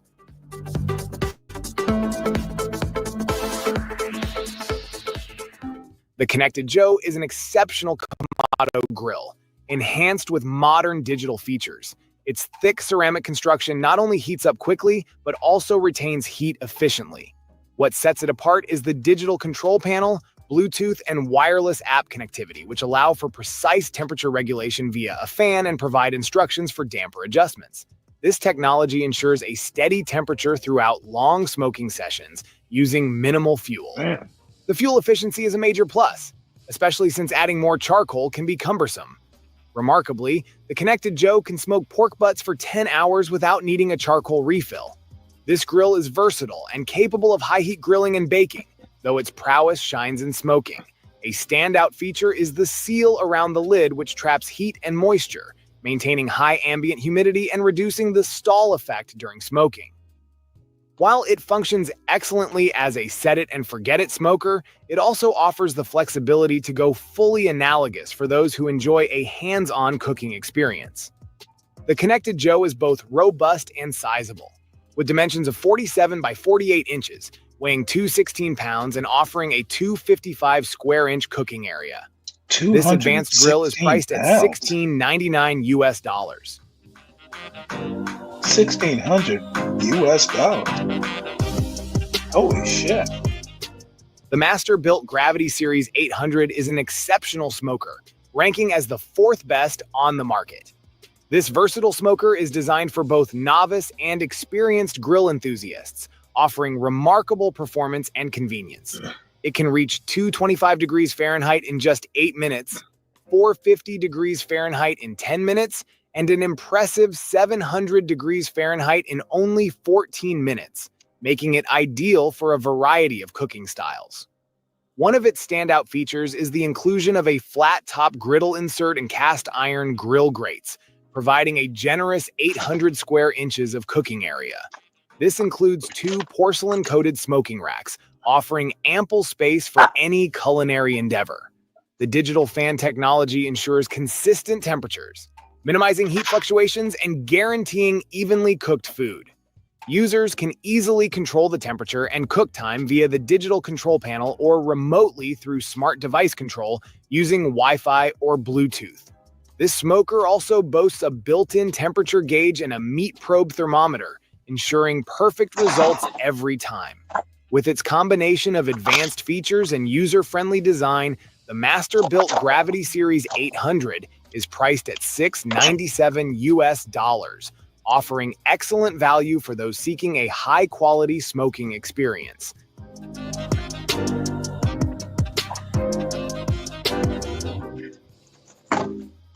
Ranked as the 3rd best smoker on the market, God damn it. Pit Boss PB44 Why OFB1 can't is I a get powerhouse for any barbecue thing enthusiast. that I want With a done? spacious 518 square inches of cooking area, it offers ample room for all your grilling needs. The dial-in digital control with an LCD screen allows precise temperature management, ranging from 180 to 500 degrees Fahrenheit. For those looking to sear their meats to perfection, this smoker can reach a direct flame-searing temperature Trevor, of up to 1,000 degrees. have you done The anything PB44 that I OFB1 asked you to features do porcelain-coated steel cooking grids, ensuring durability and easy cleanup. Its 5-pound hopper with a anything that I convenient asked you to clean-out do system today? keeps your grilling fueled by 100% Literally, you've done all-natural hardwood pellets. Please get the The trash smoker's out. high-temperature matte black powder coat finish not only And adds then to its what's in sleek the appearance, but kitchen also provides sink? lasting protection against the elements. A solid bottom shelf offers additional storage space for your grilling Nope. accessories. Put it on your The own time. automatic start and You've cool had down all features day make to it do it. user-friendly, Hasn't ensuring a happened yet. hassle-free cooking experience every time. Whether you're a novice griller or a seasoned pitmaster, the Pit Boss PB44 OFB1 delivers top-notch performance. Priced at just $349 US, this smoker is a valuable addition to any outdoor cooking setup, promising unmatched flavor and convenience.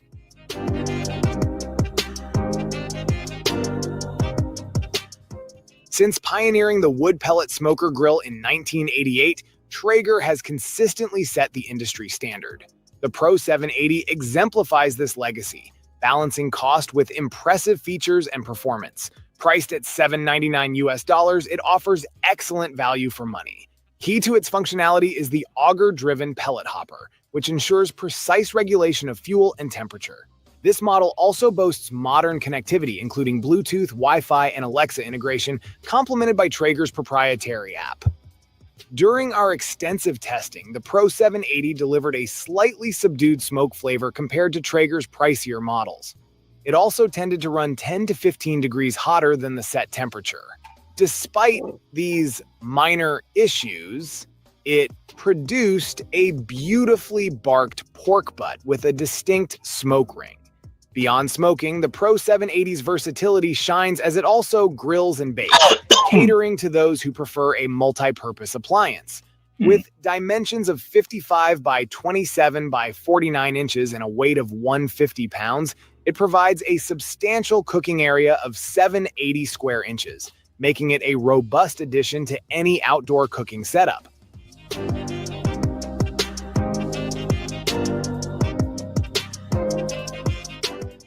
The Dynaglow Signature Series DG SS 1382 stands as the premier choice among charcoal smokers.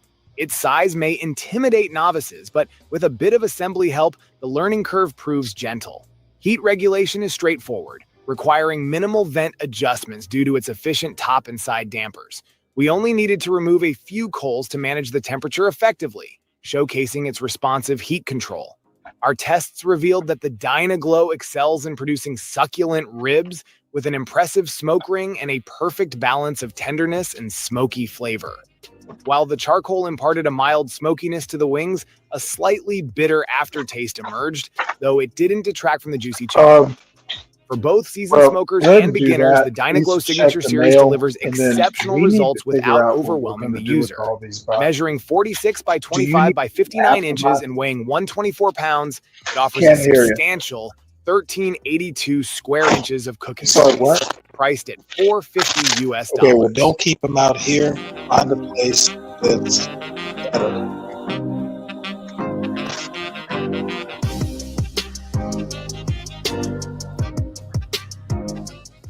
Thank you so much for watching today's video. If you enjoyed it, please don't forget to give it a thumbs up and hit that subscribe button if you haven't already. Your support means the world to me. I always look forward to reading your comments and hearing your thoughts, so be sure to drop a comment down below. Let me know what you'd like to see next on this channel.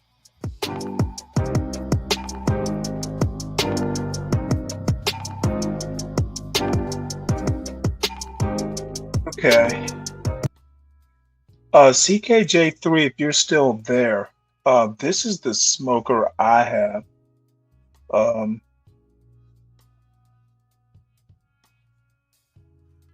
Which, I don't use it, maybe once a month, maybe once every couple months. But I've not been disappointed.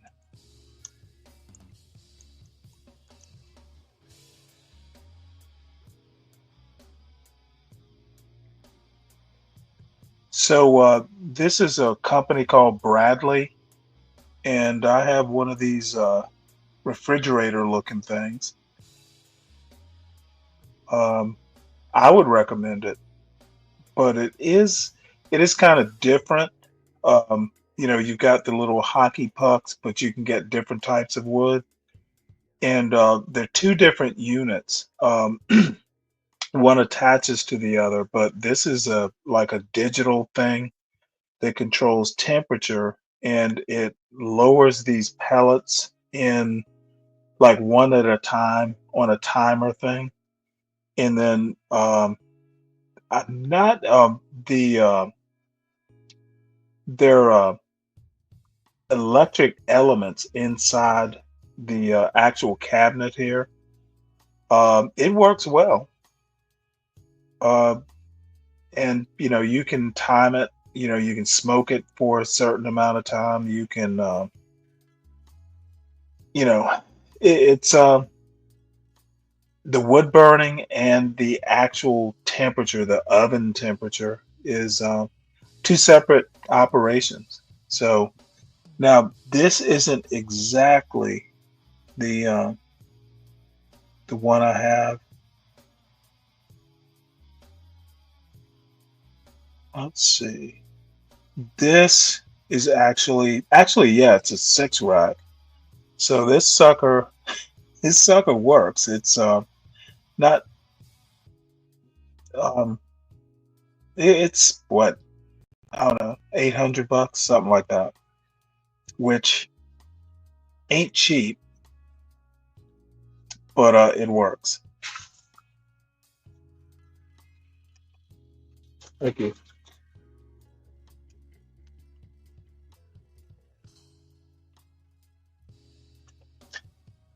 Yeah, it's funny. I actually, a couple things I have to kind of replace, like the door. I broke a hinge, but yeah, I cannot complain. And it was actually something my brother bought, and he wanted a new smoker. So he's like, "Hey, you want a smoker?" So it's not like I spent $700. And so anyway, now that Kim has mentioned it, I probably will. I've got a pork shoulder. Actually, it's a pork loin roast, which I hadn't planned on doing anything with because I got a next weekend. I'm going to Savannah for a week or 2 or 3 or 4, just whenever we get back. So my father actually has a homemade um, barbecue pit with like a custom top, and honestly, he and I built it like 30 years ago, maybe four. Well, shit, not 30, probably closer. Let's see, what am I, 60? So let's just say 40 years ago, and um, probably more like 45, because I think it was built either during high school or before high school, but it's been there forever. It's been moved once, but it is literally a brick fire pit with fire brick inside. Like there's outside brick to match the house bricks, same color, and then inside is fire brick. And this thing is easily maybe 4 wide, maybe it's probably 4 feet wide by about 4 feet, probably 4 by 3, but it's wide. You could literally get a whole hog on it. Split the hog in half. You could lay it side by side, and it is massive, and it's still there. And not last summer, but um, last summer, I would say a year from last December, we actually did barbecue on it. It was just a bunch of slabs of pork ribs, and yeah, it still works. It is still in pristine condition. But my father's like barbecue is his thing. So anyway, let's see. We are down to 6 people, and I guess people have gone off to find their anti-black fix. So I guess I won't be on too much longer.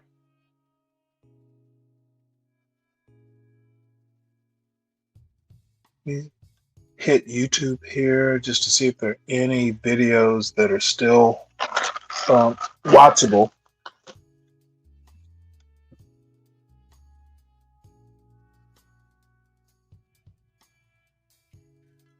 Um,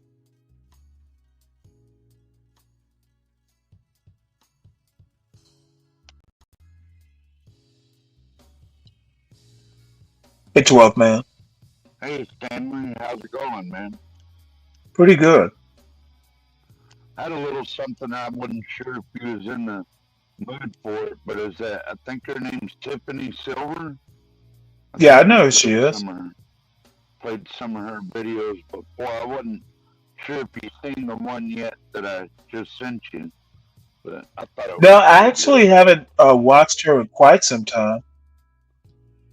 Well, quite some time. I mean, you know, it's maybe once or twice a month. But yeah, she is always a welcome a welcome video on this channel. The first part of it's kind of a promotion, probably Blue Eddie's their sponsor. So I don't know if you want to skip through that and jump right to the.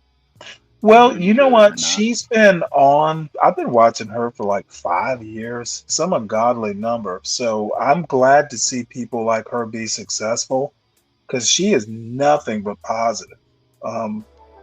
This is what folks should be doing. She's quite the gatherer, too. I'm really impressed.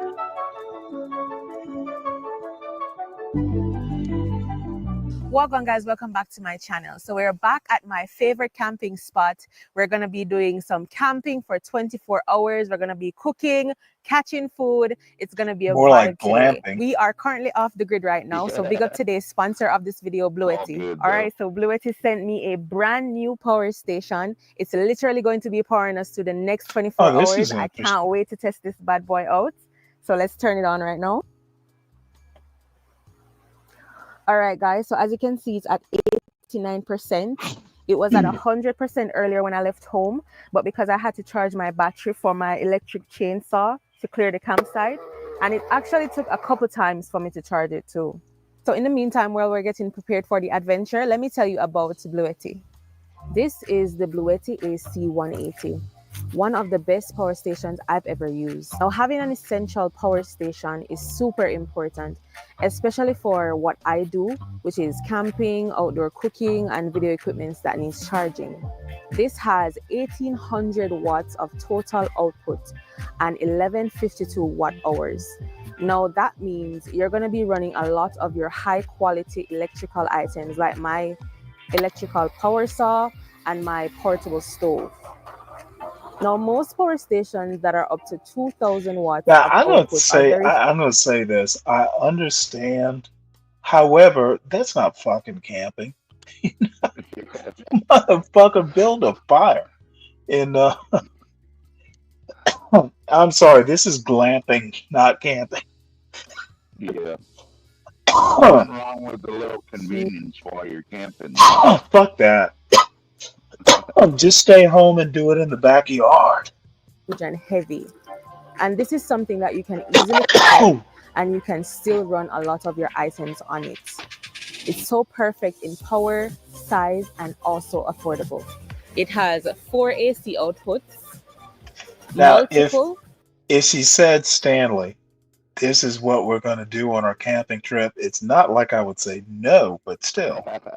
Right. USB DC ports, and it even comes with a cigarette lighter, and you can plug your car pump in it as well. It also ganja has lighter. a wireless charger on top.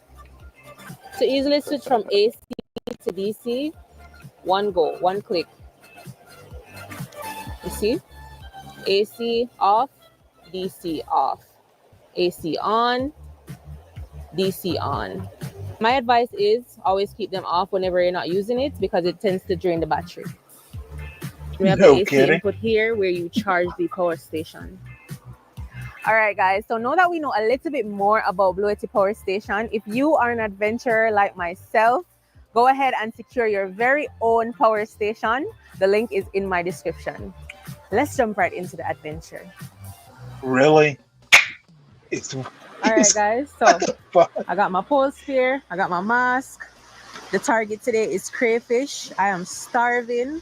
It's currently after 1 right now, so I'm starving. I'm about to see if I can catch some crayfish to cook some lunch because, like I said, we're gonna be here for the next 24 hours. So I gotta catch my own food. So let's see what happens. Stay tuned.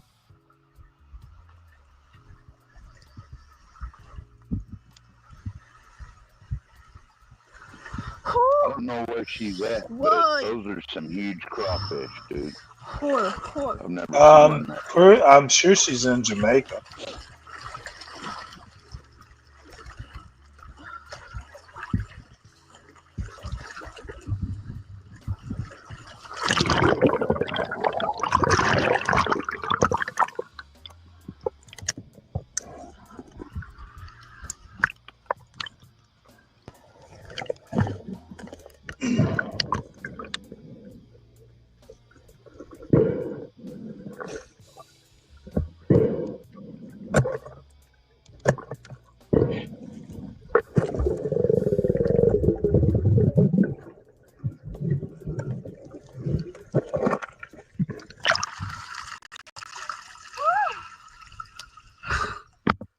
Guys, but they were jamming food, but we catch him.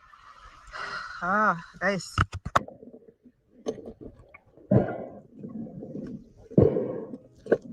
We didn't have them that big in Arkansas.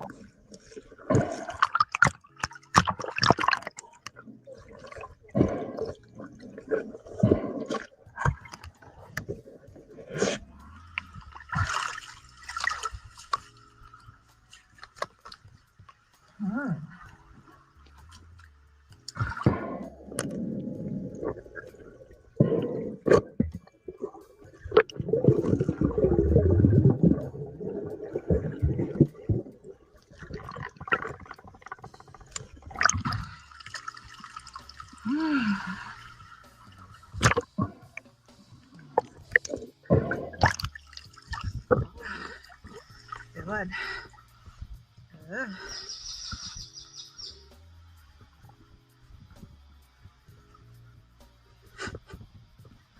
What up there, book number?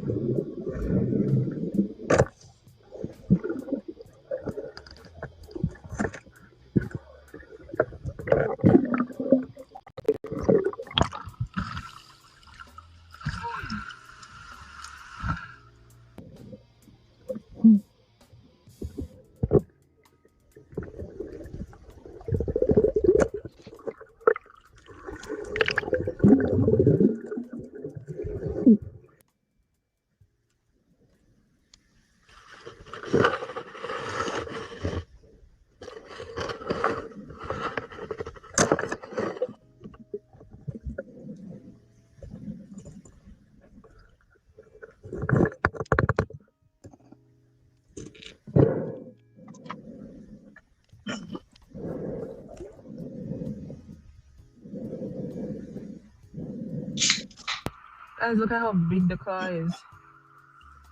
Oh, what? The water they were pitch me though. Nice. I think I saw one around there, so I'm gonna go back and see if it's still there.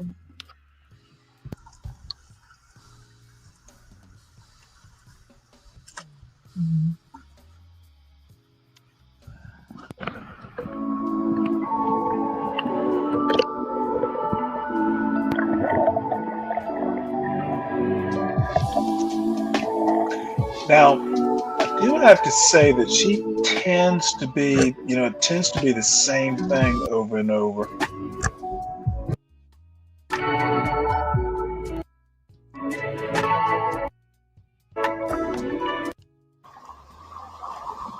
And there's nothing wrong with that, but it is the same thing over and over. I wonder how many she got. Oh, it looks Just like done a nice crayfishing, set. so now I'm just gonna peel this pineapple before I actually start cooking. Because I haven't had any fruits all day. She has a thing for pineapples. Mosquitoes here are crazy. Woo.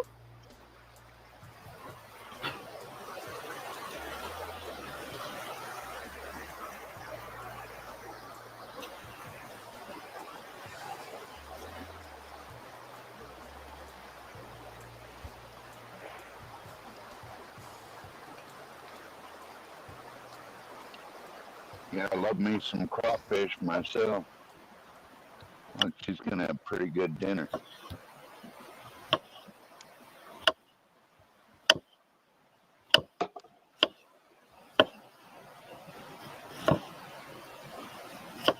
Mm-hmm.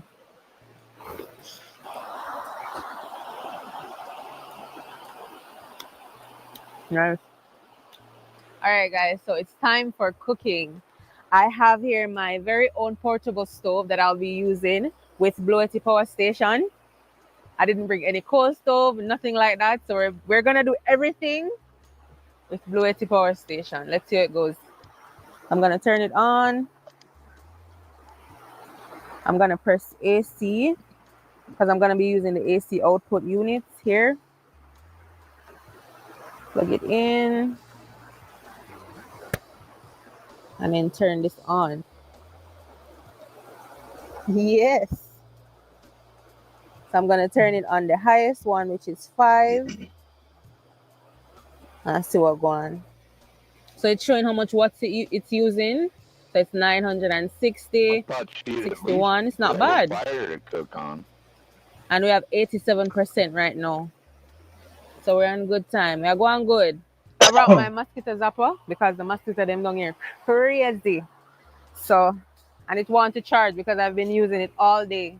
So I'm just screwing it off. And I'm going to plug it in as well. Like that. So this is all that I cut. Oh boy. Give me kind. Oh guys, these are sweet Part of the potato. video myself. So we'll show you what I'm gonna do with them. I'm And sorry, then we what? have I only corn. watched part of the We'll split video these myself. in half. Well, I'm never gonna be mad at her. All right, let's do this real quick.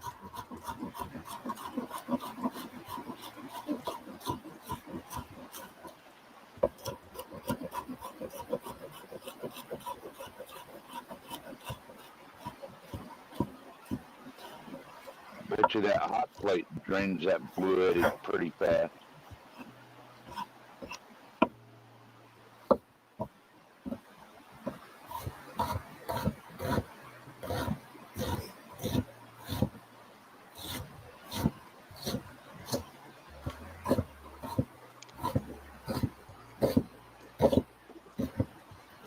Have some sweet pepper.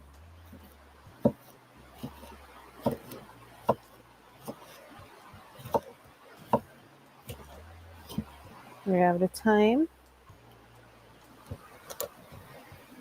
and pepper. Yeah, them Scott's bonnets. What's that, Stanley? Scott's bonnet peppers, habaneros. Well, that's gonna be spicy. They're a giant crayfish, Portia.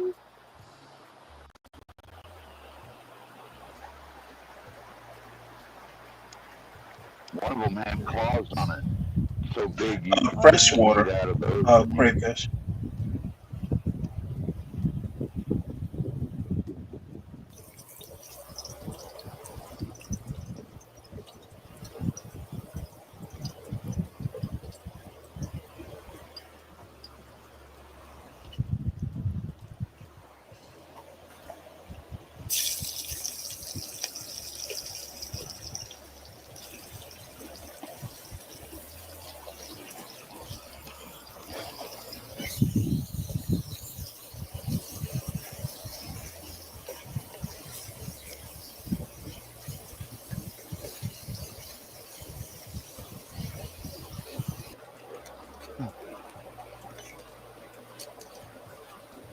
All right, guys. So now we're gonna throw in the seasoning.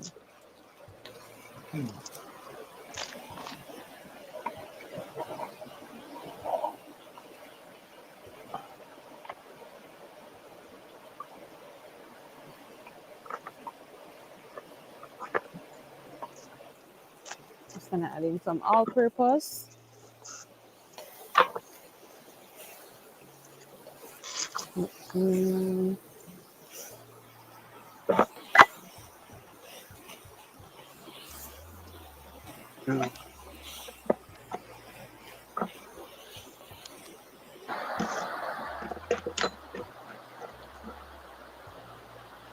Gonna cover it and let it cook down.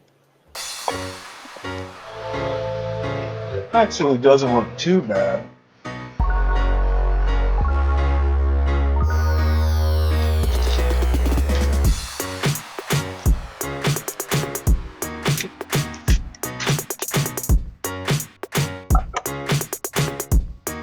Oh my lord. Then I'm gonna charge up all my equipment because I'm gonna go back in the water later on. So I'm gonna charge up my GoPro, camera, flashlight, all of that. But we're doing pretty good. It's like after 7 right now, so we're doing pretty good. So after everything that I just did, the cooking and all of that, I'm left back with 60%.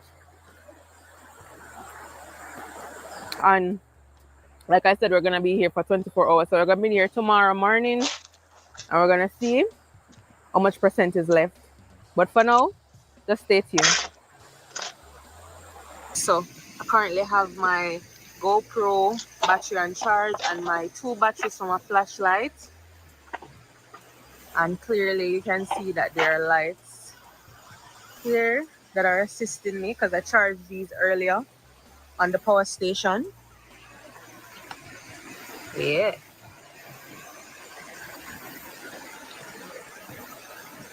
All right, so like I said, what we have left is the 2 batteries from my flashlight, because this is my diving flashlight, and then my GoPro battery because I'm going back into the water.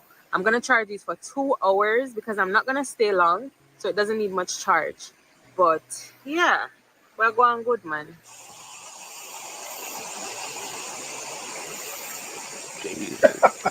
That is glamping. It's about 9:30 in the night, and I'm just gonna see if I can catch a couple more crayfish and call it a night. But yeah, man. The flashlight is charged, the GoPro is charged, so we're ready for the road and all. Let's go.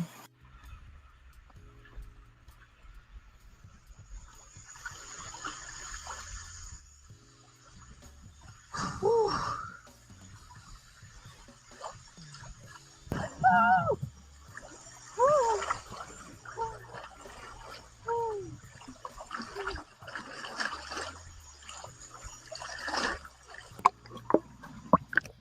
I want my woman to be able to dive in cold water. If you love me, honey, you're gonna be diving.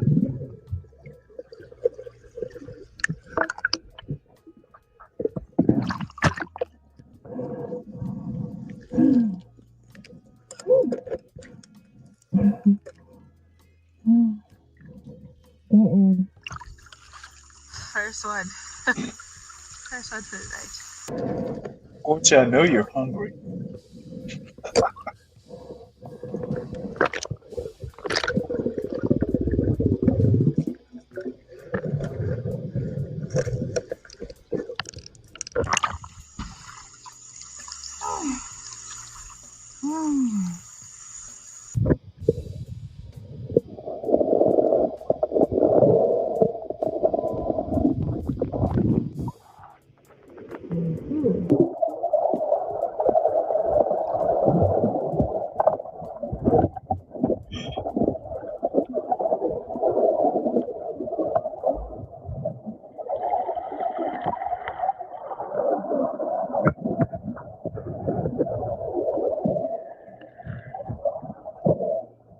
Massive.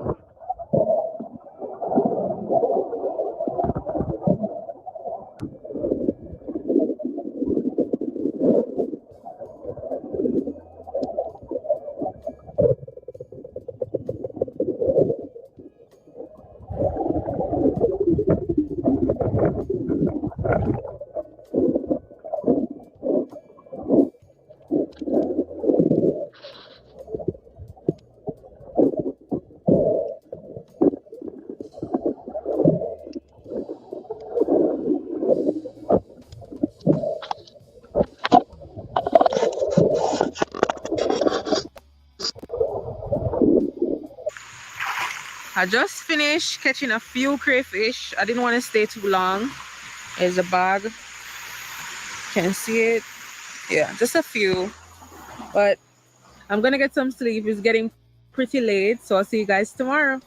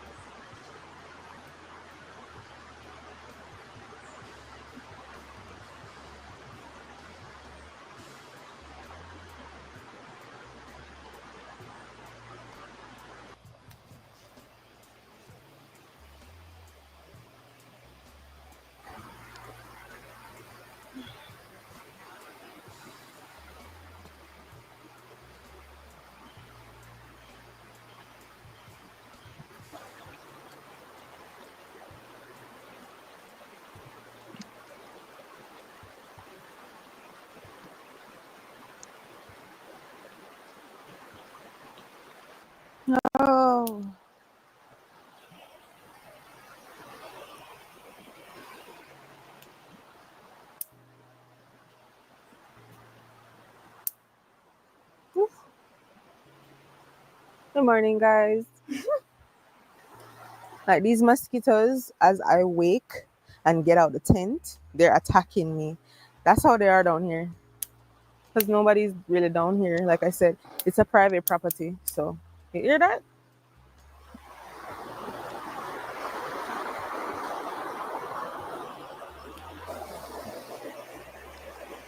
Nice piece of property.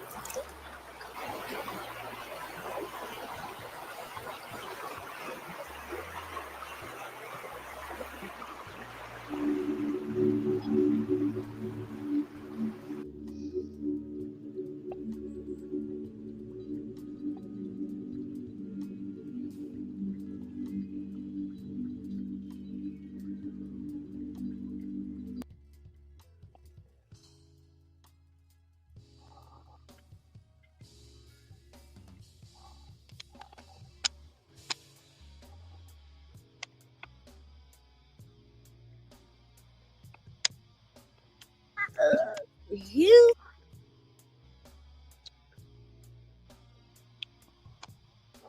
Stay. Okay. I'm grabbing.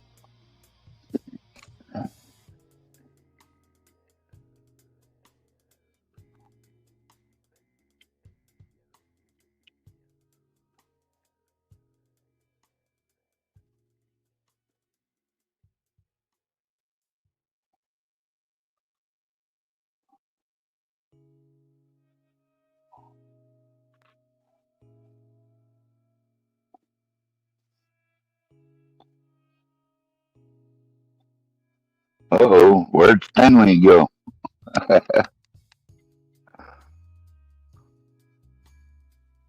Truck man, can you There hear? he is. What is wrong with? Yeah, in and out. Try again, Stanley. Talk again.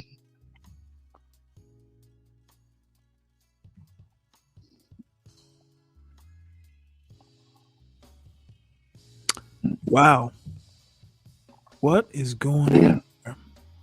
I could hear Well, you now. yeah, this. You know what? StreamYard is really. It's getting weirdo on this computer. So you can still hear me? Yeah, I can hear you loud and clear now. You went out for a minute. Well, yeah, I backed out because I couldn't hear the video, nor could I hear the. Yeah, I'm gonna have to figure this out. Apparently, 16 gigs is not good enough. Yeah, I was wondering about that because I was thinking about starting a more steady, like starting a new channel and doing a show. And I was wondering how your laptop is working out for you doing that. Well, it works pretty well, but I have to tell you, I will put up, if you're doing 10 or 12 news stories plus videos, you will suck up even 16 gigs fairly fast. So I'm either going to have to do either get a new computer or figure out. I don't like working on laptops. I don't like installing new RAM and stuff like that. But I have to figure out whether it's just better to get a brand new laptop or add RAM. It's a Dell, which people kind of, hate Dell. I have never had bad service with Dell. So Yeah, I anyway, think that's what my desktop is. But it's in the storage trailer, though. I don't use it off grid, but I think I have enough power I could run a laptop. Well, yeah, but I mean, the main problem I have, I think I need more RAM or I need to be less ambitious. I do a Yep. lot of stuff, with these Is it browsers. pretty easy to install on that? Like maybe you Probably, could. maybe. I haven't looked into it. Usually RAM is easy to install. I don't like Yeah. working on laptops though. Desktops, those full size computers are a lot easier to deal Oh with. yeah. Yeah. I replaced a broken screen on a laptop once. That wasn't too bad. But Yeah. All right. Well, let's see. This is an interesting, at least interesting looking. I don't know if it'll pan out, but since the theme is Black excellence, let's see if we can continue it. I love my purse in his car. I think in the back seat.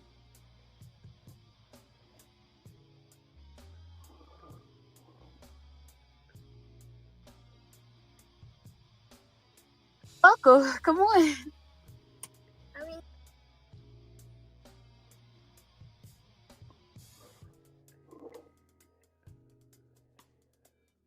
I can't even hear this video, and usually, it doesn't seem like it's playing. yeah, I think I know what the problem is.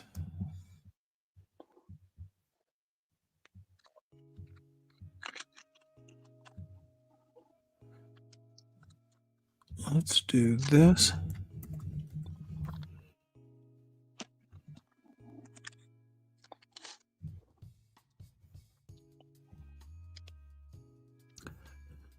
All right. I think I've fixed it.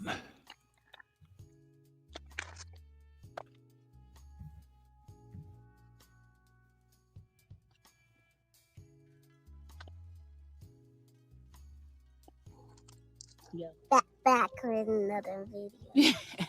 We're going to go meet Babe.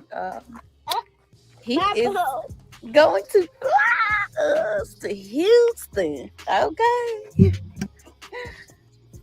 So I'm grabbing I left my purse in his car. I think in the back seat, maybe. Close that front right for me. Oh yeah, I left it. I gotta get my wallet out. You ready? Fly? Yeah. Are you flying with me? Yeah. And then Miss Tori will take care Stay of right me and Million. Huh? Miss Tori will take care of Million. Yes, but you're flying with me and Daddy. Yeah. Daddy's flying us. Daddy is gonna be the pilot. Pilot? Yeah. He's gonna be flying us. He can't have no to fly. Huh? Yeah, I'm gonna have to add this right quick. This is what people like the John Galts and the B Braves don't like to see. There's nothing wrong with these black people. I'm sure they will find something wrong with them, but black excellence just has to be excellent. How you speak, how you are. The lovers of white mediocrity, like the anti-black blacks, the lovers of white bottom feeders, like the anti-black blacks, are the biggest problem in the quote black community. Are the anti-black blacks. White racists, not that big a problem. The anti-black blacks, internal problem. And I literally mean, y'all know who you are. Do better, folks. Nothing wrong with black people. There's something wrong with y'all. Yeah, Daddy know how to fly a plane. Fly a plane? Yeah. Other pilots do. Yeah. Here, let's not mess up those new white, baby. We can't mess up them white forces now. Why you can't? Girl, cause they white forces, you need to keep them clean. Okay. You see Daddy? Yes. Okay, stay next to mommy because we gotta watch out, okay? Okay. No cars are coming. Planes are coming. No planes are coming. No planes are coming. Hi, Daddy. Look. Mm.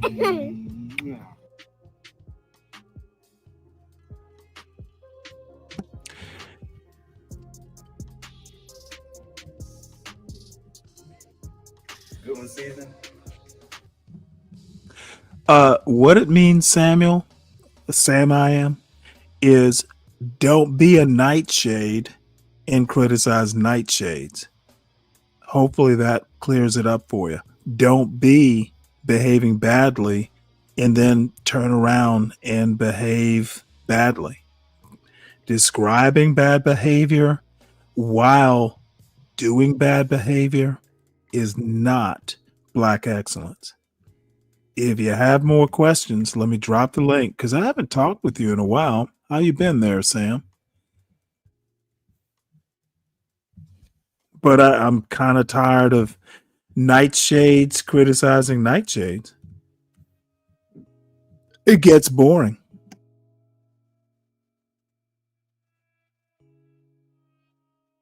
This is Vector Approach. This is my school. This is my...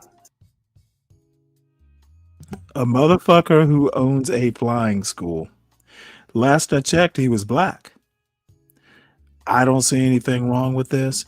This is what the motherfucking nightshades like John Galt and CT and all their little Black Crow, who I'm sure can fly. This is what these motherfuckers don't want to talk about. They don't go out looking for it. And maybe their point is, oh, I shouldn't have to go out looking for it. Motherfucker, live your nightshade lives and pretend you're not the nightshades you're talking about. All I have to say is I know better. Y'all are the nightshades. Y'all are the problem. Be brave, the white racists, even Donald Trump is not Black people's problems. It is the anti-Black Blacks that are the problem. Your academy. Say hi, Murray. Hi. This is where... Oh, this is where Daddy goes on his flights. Training. Simulation. Flight simulations. This is what we'll be flying today. The vision jet that will look like this inside. What do you normally? Where's yours, Norm? Oh, do you always do this one inside? Do you always practice on this unit? I've only been on this twice. I've done like 3 flights with a landing. I did like 10 landings on it. No, yeah, little bitty golf clubs. Yeah. It's a putt in the back. You want to go back there? Here, carry it. Roll it. Roll it. Now let me Like tell you, because I mean, not the.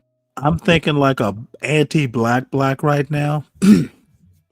Someone like a John Galt is going to go, well, they're just renting it. It's not for real. They probably got a mortgage. They probably are getting paid by the white man. The white man. One that you can, yeah, just like Fucking that. self-hating Negroes are a problem. Yep. Hey, this is Murray. Like, who cares who someone works for, really? I mean, I've worked for Mexicans. Why is that a thing?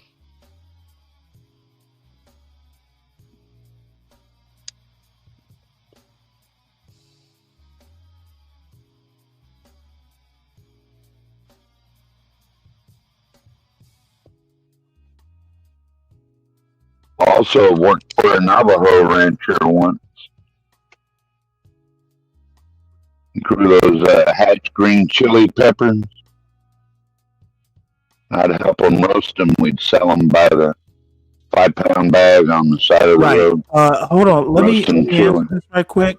Sam, I Oh, am. go ahead. If you live in the ghetto like John Galt, what do you think you're going to see? Black excellence, or you going to see ghetto behavior? This is what idiots like John Galt will fucking fool the Sam I Ams with. Motherfucker, if you live in the ghetto, of course you're going to see ghetto behavior. Sam I Am. Yeah.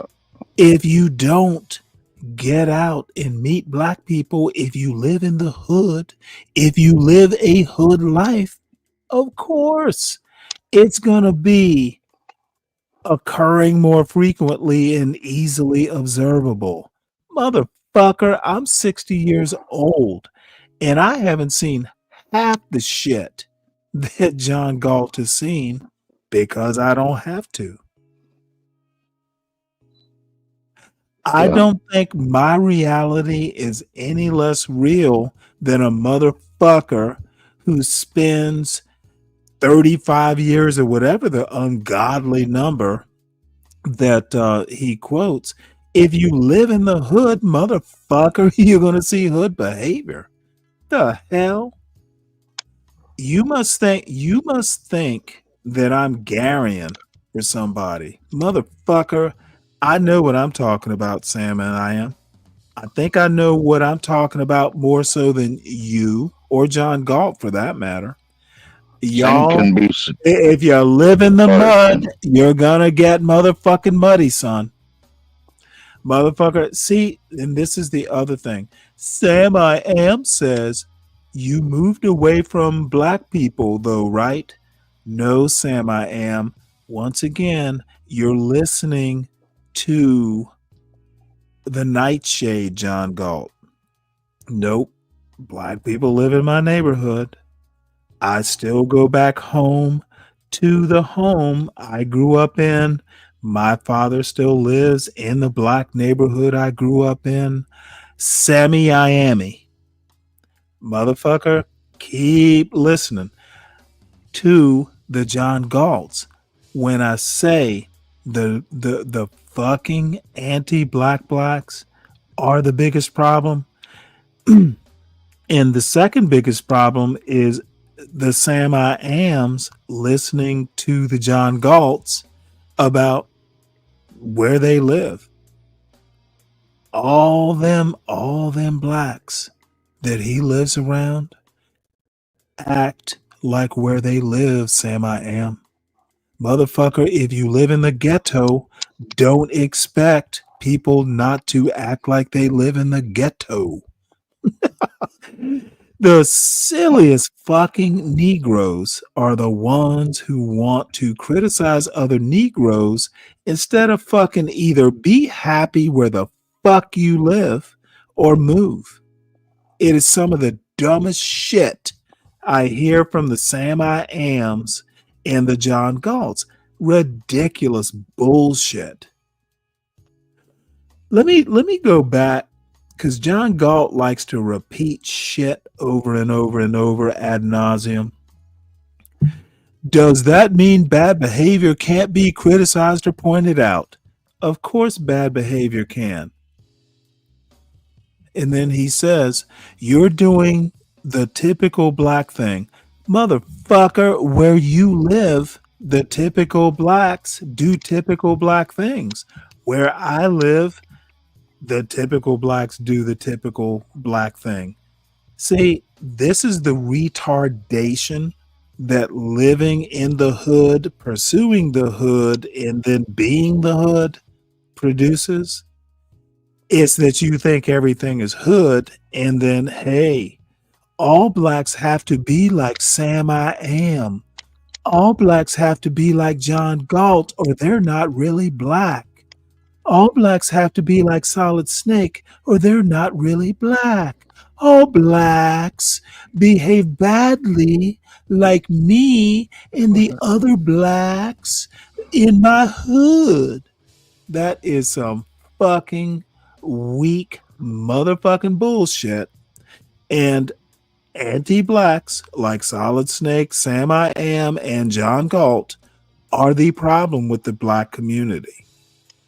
Not even the people who shoot up the streets like bottom feeding white man says. It's literally y'all. Now look at this motherfucker. Wait, hold it. Let's see here. Can you talk highly of black people while also being literal digester of the black community? Oh, divester of the black community? Well, Sam, I am. If you think the black community is something you join or have to live around, you ain't black. You are a fucking Joe Biden black.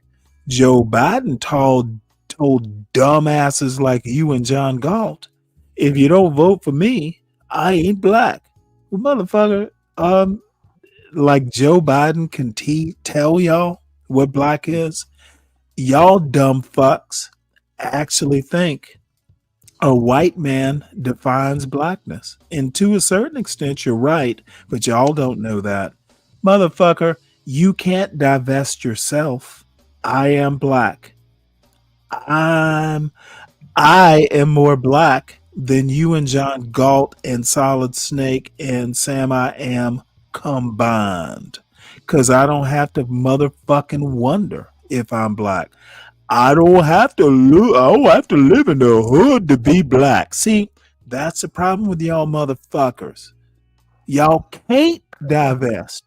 If I move out of the hood, I ain't black. That's what y'all are. You sound like fucking anti-black blacks. That's why I call you out. Motherfucker, let me drop the link once again. Let's see if which pussy who thinks he's black because he lives in the hood wants to come up and tangle with me. I am more black than Sam I Am. I am more black than Solid Snake. I am more black than John Galt, and y'all motherfucking live in the hood, and I'm blacker than y'all. And by the way, you're not. I live in a mixed neighborhood. I have some black neighbors. I have some white neighbors. In that little Sammy Iami and little Johnny Galt and little Solid Snake can't imagine a place where black people don't have to live in the hood. That's a y'all problem. It's not mine. But I will roast your dumbasses. Here's the link, Sammy Iami. We got black folks living off the grid out here, Stanley. I don't give a fuck. Well, I'm just saying that goes along with what you're saying. Hey, who? Don't just say. They don't. I'm not interested. They don't have to live there. Which they part? choose not to. Okay, dude. See, don't get involved in black folks' business, 12th man. Sometimes you need to understand you have nothing to contribute. Sorry to be mean, but I was agreeing with you. Well, good for you. I didn't need you to agree. I know I'm right. And to be fair, the same can be said about the trailer park. I don't give a fuck about fairness. Life isn't fair, now is it? Well, the same could be said about the trailer park. I don't like motherfucker, the way they live in a trailer park. So I choose not to live there. This is where you tend to lose me, 12th man. Stay out of stuff that you don't understand, because you don't. I think I do a little bit because I've lived there. I literally am telling you, you don't deal with it. And I choose not to live there. This again, these are the sort of white motherfuckers that a John Galt wants to deal with. A motherfucker, a fucking person who just cannot accept that he has no thing to say. I'm not interested in your opinion, 12th man. Just deal with it. You don't have anything salient to point out. Say nice to meet you. Oh, don't touch. Neither. Oh, whoa, whoa. I'm glad you're here. Oh, I'm yes. glad you. Latino for Trump, you ain't black either. So, you know what? You hit that goddamn link so I can remind you you have nothing to offer either, Latino. You ain't black. And maybe you could be, but you're too anti-black to be black, Latino. She's the artist. All right, so we're gonna finish recording. Let's go take Let's go take blood test. Oh, good idea.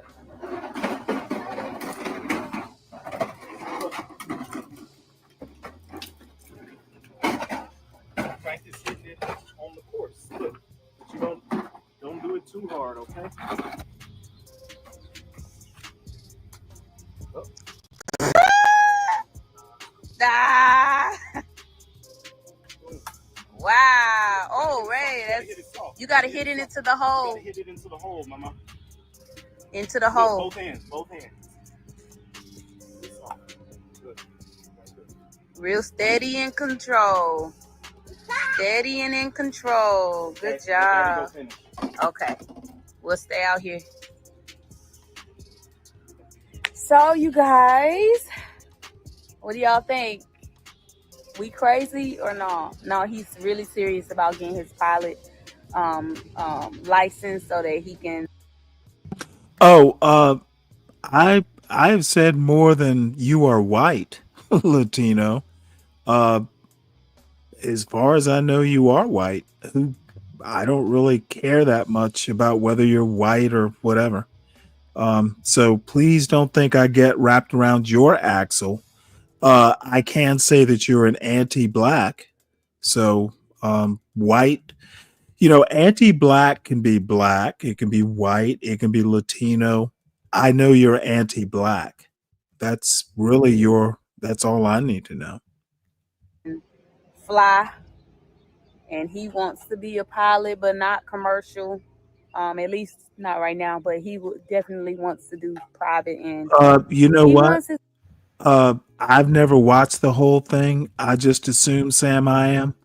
Much like anti-blacks like yourself want to fucking make a big deal. Who gives a fuck? It's a video. I made an assumption. I'm wrong. Oh, I'm wrong, Sam I am. I'm wrong. What a fucking idiot. His own plane so we can go wherever we want. We like to travel. So, that would be a really nice investment. And this is how we invest. We invest in ourselves, and we also invest in our future. We know we like to travel, but we also travel because our kids learn from traveling and going to the different places and experiencing new different things. And then we love that we are able to take you guys with us too. So, welcome. This is our journey right now. Yes, he is retired. I know a lot of y'all are asking, is he retired? Yes, technically he's retired because he didn't get picked up by anything. But we are enjoying life and living life to the fullest. Well, Sam, let me tell you something about being an actual black.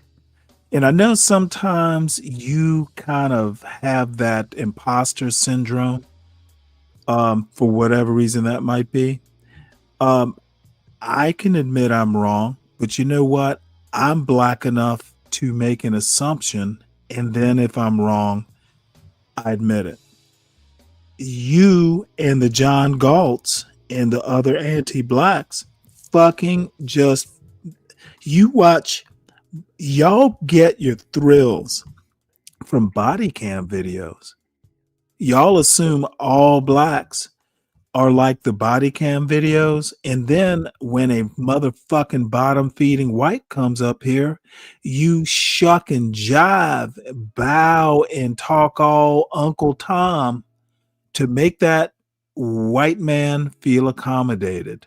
Sam I am, you and John Galt and motherfucking Latino and other anti-blacks are anti-black. You have no opinion I need care about. You are a wreck.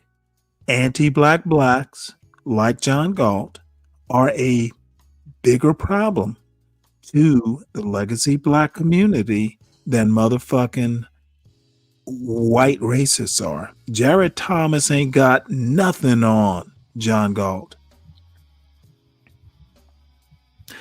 Hey, Latino, of course you would like that kind of shout out. You're proudly anti-black. As you can see, we got trips coming up and getting planned. I might post this before we go on our next trip. Because I still got Italy videos coming out. We went to Italy back in November of 2024. So that's why all the kids still look young. And Miss Murray and Million is walking at, like, y'all, it's been so much going on. I've been trying to keep up, but it'd be so hard to get my footage from my phone to my computer since we didn't do it on a camera, and that's would be the hold up, like just trying to download all the footage. Anyways, we'll tap back in with y'all when we are about to get on the plane. Got my coffee, so you know I ain't playing. We are flying the airplane. We're going to Houston, and then we're going to have fun. We're gonna have fun? Yes. You so pretty, mama. Yes. Girl, say thank you. Thank you. Talking about yes, I know. Why you gotta tell me that? But when somebody else tell you that, you say thank you. You say thank you to mommy too. Look, the plane is about to take off. No, this is somebody else. Remember that guy we saw pull out his aircraft? Look, he's about to fly.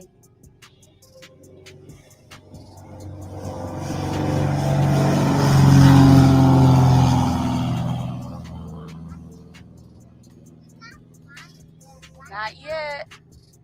He is now. It happened so fast. You're off. Y'all, that was the coolest thing ever. Like, we're just sitting back here playing, and then all of a sudden we hear the plane about to take off, and that's about to be us. Am I nervous? Yes, this is a little bitty aircraft. I've been on a little aircraft before. And y'all, when I tell you those smaller aircrafts be a little bit like more choppier and like, you know, it just, I don't know. I be scared of it. But you know what? I just pray about it and enjoy the ride and then the experience and just pray. Thank you, Jesus. We pray before we take off. Pray before landing. Pray at landing.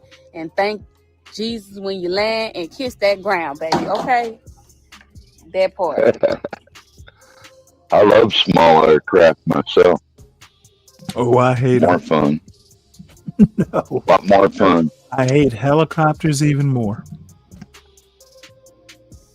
I don't think I've done a helicopter, but float planes and seaplanes and all that. Man, I get a natural rush, Stanley, when I'm on an aircraft like that. You ever get tired, you know what I'm saying, after a long day of flying or training, right up here, I can come up here anytime I want. Got the bed in here,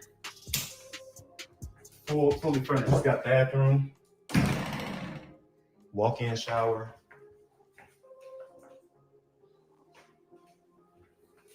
We got the kitchen. It's usually stacked up with some water. Got a nice bar, island.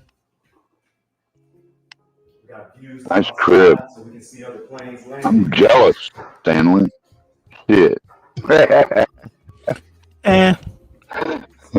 Okay. We were down there on the putt-putt. Nice. I didn't catch where this is. I'm guessing it's in California, but I'm not sure. Somewhere out west.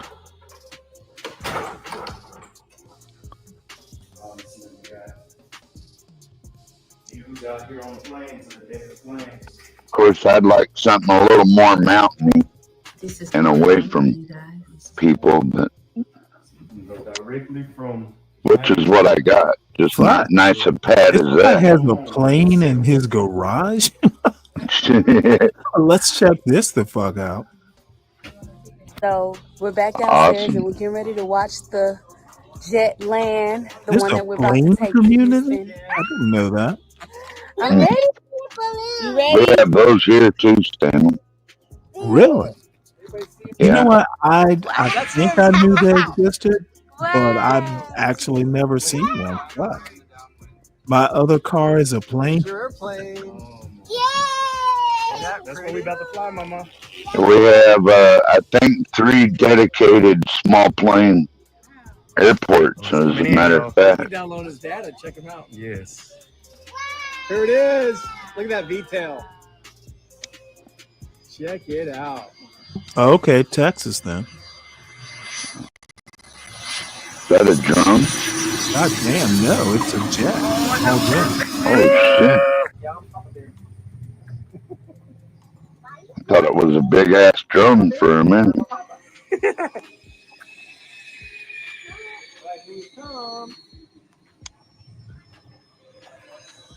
Motherfucker. That's his own little jet. Son of a bitch.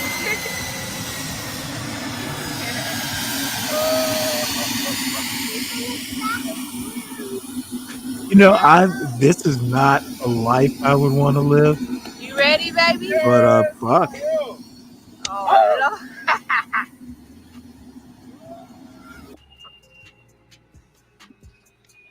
More power to them if that's what they want to do. Hell Well, yeah. my whole point is that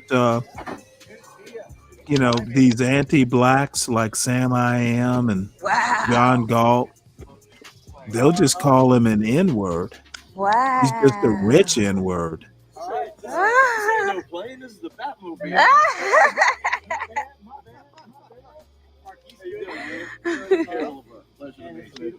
Come here, Ray. She's not even. Come on. Look, let's back up. Hi, Ray. You ready? Yes. First flight with Daddy? Yes. Wonder you how wanna far fly, he can go in that. Fly a plane one day? Yes, when I grow up, I'll fly one. You will? Yes. When you turn 17, you're going to get your license. And you can fly Daddy around. You know, my cousin Wayne got his civilian license at 16 or 17, and he wound up retiring from the Navy. He was an NFO, and actually, he was why I joined the Navy. He did AOCS down in Pensacola. Now he wound up retiring. He retired as an 05, and to make 06, he would have to go to Afghanistan, and he's like, no, thank you. So, you know, I told him, you know what? I'd go to Afghanistan and take my chances, you know, but shit, motherfucker's way richer than me right now. You know what he did after he got out, 12th man? What's that? That motherfucker's a defense contractor. He started a small business. Shit. And I don't exactly know what he does. Something with might be technology. I honestly don't know what he does, but the motherfucker's like rich, like not a billionaire, but let me put it to you this way. I'll have to tell you a story. During the Hurricane Helen, he lives out like on Amelia Island or some place like that in Florida. So this motherfucker's backyard has a boat slip. So he has like some fucking, I don't even ask. But so the hurricane hit, he had like 2 or 3 feet of water in his house. So I'm like, well, damn, you know what? I'm so sorry to hear that. You know what his response was? Well, that's what we have insurance for. I was like, well, that's so Navy. But see what the Sam I Ams and the Latino for Trumps and the John Galts don't understand is that there are black people who have insurance. Like they live places, and when disaster happens, they have insurance. My parents were kind of like that. Well, you can't help natural disasters, but that's why you have insurance.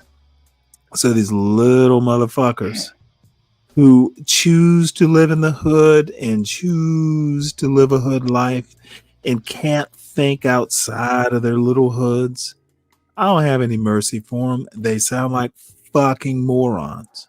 And it is my job to roast their dumb asses. Mm-hmm. Sorry, I've had a few beers and I'm just going to let loose. I do that? You want daddy to Black buy you a excellence is plane? real, motherfuckers. And You if want daddy to you buy you a don't plane? live amongst it, that is I a think you daddy problem. might. Oh, we're gonna have a pink plane. You want a pink plane? Oh, God, I not a think we pink should do a plane, pink though. plane too. I don't know. Why not blue? No, I think pink. I like pink, right? Or green? Now we could definitely do green. Let's do the same color as the Cyber Beast. Now that would be nice. Yeah, I'm baby blue. So your friend you were talking about, he got a pilot's license, It's my Stanley? cousin. He is my first cousin. Me. Your cousin.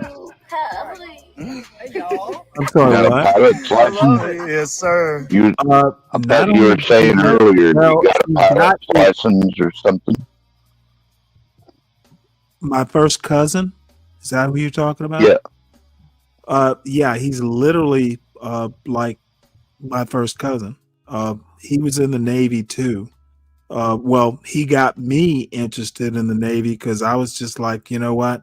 I'm done, with Army ROTC. I'm done with it all. And so yeah, he basically, the getting a civilian pilot's license is good on a resume.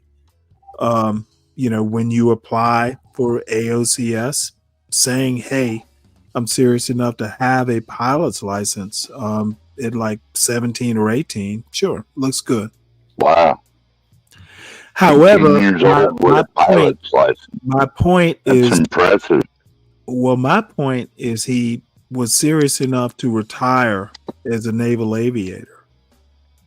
So, and then, he started his own business, whatever it is he does. He's very successful at doing it. So, he Hell is yeah. literally like his father was my father's brother. So, literally a first cousin. In my family, we have black excellence. I literally don't know anyone in my family who's ever been divorced. Well, one person, but no one. We're all contiguous. We all commit. These little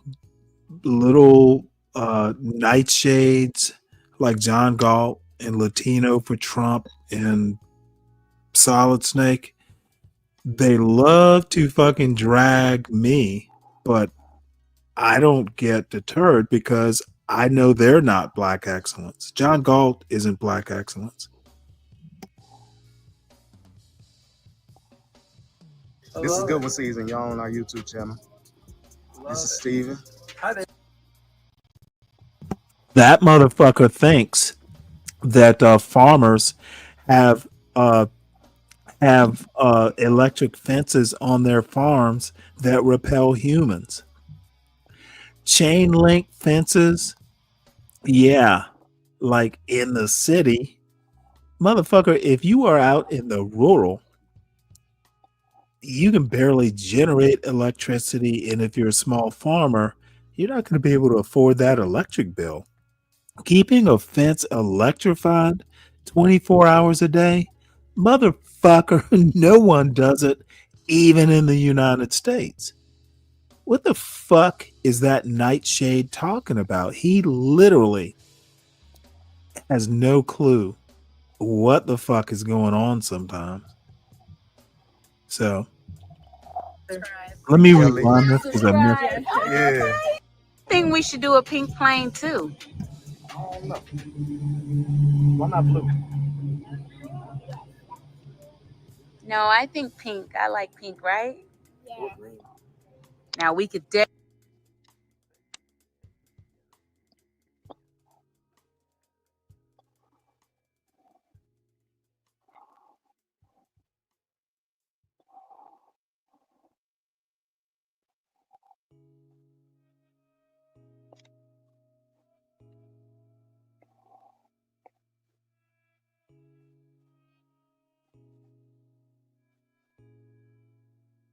Get another hiccup, Stanley?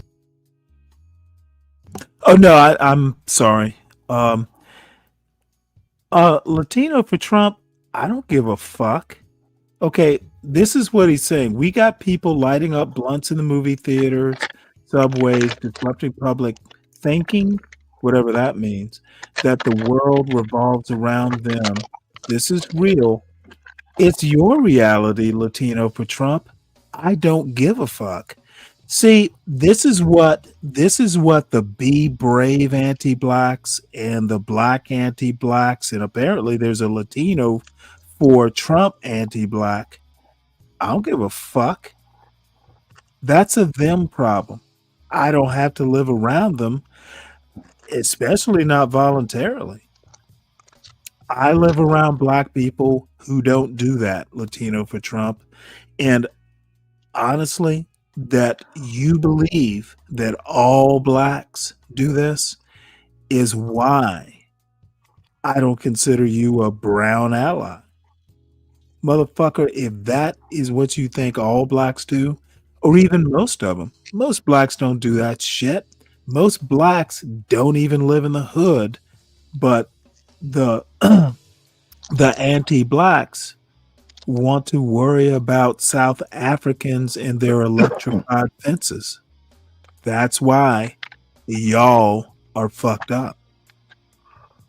Stanley, the only reason a farmer puts a fence like that around their farm is to keep like the other animals they have. Like they might have some cows or some goat or some sheep, Hey, and they still find a way in there. That's the hey, only reason they have but the fences up. cows or the humans? Yeah, well, yeah, it's for the cows, like, because you don't want the cows ripping up your newly planted crop of broccoli, Hey, just say, for instance, right? hey, 12th That's man, what the 12th fences man, are for. 12th man. I tried to tell John Galt that, and he fucking laughed at me. Like out in the rural, do you know how much it would cost to keep like a chain link fenced electrified? A small Oh, man. farmer can't fucking afford that. The electricity they have, the little barbed wire looking electrified fence, it might Right, be right. 3 strands, especially if you got acres you have to electrify, like acres you have to electrify, like a cow pasture. Oh, man. See, Yeah, these Negroes have never been out of the hood. They don't most, know it though. If you have a bunch of land or you live rural, these anti-black blacks who live in the hood have no fucking clue what country living is well, like. Stanley, probably 99.99% of the fencing is just plain barbed wire with fence post every 10 feet or so. And it's just regular barbed wire. That's all it is. You, That you, doesn't you keep need to any tell. two-legged creep out. You That need to doesn't keep tell. anyone out. You need to tell John Galt this. I literally tried to explain this to him, and this motherfucker acted like I didn't know what the fuck I was talking about. I can't believe that since he's from Georgia, but that's Oh, he's been a from long He's time from ago. Alabama. Hey, look, he's from Alabama, Alabama, I meant. I'm sorry. and you know what? That is. I was like, you are from Southern Alabama, and you've never been on a farm. But no, that motherfucker had to show out like that nigga John Galt. He had to be that nigga and just prove Stanley wrong. This You should motherfucker, replay that clip, Stanley. honestly, I want to hear that. I missed that part. John Galt is a motherfucking city boy. That's why he, and there's nothing wrong with being a city boy, but dude, I have done both. What he doesn't like is someone who actually knows what the fuck he's talking about. There's not a goddamn small farmer who's going to have a human repelling electric fence. That's what they fucking have shotguns for. Yeah, and farm dogs and shit like that. It's fucking cheaper to have a shotgun than it is an electric fence. And motherfucker, if you've ever been if you've ever been like out in the South, motherfucker, you know what? When I lived on the mountain, 12th man,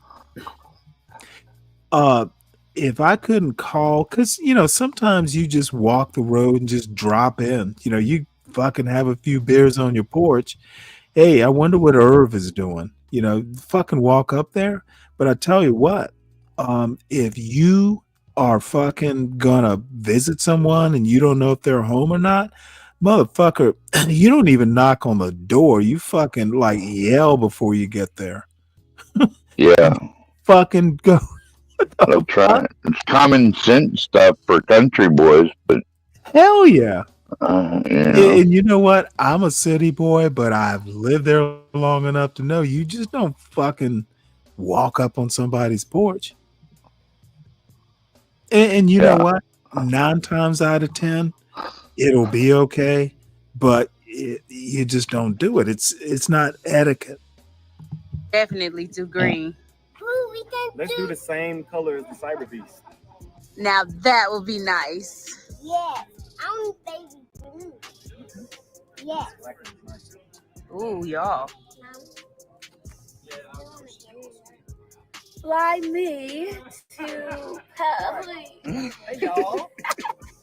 I love it. Yes, sir. This is Good One Season. Y'all on our YouTube channel.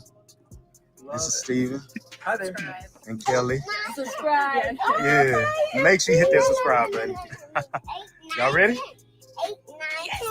All right, let's think about where we want to be. Okay, you're in the front seat. Right. Mommy gonna get in first. Yeah, let Mommy get in first. Okay. Yeah, Daddy will help you up. Yeah. Okay. Wow. God damn. Right here. Man. Sit right there. Now, see, I'd be, Gonna buckle you I don't know. So come here. I'm not that into aviation. It smells so good. The lock intentionally so the pilot can That's a goddamn nice looking plane, though. grab his handle. Hell yeah, it is. He got a motherfucking bucket seat. You are the pilot. You the man. Yes, sir. No, it's called. I thought the black dude was going to drive the plane. I'm not short. You know what? I did too. I thought he owned a flight school too, but it's Sammy Iami told me I'm wrong. Close out your right hand. Yeah. But if I got to put. There we go. Well, he could get his pilot's license too. Maybe he's working on it. Oh, I'm sure he is. There you go. Slide forward. Or maybe he just likes planes. Yeah, it does. Fucking, they got seatbelts. I'm gonna teach you about this stuff. It literally looks like a minivan. So all I did. What do you think that cost, Stanley? About $5 million? Shit, I don't even know. Drop it. Stabilizing. Low pressure. So you don't have to do the right or the left. Make sure your vents are all open back there. Damn. I'd ride in it. That's for sure. Yeah. I've never been in a small jet like that.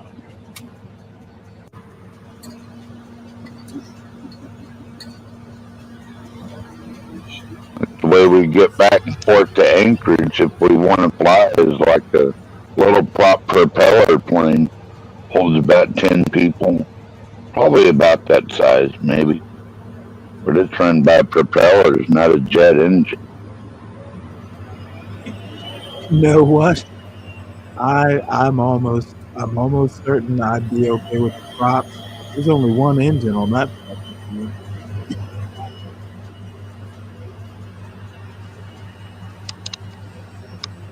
God damn.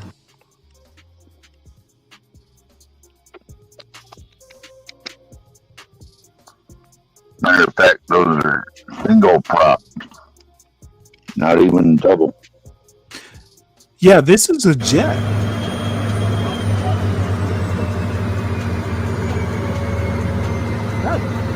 Wow.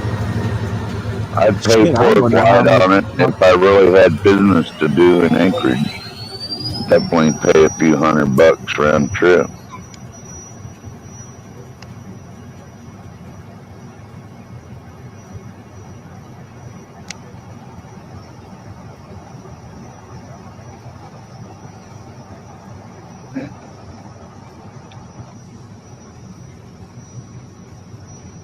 I think that's what he might be doing is just renting the plane for a day, Stanley, or something like that. Yeah. Well, to be honest, that sucks. That I never would have even thought to do this.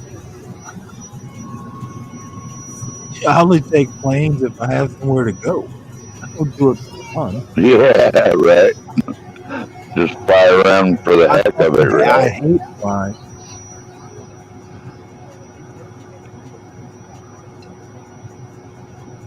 It'd be even more fun if it had floats on the bottom. You could land on the water and shit. I love those motherfuckers. So much fun landing and taking off from the water.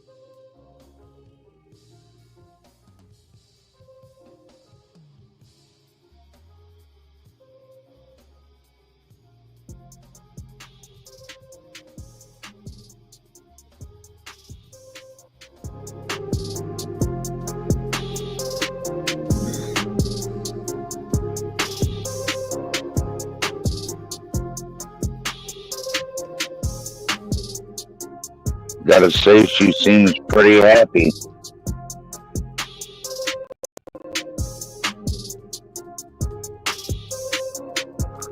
She ain't gotta wake up to no gunshots in her neighborhood. Nope.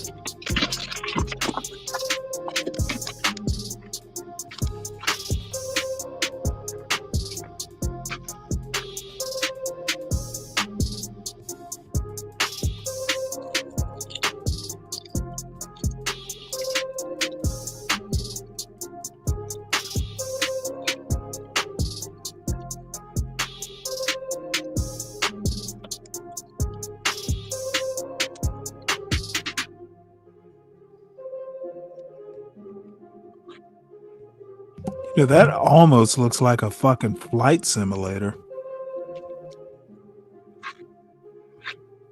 Definitely gotta be a 4K video.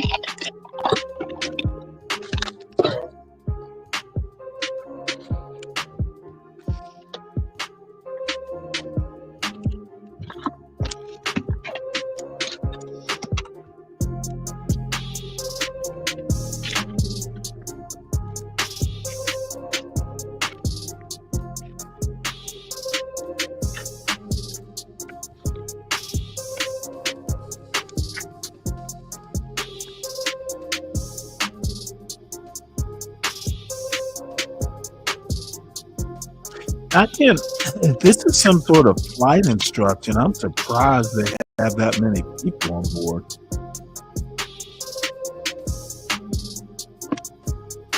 Well, like I say, Stanley, they might have just rented the plane for a day to go have fun. Do a lot of the charter plane stuff around here. You can charter a plane for a day. Well, do you think he's actually flying it? The pilot? Yeah. Oh, no, I mean this guy.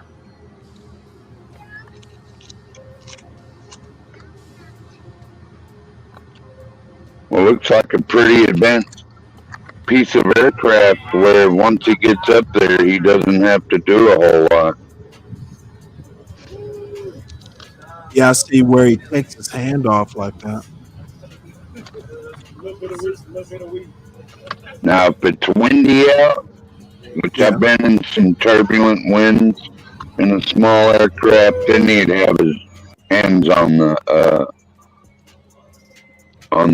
steering thing for sure. I am okay with her. She has no visible tattoos. Nice skin. Good job.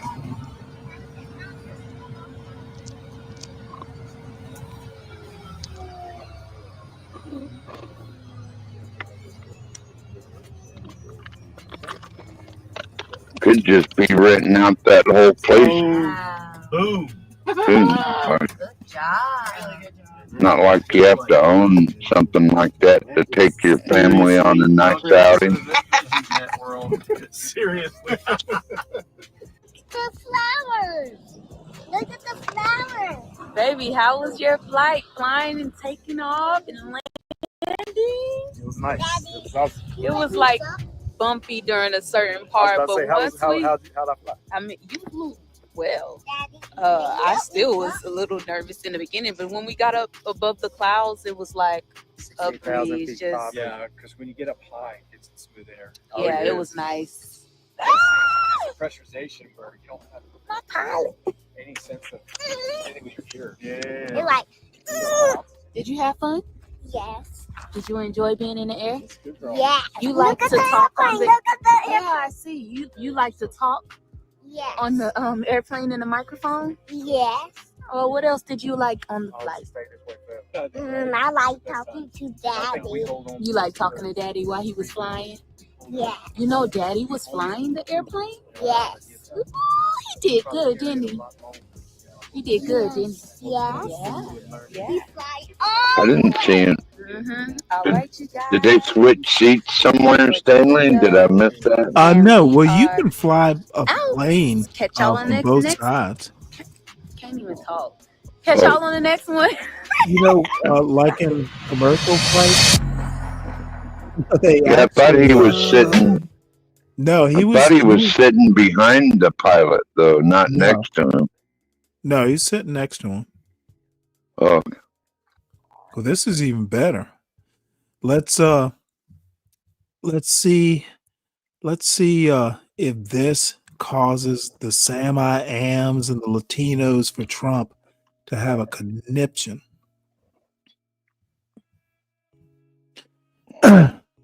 One thing, you know what? I'm just gonna be pissy about it. Where's Latino? Where's Sam I Am?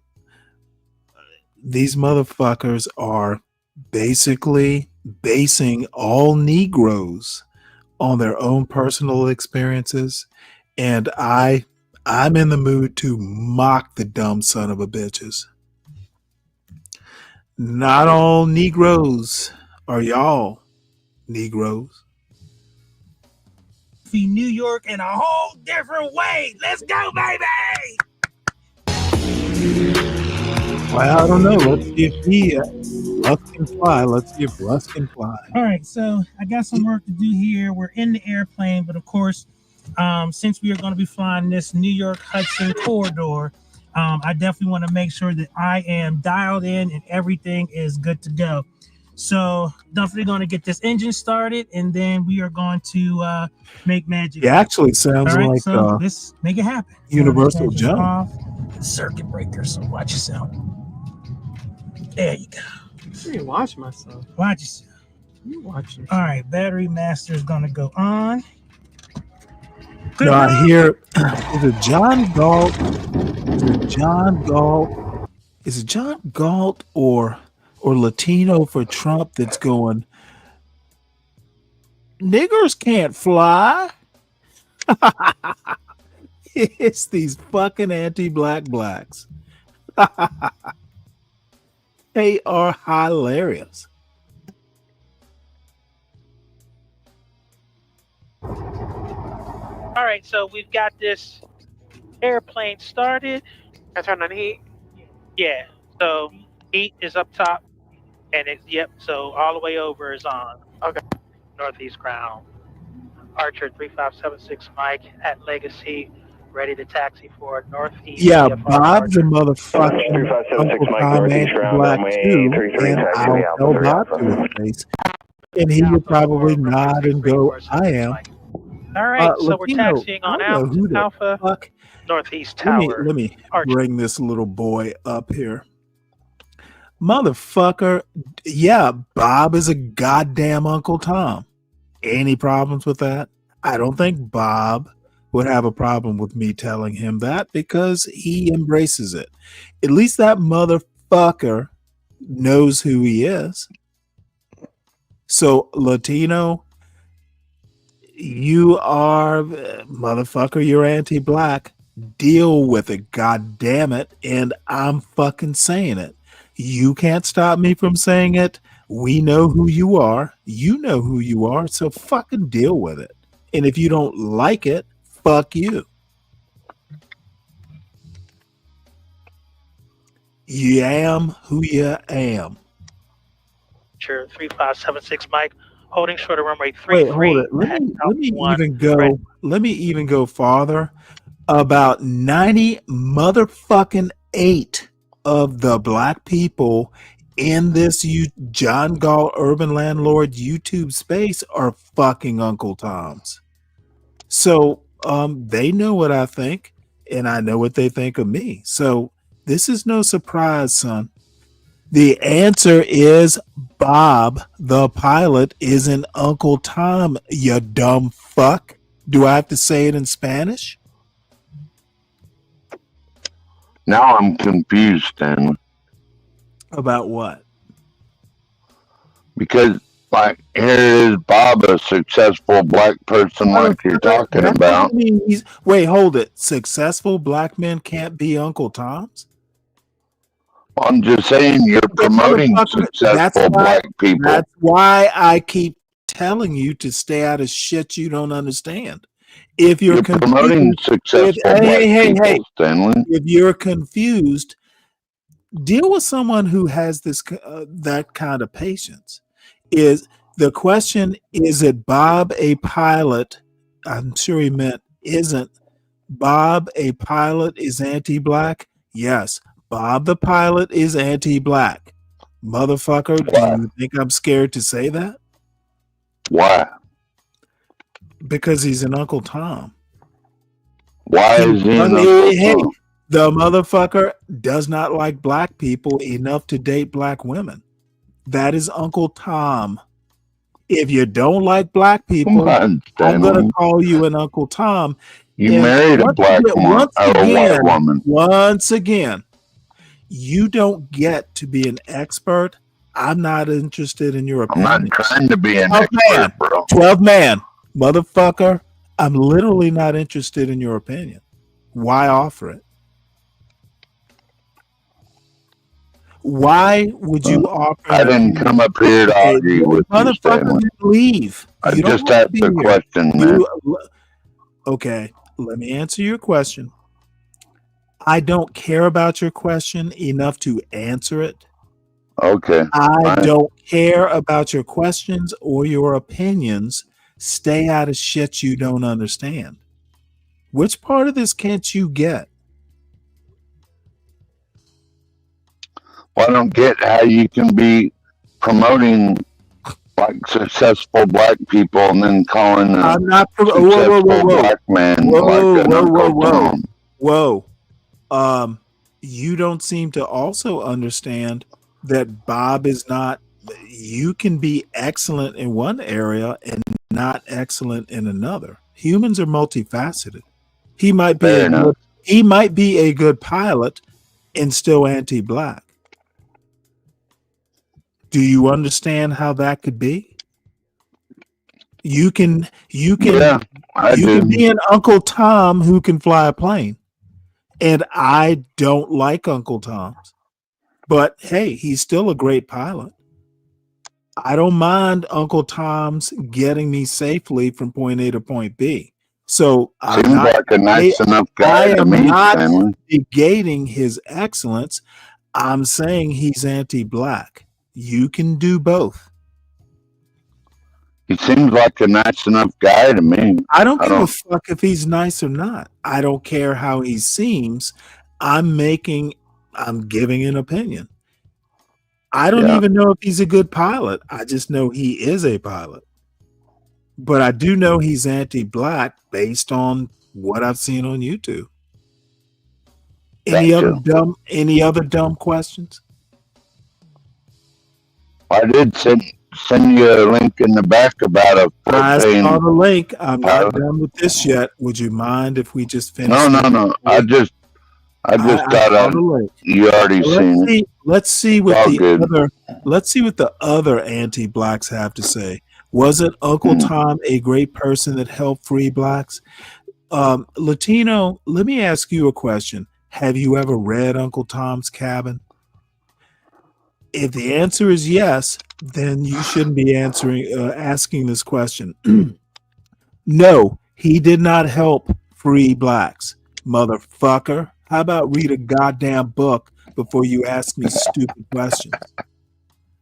As a matter of fact, he wound up dying for a bad white man. Simon Legree was not a good black man, a good white man. Read the book, son. There you go, 12. There is no putting sense into this man. Motherfucker, there's no putting anti-black bullshit. Latino, dude, don't make me start in on you. You don't want the smoke that I've observed.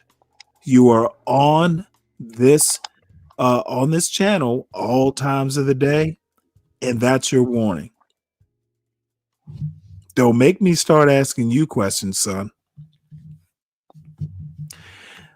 Oh, that's Palomino Ricky Z. Who gives a fuck what he says? No. Number one, there is no such word as contradictive. And no. And I'm gonna be honest, Latino. I don't know whether it's a language gap, but you honestly don't understand English well enough to fucking ask me if something is contradictive. Contradictive is not a word, son.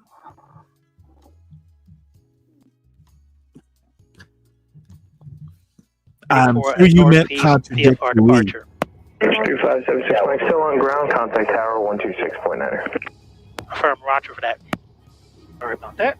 In Northeast Tower, Archer 3576 Mike, holding short runway 33 at Alpha 1, ready for a Northeast VFR departure. Archer 3576 Mike, Northeast Tower, hold short runway 33, traffic landing. Holding short runway 33 for 76 Mike. There's another plane coming in. You have to wait for that? Yeah, probably. So she'll tell me. She'll be like, you know, she said hold for landing traffic. Tower, Cessna 4268 inform, short 33 Alpha 1, number 2 ready. Cessna 4268 uniform, Northeast Tower, hold short runway 33, number 2 for departure. Short 3368. Archer 76 Mike, runway 33, clear for takeoff, no delay, traffic 1.5 mile final, Cherokee on course approved. When she says no delay, she means it. Hit it. Okay. All right, you ready? Yep. All right, heroes to the floor, full power. All right, engine instruments in the green. Suction. Oil tempo, Let's pressure, go. all look good. Crew track 289, turn base, Airspeed is alive. traffic will depart with your arrival. Bless you. Thank you. And she'll be ready to fly. Turn base runway 33, crew track 289. Crew track 289, runway 33, clear to land. Waiting for the right altitude. Make my right turn. I see traffic in front of me, but it's pretty high. Archer 76 Mike to altitude climbing to. 3,000 for 76 Mike. Archer 76 Mike, roger. Traffic 12 o'clock, 5 miles, orbiting Archer. Altitude indicates 3,100 is 291 Lima Alpha. All right, I'll be looking for traffic for 76 Mike. You see him? Straight ahead. Okay. Well, I guess towards the west. All right, so we are on our way. And those takeoffs are always a little interesting. And so now what we need to do is just be mindful of traffic and airspaces. And you can see we're getting ready to go like over the water. Yep. And it looks like it's like so far away, but it really isn't. Right, yeah. We'll get there quicker than we did yesterday. Yes, indeed. So that's the thing one of the things that white people were just talking about is Archer 76 Mike, additional traffic, 1 o'clock, 3 miles, northeastbound, type unknown, altitude indicates 2,500. All right, looking for traffic for 76 Mike. Yeah, I think I got him on the scope. Oh, yeah, I see him. You see him? Yep. It's amazing how you're able to see that. I can't see nothing. Archer 76 Mike, traffic now 1 o'clock and 1.5 miles, northeastbound, 2,500, type unknown. All right, looking for traffic for 76 Mike. To your right, north. Archer 3 Lima Alpha, left at golf, ground point 7. Yeah, I think I got him. 3 Lima Alpha, thanks. Northeast. Yeah. Yeah, that traffic is in sight for 76 Mike. And if you get cold, you can turn the heat back on. When I'm taking off, man, it's like there's so much adrenaline pumping, you know what I mean? Can you do it halfway? Traffic no longer effective, frequency change approved. All right, frequency change approved for 76 Mike. Thank you so much for your help. Archer 1 Lima Alpha, previous All right, go ahead. no longer effective. Yeah, you can turn it on. Roger, I'm just gonna do it halfway. Yeah. Now, I just get hot just taking off. Yeah. There's just like so many things going on. All right, so what this paper has is all the frequencies and the reporting points. So the first point you have to report is the Verrazano Bridge. We actually came across it, but you were asleep. It's very nice. Okay. Very beautiful crossing that bridge. And so this particular flight just simply amazes me that we get to do this. I know. You'll see how close we are and stuff. It's just nuts to me. Well, that's Manhattan right over there, right? Exactly. Wow. That's crazy. Now, too bad it's just a little hazy, but not too bad. You'll still be able to see. Yeah. It's not cloudy. It's just haze. Right. It's a little windy. Yeah. I mean, it's funny because normally, so we didn't feel as much like this when we flew to Martha's Vineyard. That's because we were higher. Oh. So it tends to be a little less. I love the windows they have on that plane. You can literally see everything. Up high. Okay. That's what you usually feel when you're in a jet. Oh. And that's the one thing about this flight. It's highly technical, but I'm glad I took that class.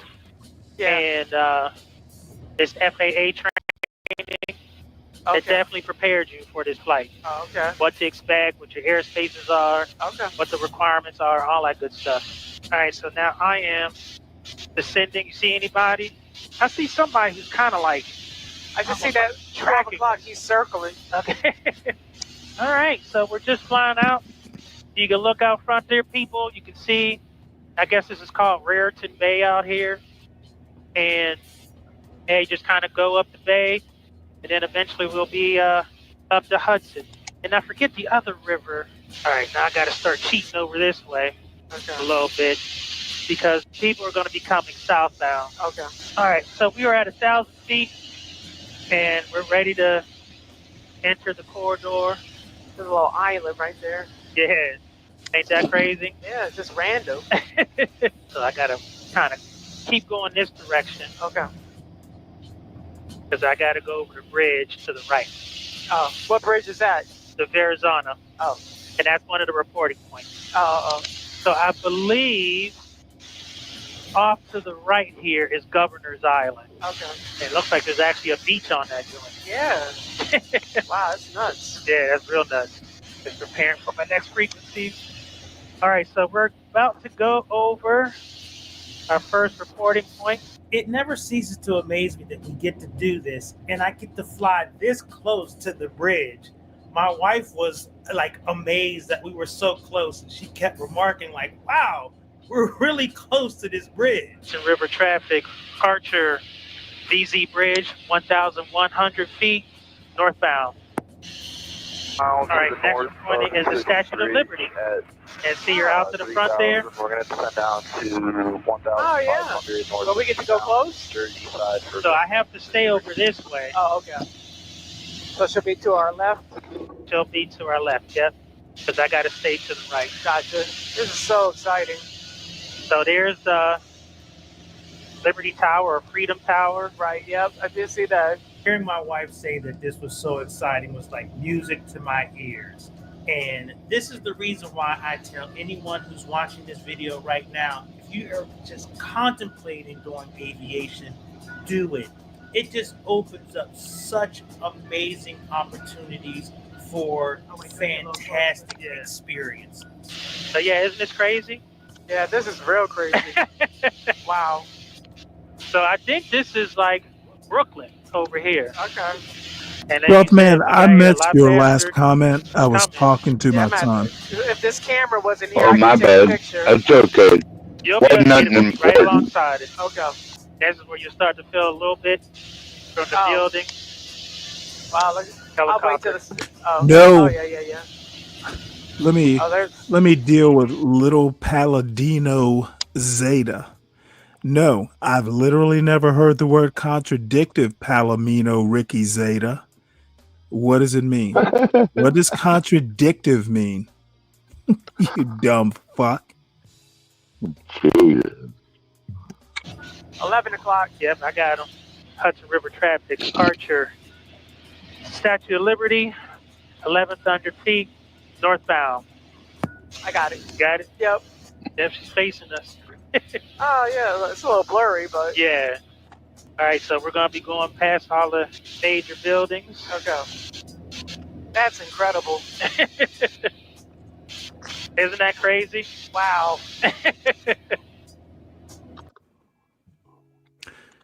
Let me deal with little punky Z here.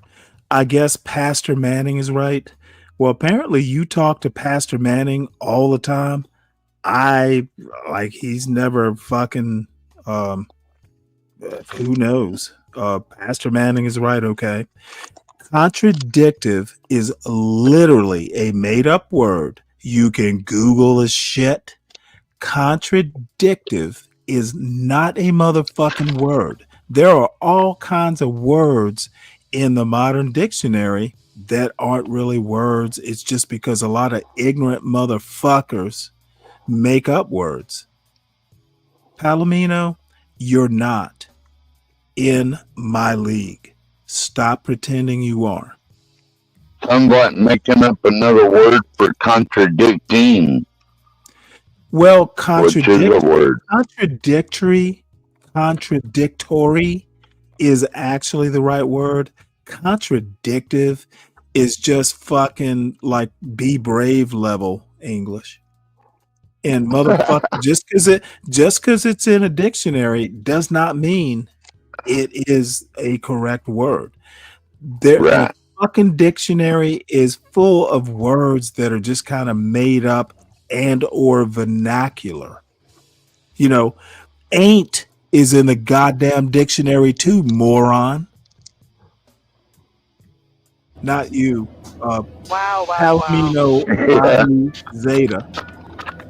Well, it made me think of like heterosexual or like you're 1100.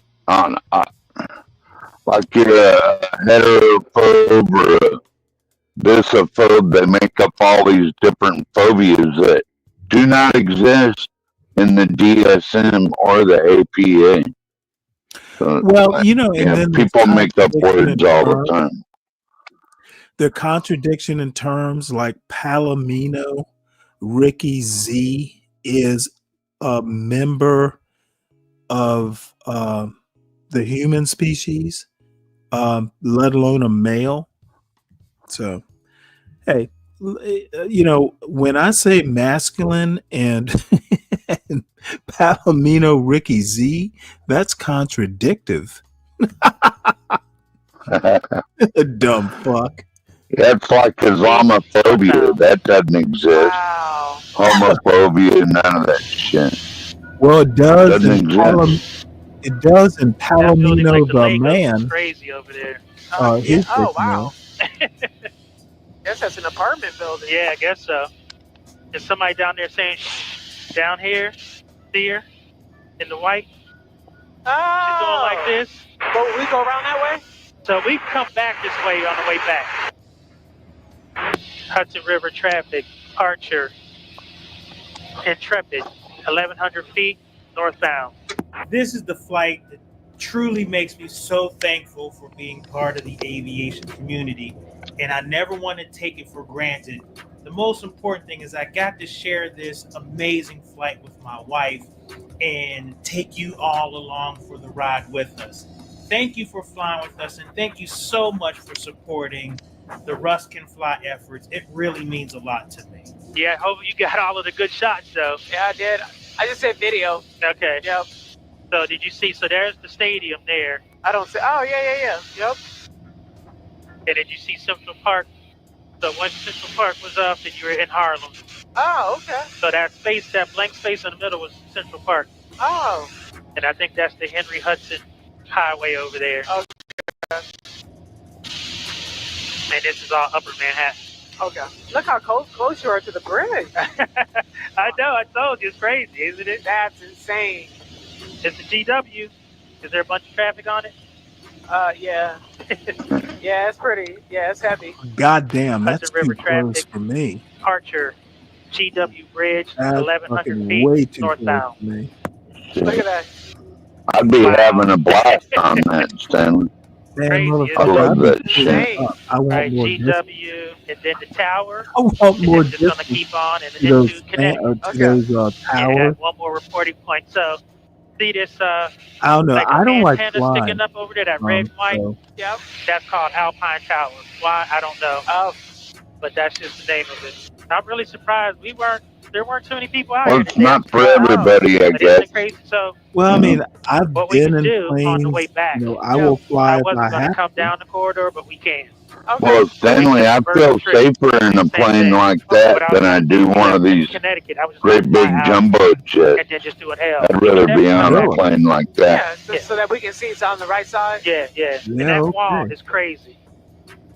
Oh, So that's wow. the New Jersey side. So isn't that crazy? That's real crazy. That means So you're this is having fun if Yonkers. you're in a plane like that. So this is upstate. You know, So I've been in Yonkers the is not commuter, considered upstate. Upstate would prop-driven be like commuter plane Syracuse, from Oswego. it was Yonkers is Baltimore. Yonkers. I don't know why think I thought it Yonkers was was DWI upstate. to Charlottesville, No, I don't think people Virginia. from Yonkers would be considered themselves upstate New York. Maybe It's just 100 Yonkers. miles. Okay.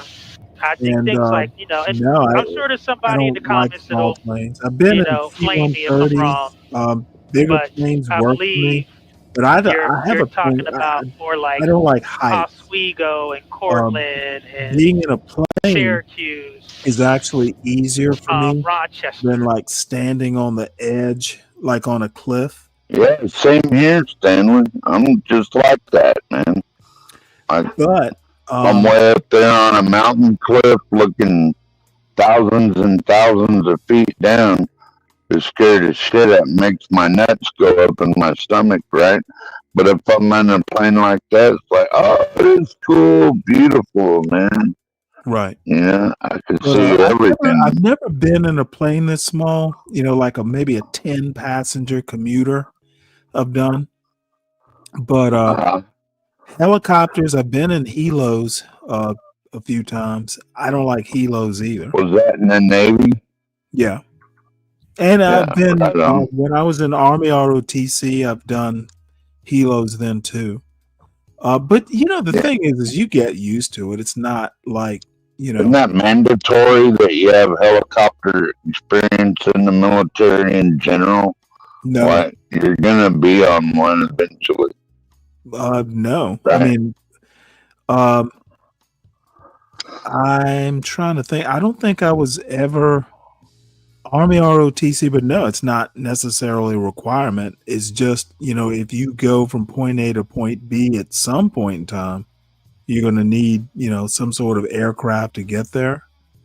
Yeah. Like my first deployment, they flew the whole crew from Philadelphia to I think it was Bahrain. And it was like a 16-hour flight. It was like horrible. And the last leg of it was on a C-130. But oh motherfucker, I was so jet lagged. I literally didn't sleep for like 3 days. And when I say didn't sleep, I literally mean I didn't even take a nap. I was fucking jet lagged. And then we were on a minesweeper in the Persian Gulf, and I kept like, oh my God, I can't go to sleep because if I die, if I die while I'm asleep, yeah, it was just a whole thing. But you know, you get so tired, you just eventually have to sleep. And then, you know, I was fine after I got some sleep. Yeah, CK, fucking helos, I fucking hate them because they're so susceptible to up and down drafts.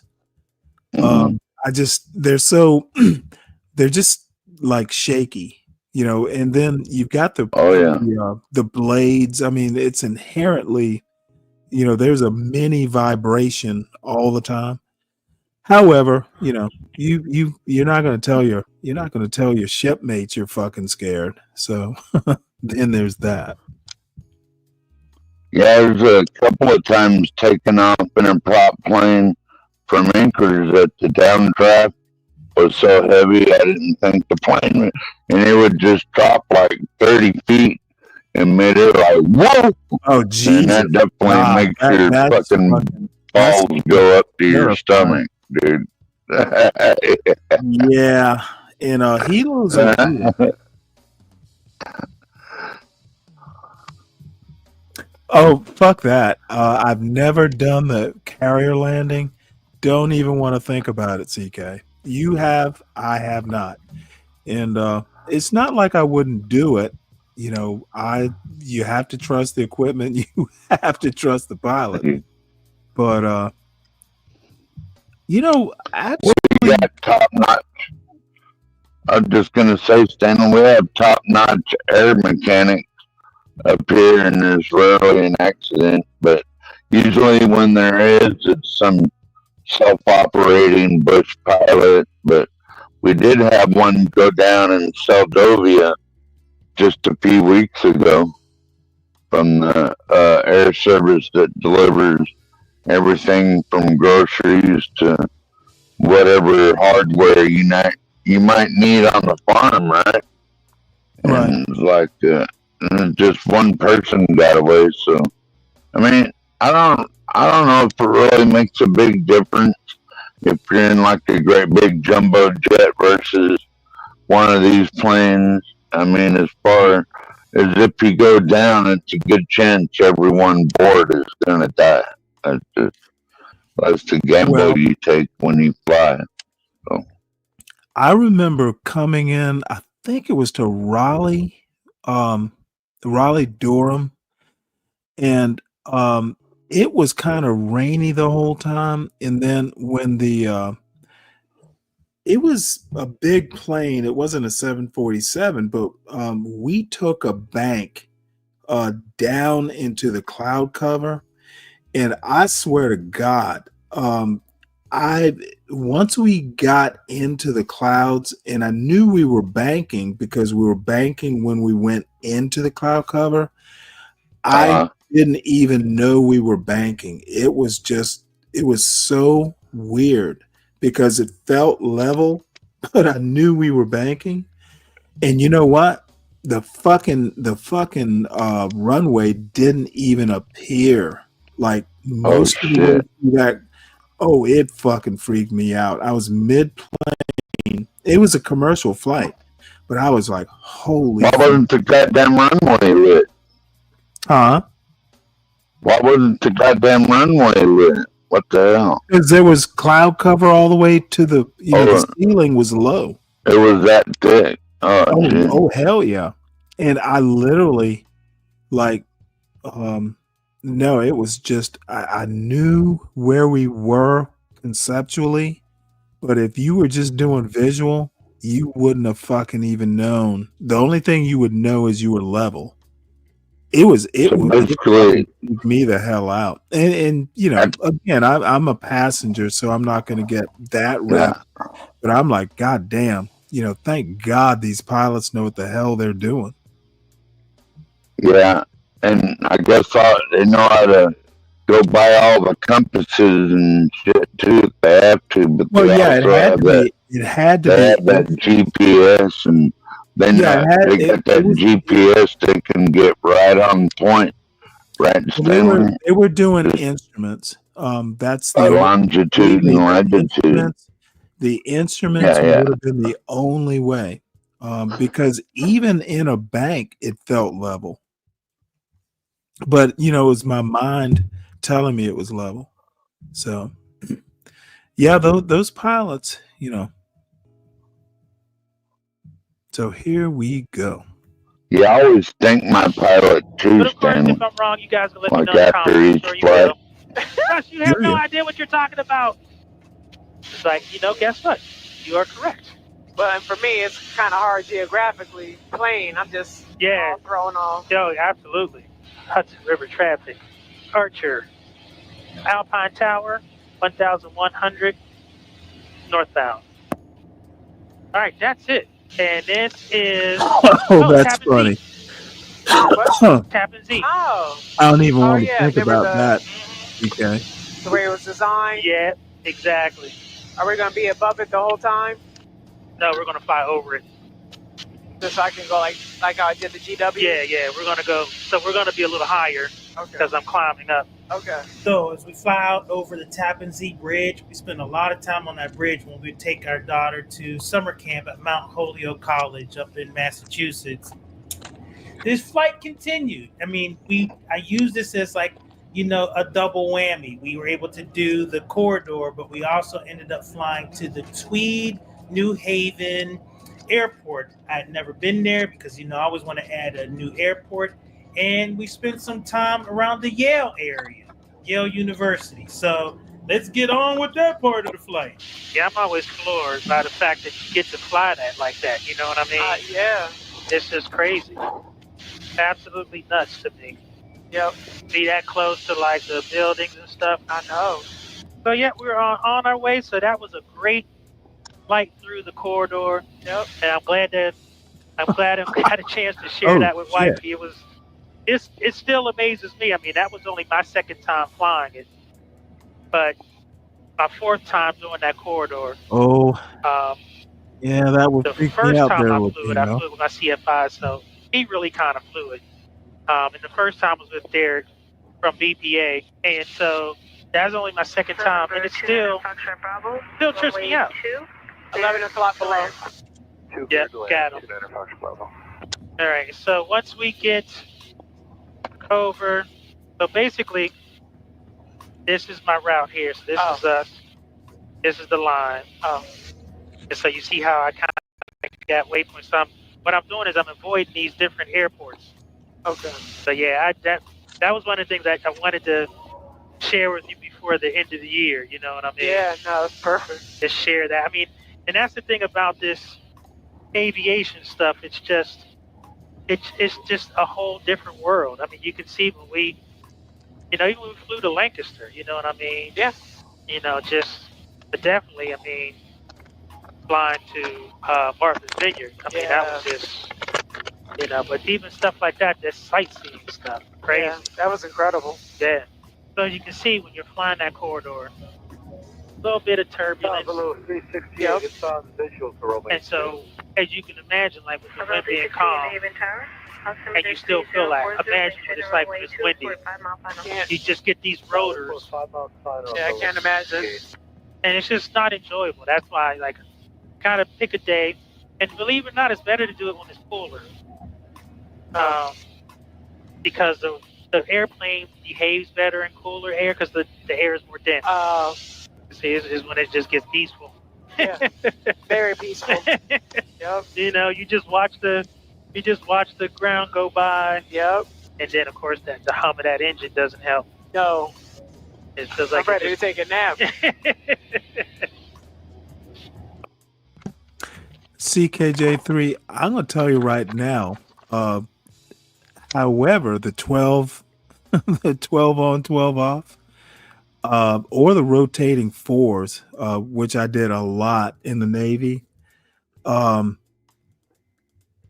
There are things, I'd rather do 12 on 12 off at sea than be in port. And the inspections and just the bullshit you have to go through pierside, about 2 or 3 days, maybe 4 days out at sea. Once you get into the routine, it's almost like a well-oiled machine.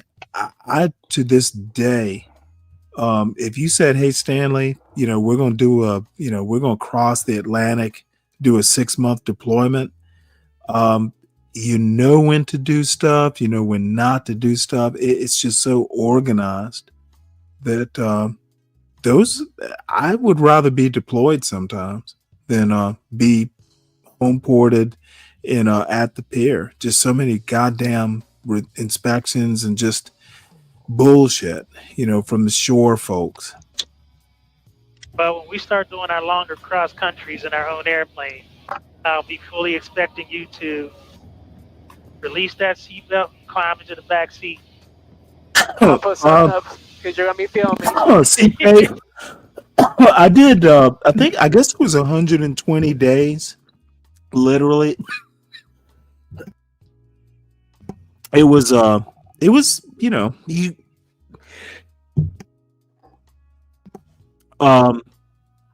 have to tell me how they do it on carriers. Does anyone on the carrier do? Like on a 9-month deployment, are there people who don't touch land for 9 months? Do they ship y'all off, fly y'all off, and then bring you back? 4 months, 120 days, and it wasn't planned. It's just how it worked out. But I remember we were in the Red Sea. And then when we finally hit Hurghada, Egypt, I set foot on the fucking pier, and I literally thought I was going to get seasick on solid land because I was so used to the motion of the ship. You set foot on solid land, and it took me a few minutes to get rid of the nausea. It was the weirdest thing. So I think it's going to be over that way somewhere. Okay. I just kind of have to do a little bit of a dog leg here. Okay. So there's another Class Delta airport, which means it has controlled airspace. Oh. So there's a Class Delta in front of it. Okay. And I think that's downtown, basically. Downtown New Haven, Connecticut. Oh. that little pocket over there?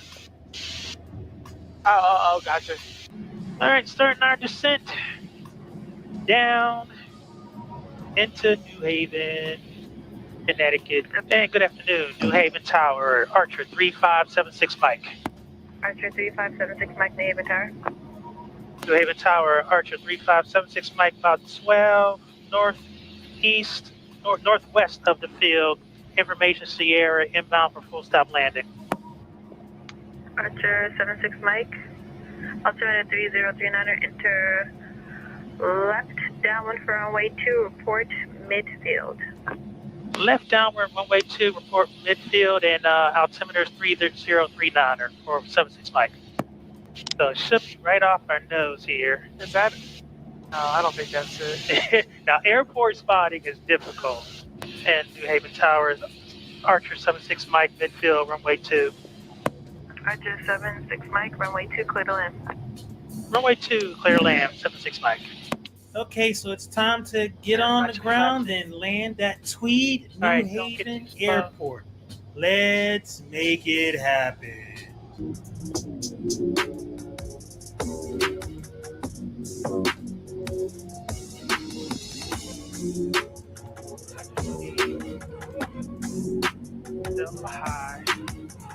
Kind of boring flyover country right there. I go on an Yeah. airplane. I want to see mountains. I don't want to see a bunch of flat shit.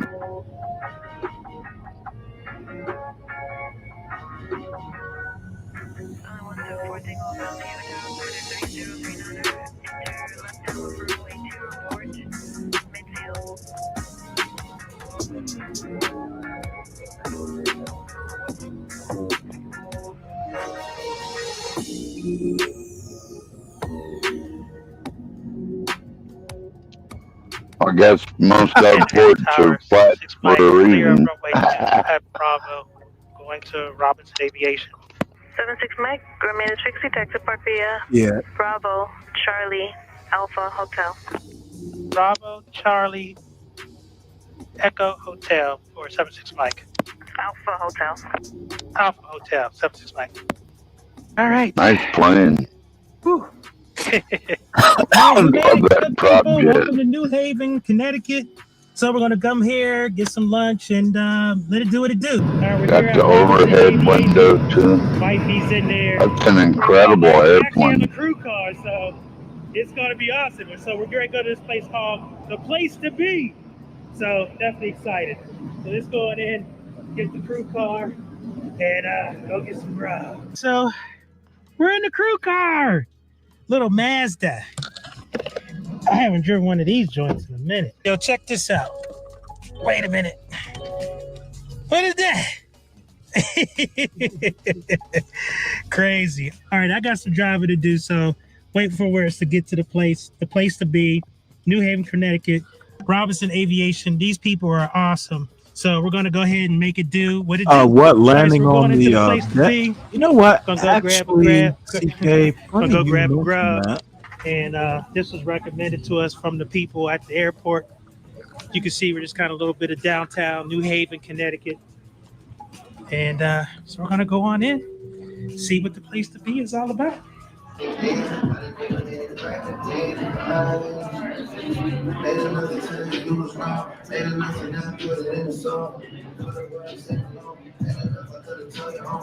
I'm sorry, I gotta come get this. This is crazy. That is crazy. Oh my gosh.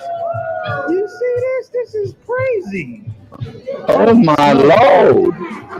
They have Yeah, so black that was the drink friends basically in this and place. white friends. Oh my So god! basically, it's Yeah, I they don't even know must how not she's gonna live in the drink that ghetto damn with thing. John Galt. Yeah, it's been crazy. So I had to get that. So as you can see, I was so hungry. I They faking it. basically They faking almost it. They don't finished my really food have before white I thought friends. to like share what I was eating. But suffice it to say, it was good. Wifey had a nice healthy salad. This place was awesome. So if you go to Tweed, New Haven, Connecticut Airport, go to the place to be. All right, good people, we have dined sufficiently at the place to be. So anyway, we thank you for flying with us. I hear something playing. Anyway, thank you for flying with us. We really appreciate the support. So we're gonna make our way back. Of course, that'll be in the next video. But this has been a great flight, a great opportunity to show my wife New York in a very special way. And so I really appreciate you guys taking the time out of your day to watch this video.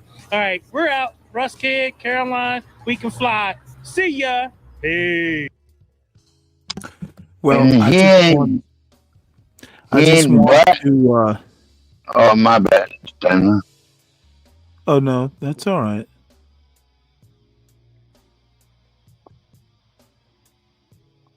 No, I was just going to take another dig at the anti-black blacks. If you live in the ghetto and want to live in the ghetto, don't talk about the ghetto. Don't think every black you meet is from the ghetto. It is literally harebrained to think that. Well, that guy can't be black because he married a white woman, and he can't be black. Really? Right? Who taught you that?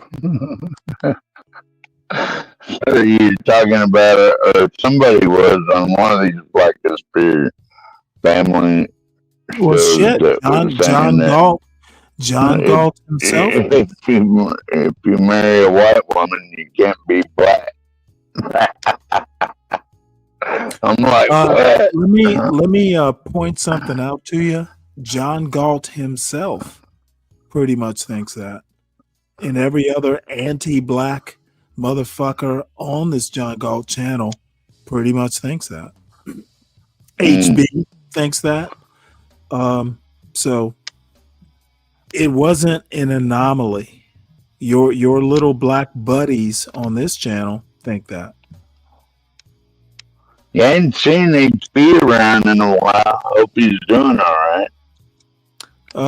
Regardless of his political status or whatever. Political status? Well, you know what I mean. Like cultural status, this and that. I just wish well for everybody, you know. I spend a lot of time with on these YouTube streets. Oh, well, you know what? His political status is he knows nothing about politics. So anyway, I never go beyond the ignorance.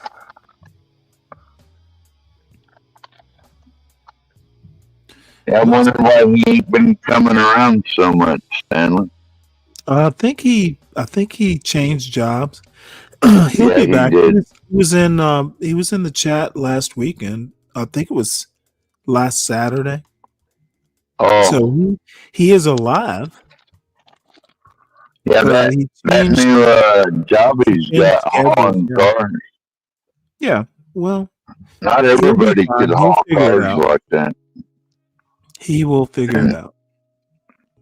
I guess he probably has to load and unload a lot of them himself too, but the pay is good. So yeah, the cars.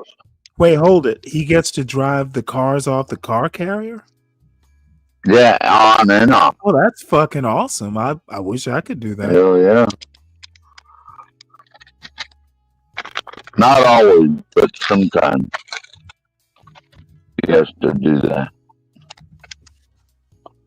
Imagine that takes up a lot more of his time than, say, hauling toilet paper to Georgia.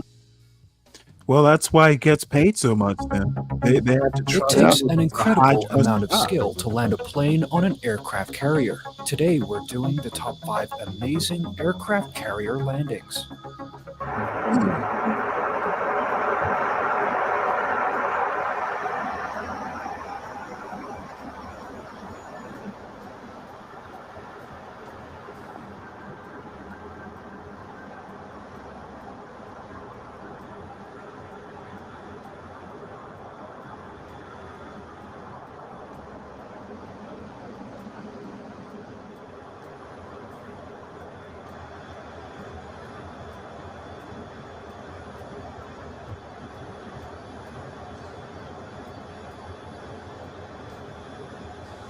No, that's almost like a man overboard drill.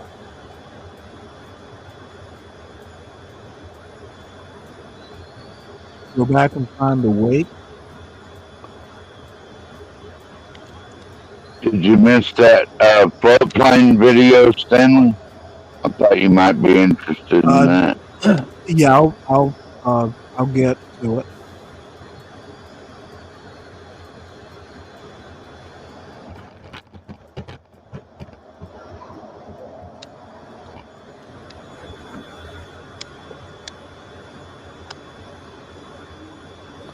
I like to watch those F-35s take off and land on aircraft carrier. That's some shit, dude.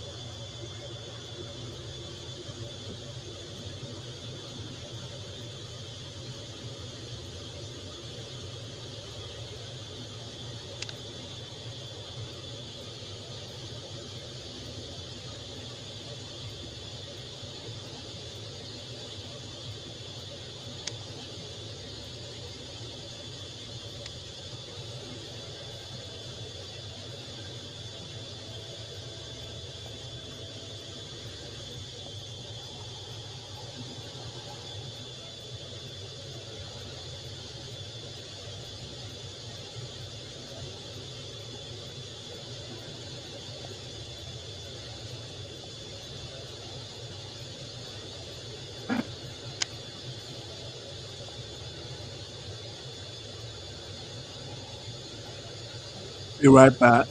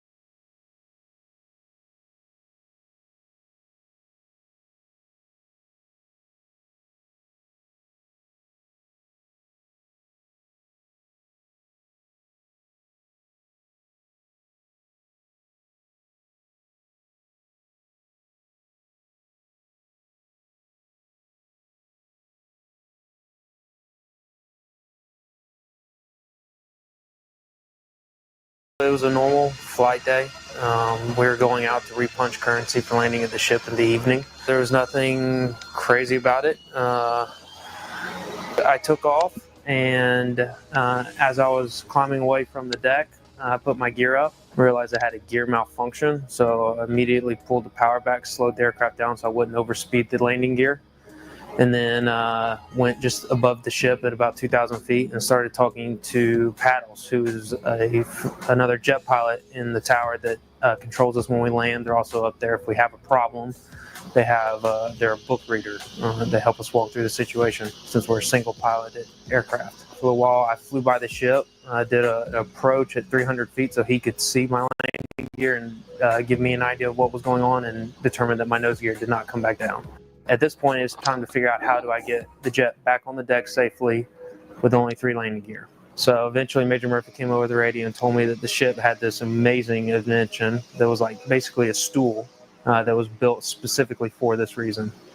The ship has a lighting system on what we call spot 7 that we use to land at an exact spot every time. So the difference with this landing was that I was going to step it down 50, 40, 30, 20 feet to make sure I was aligned and stabilized before Major Murphy would clear me to land at 20 feet, so that it's had the best chance to actually put the nose on the stool.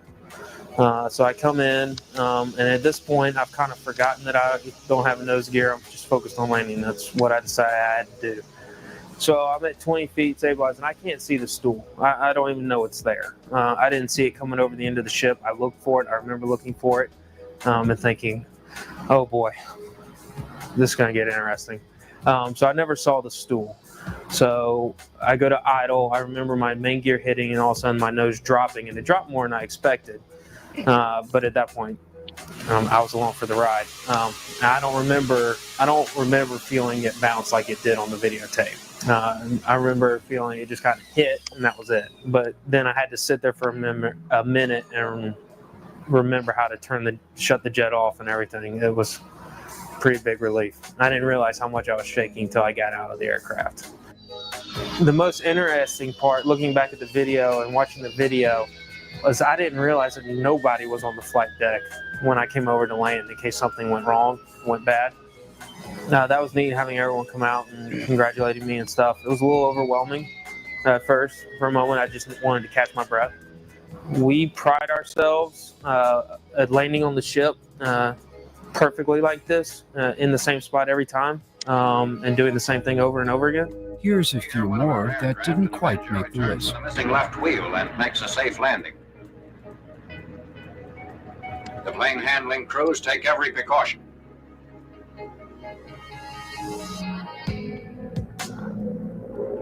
Another pilot brings down a damaged hell diver, which is minus its tail hook.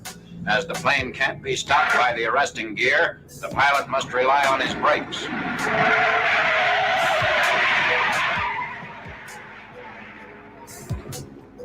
This ship is trailing smoke as the pilot covers the last yards to the carrier.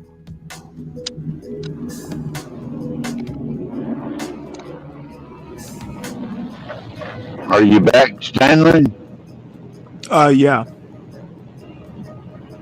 I was wondering if it was okay. I wanted to give a big shout out to all the pilots that aren't with us today. In this engagement are reported to total more than 100. Go right ahead. Since it's Memorial Day weekend, I don't think they get enough recognition, really, for all they do. Oh, is there more than Bob? What's that, Stanley? Is there Bob's the only pilot I know of? Are there others? Well, yeah, I know a lot of pilots myself. No, but I mean, you said all the pilots here. Oh, do you mean? Yeah, they're not with us today.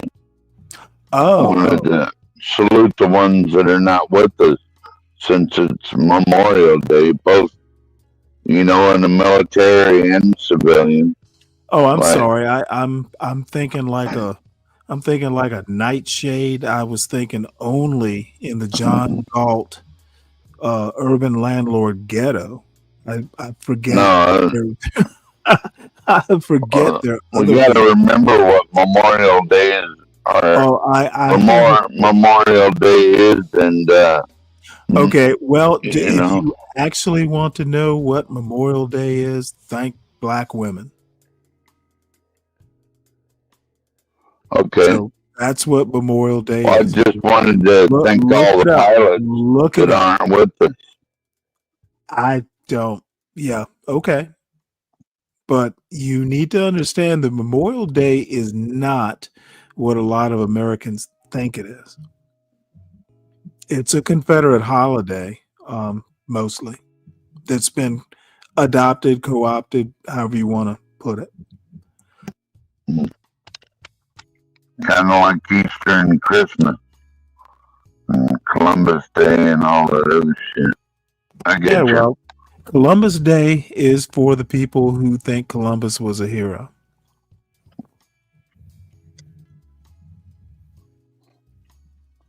Well, everyone knows the Vikings were here a long time before Columbus. So. Yeah, we're not going into that bullshit.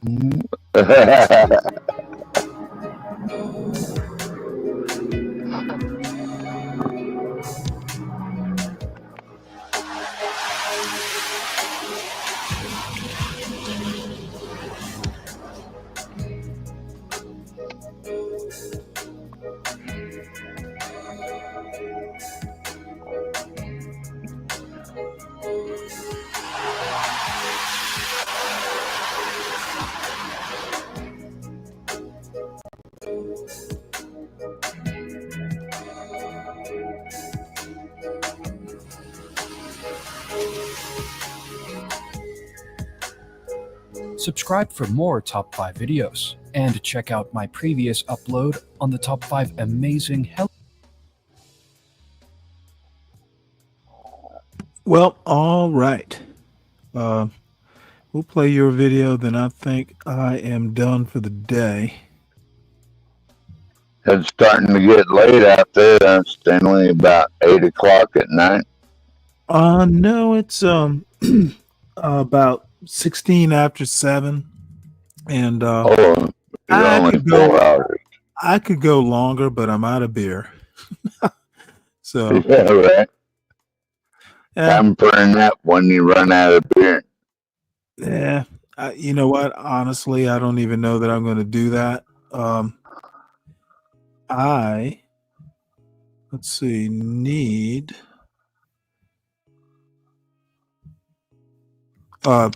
Frankly, I'm hungry more than anything. So, I'm going to have to go make dinner.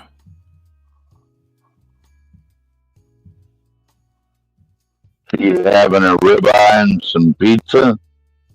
Is that right? Well, it's ribeye or pizza. Oh, But, okay. Or looks like it's going to be chicken or pizza now.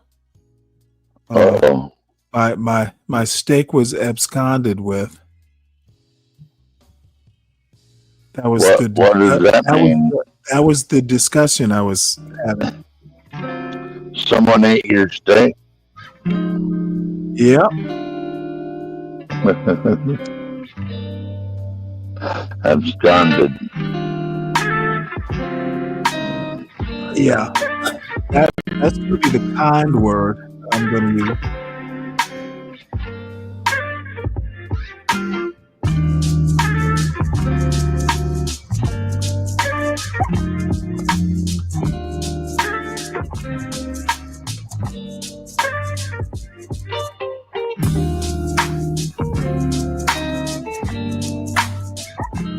You know what? I always forget about the fucking music.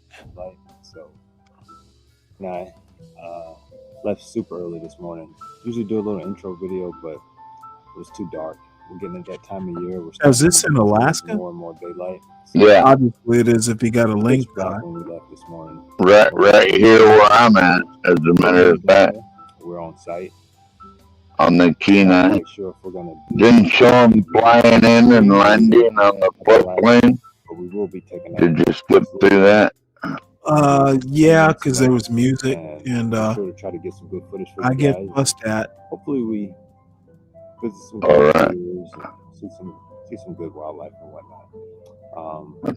After they already landed. Pilots. And Wait, hold it. This must be the part right here. Because I don't actually see the plane.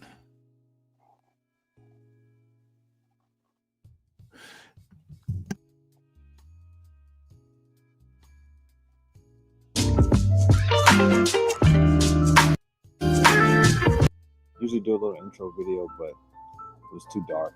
We're getting at that time of year. We're starting to lose more and more daylight. So pitch black when we left. Oh, maybe they'll show the plane in a minute. Oh, we made it down here. I didn't watch it. I just seen some black people were doing it. Thought you might like it. Yeah. Black people are doing it. I want to see it. Is he a pilot? On the peninsula. I'm not sure. I've never watched these guys before. Hopefully we got plenty of fishermen. See some good wildlife and whatnot. Right now we're about to go over here and link up with the pilots and the oh, here we go. that we're linking up with to go on this flight. So and get cracking before it gets too late and I miss my flight. All right, guys. See you.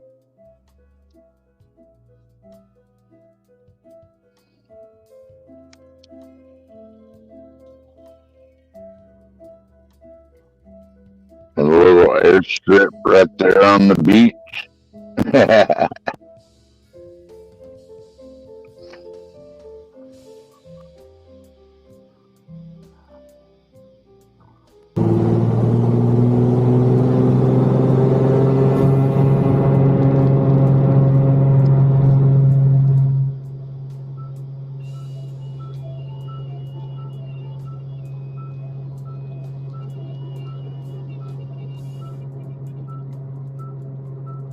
Taking off from the water, let's go.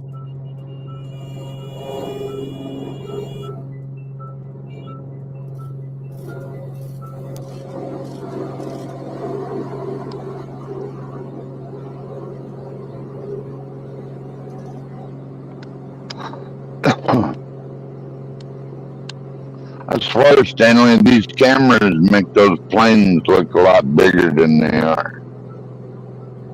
Right.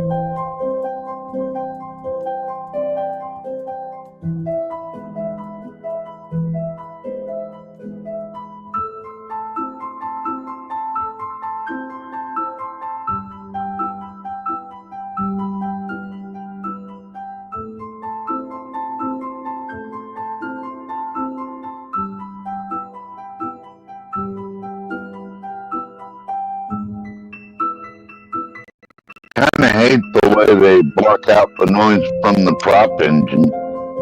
Play music. I like the rumble of the prop motor.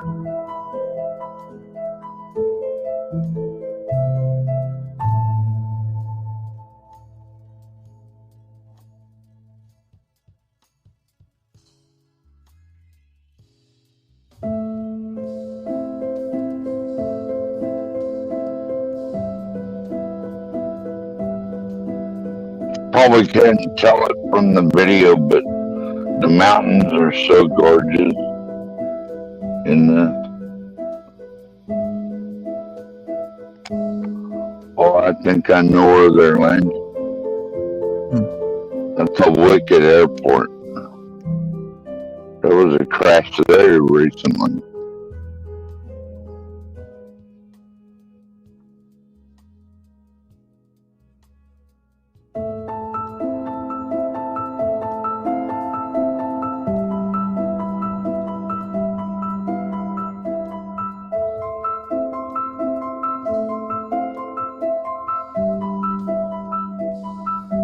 Oh shit.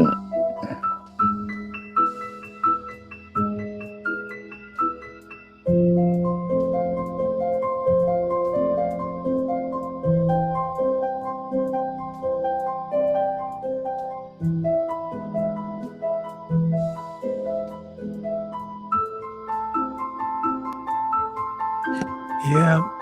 Let's hope I don't get dinged for all this music. You know, it's so funny. I get so Yeah, into I thought it'd be more fun than that. Well, you know what? I don't mind that. I just, get to watching the video and the music just kind of sinks into the background. And I don't realize, you know, until after, we get the little copyright thing that and then you have to go back and trim it out.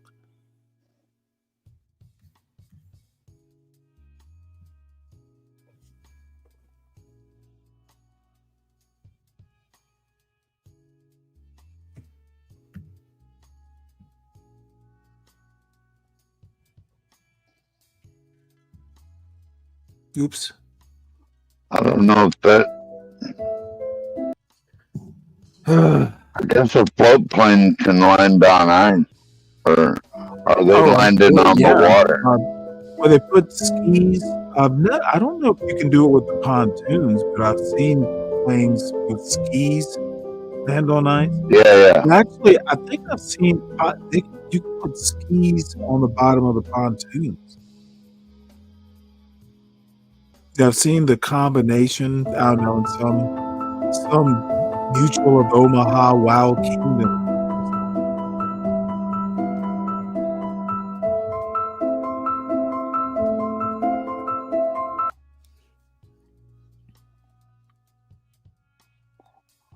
Yeah, just cruising the peninsula. It says, yeah, that piano's kind of annoying, actually.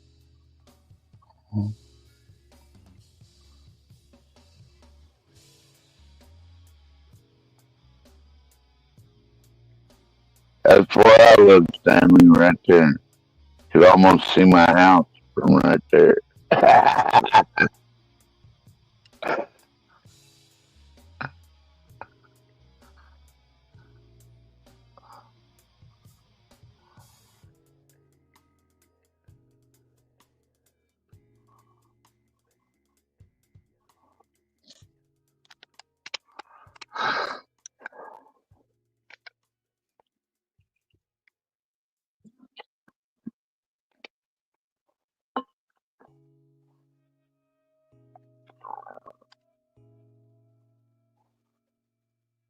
Glad my poor white cracker ass got out of the ghetto and the white trash trailer neighborhood. I choose not to live like that.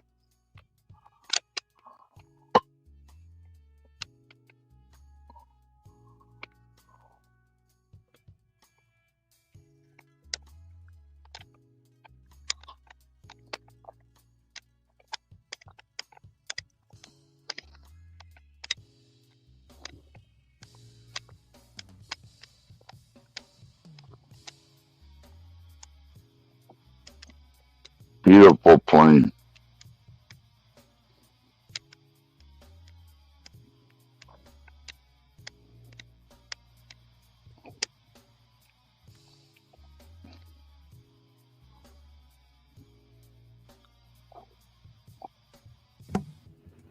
Well, let's see. Yeah, sorry about the music, Stanley. I didn't know it was gonna have all that. No, that's all right.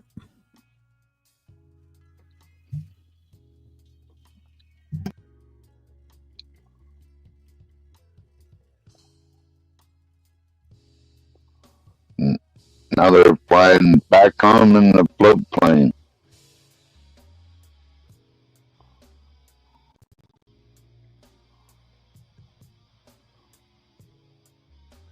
I was hoping they'd visit like an off-grid waterfront cabin or something. Is what it is. Well, it looks like your trailer. I have a shack. I don't have a trailer. Well, no, didn't you have one out in the front yard or something? Oh, yeah. I got a fifth wheel out there. Wanting to get rid of it. I got materials to build a new shed and get everything out of that camper and put it in a shed and then get rid of that dumpy looking camper. Yeah, I have another YouTube buddy who lives out in Alaska, but he's more a city dweller. I don't even know. Yeah, I think I know who you're talking about. Are you talking about, what's his name? Clemson. Yeah. Yeah, I He's don't. been up here a couple of times. Yeah, I don't know if he hunts or does any of that actual fun He stuff. goes fishing and shit. Does he? Well, good for him. Yeah. He was on, I don't know if it was Porch's show or John Galt's show or what, but yeah, he's been up there. on mine. I know him from a whole nother space.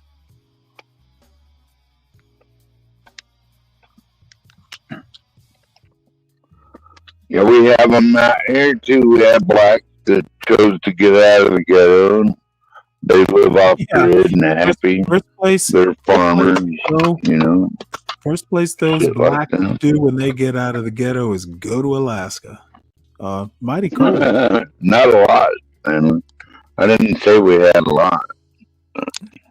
No, you Well, know what? some. Like I said, I don't really, as long as you are doing well, you can pretty much do what you want to do. And all I'm gonna say is, goddamn, you're doing good. Yeah.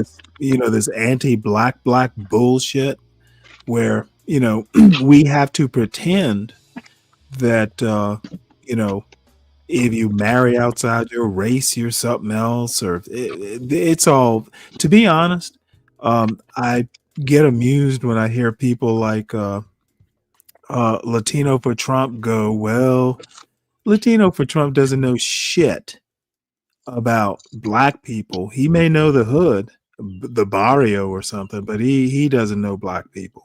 If he did, he wouldn't fucking sound as foolish as he does. And quite frankly, the only thing that resembles black that I know of about John Galt is he has the skin tone and he smokes and drinks and he lives in the hood.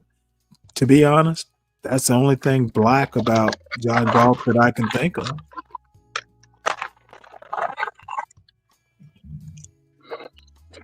Yeah, What's up? well, I'm not going to comment on that, Stanley, because Oh, well, obvious good. reasons. You shouldn't. Don't feel obligated.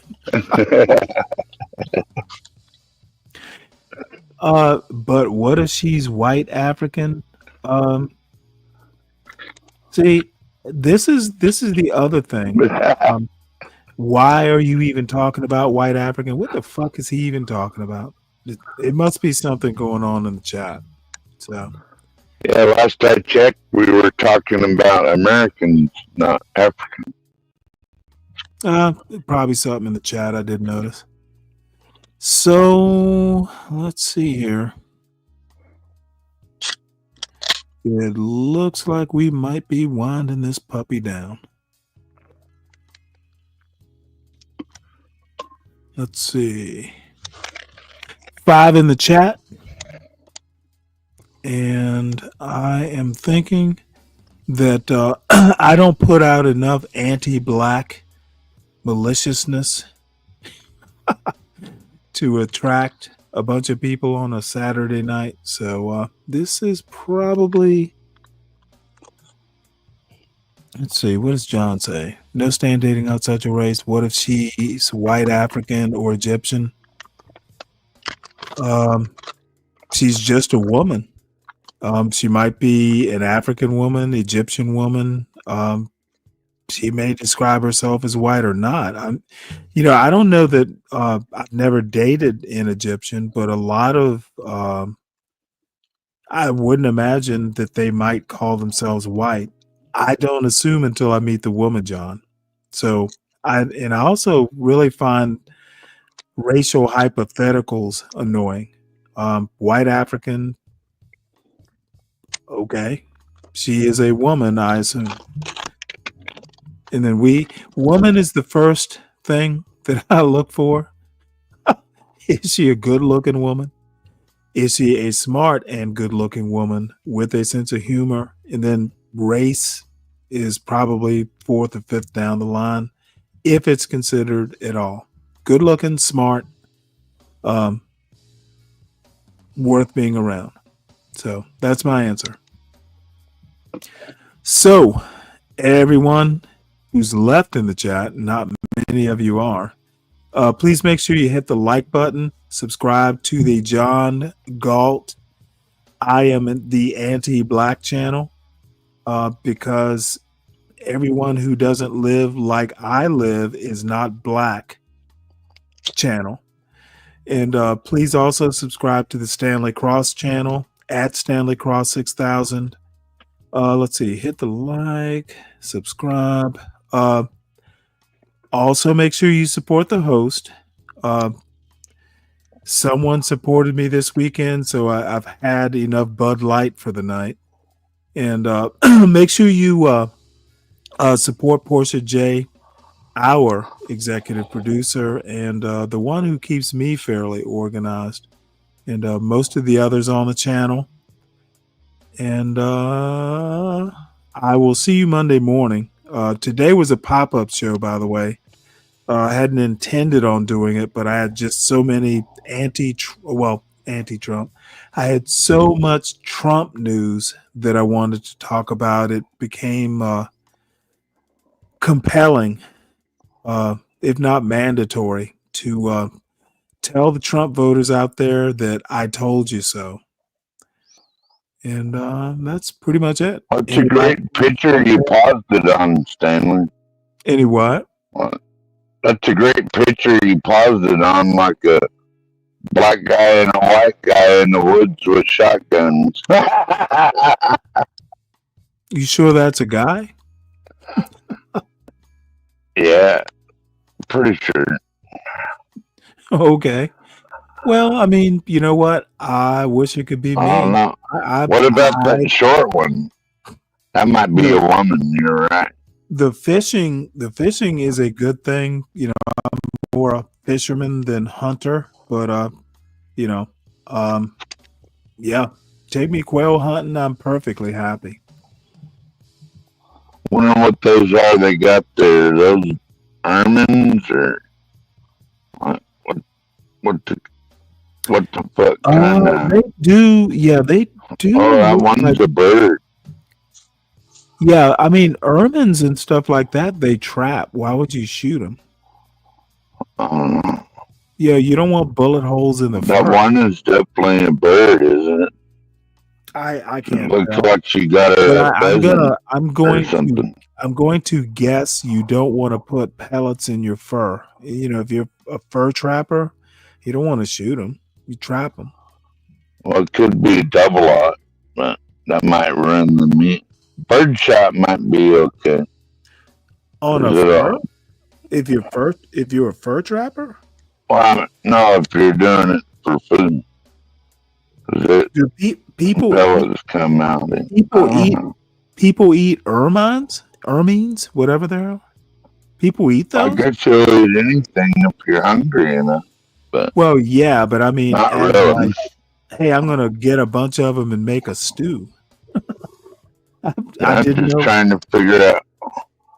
Is that a duck he has in his hand? It could trying to figure out what the fuck that is. It could be. You definitely hunt those with shotguns.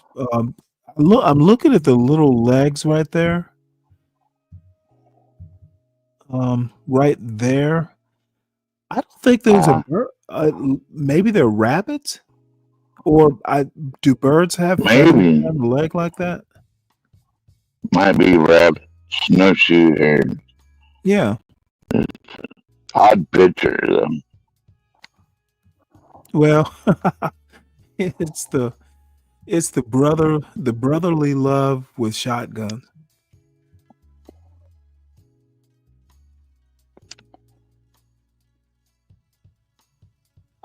That's the go-to in Alaska, although the Alaska state gun is a 30-06. Just your basic 30-06. That's our state gun. Does Georgia have a state gun? Not that I know of. Really? Well, you know, having a state gun is rather odd, but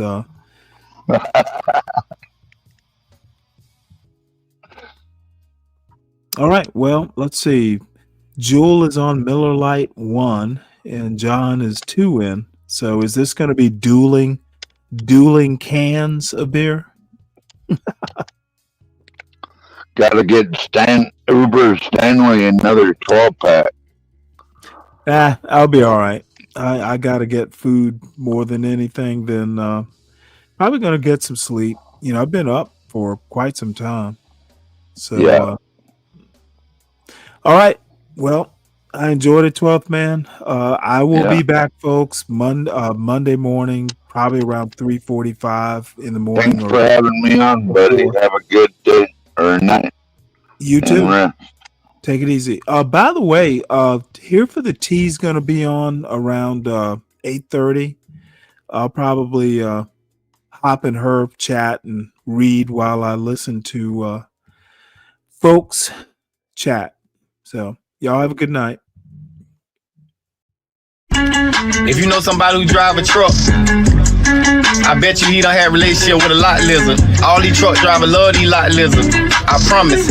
Lot lizard, come on baby, get inside the truck. Lot lizard, put your head down and ass up. Lot lizard, call me $40 just to fuck. Lot lizard, twerk, twerk, twerk, twerk. And she at the truck stop, walking with her butt out, and she got her stomach out, and she only come out when the sun out. She's a lot lizard. She's a lot lizard. He can be your boyfriend, cousin, husband, daddy, brother. It don't even matter if he driving trucks all around the country and he making money. I bet you he fuck a lot lizard. Come on, baby, get inside the truck. Lot lizard. Put your head down and ass up. Lot lizard. Call me $40 just to fuck. Lot lizard. Twerk, twerk, twerk, twerk, twerk. Twerk, twerk, twerk, twerk, twerk. Twerk, twerk, twerk, twerk, twerk. Lot lizard. Twerk, twerk, twerk.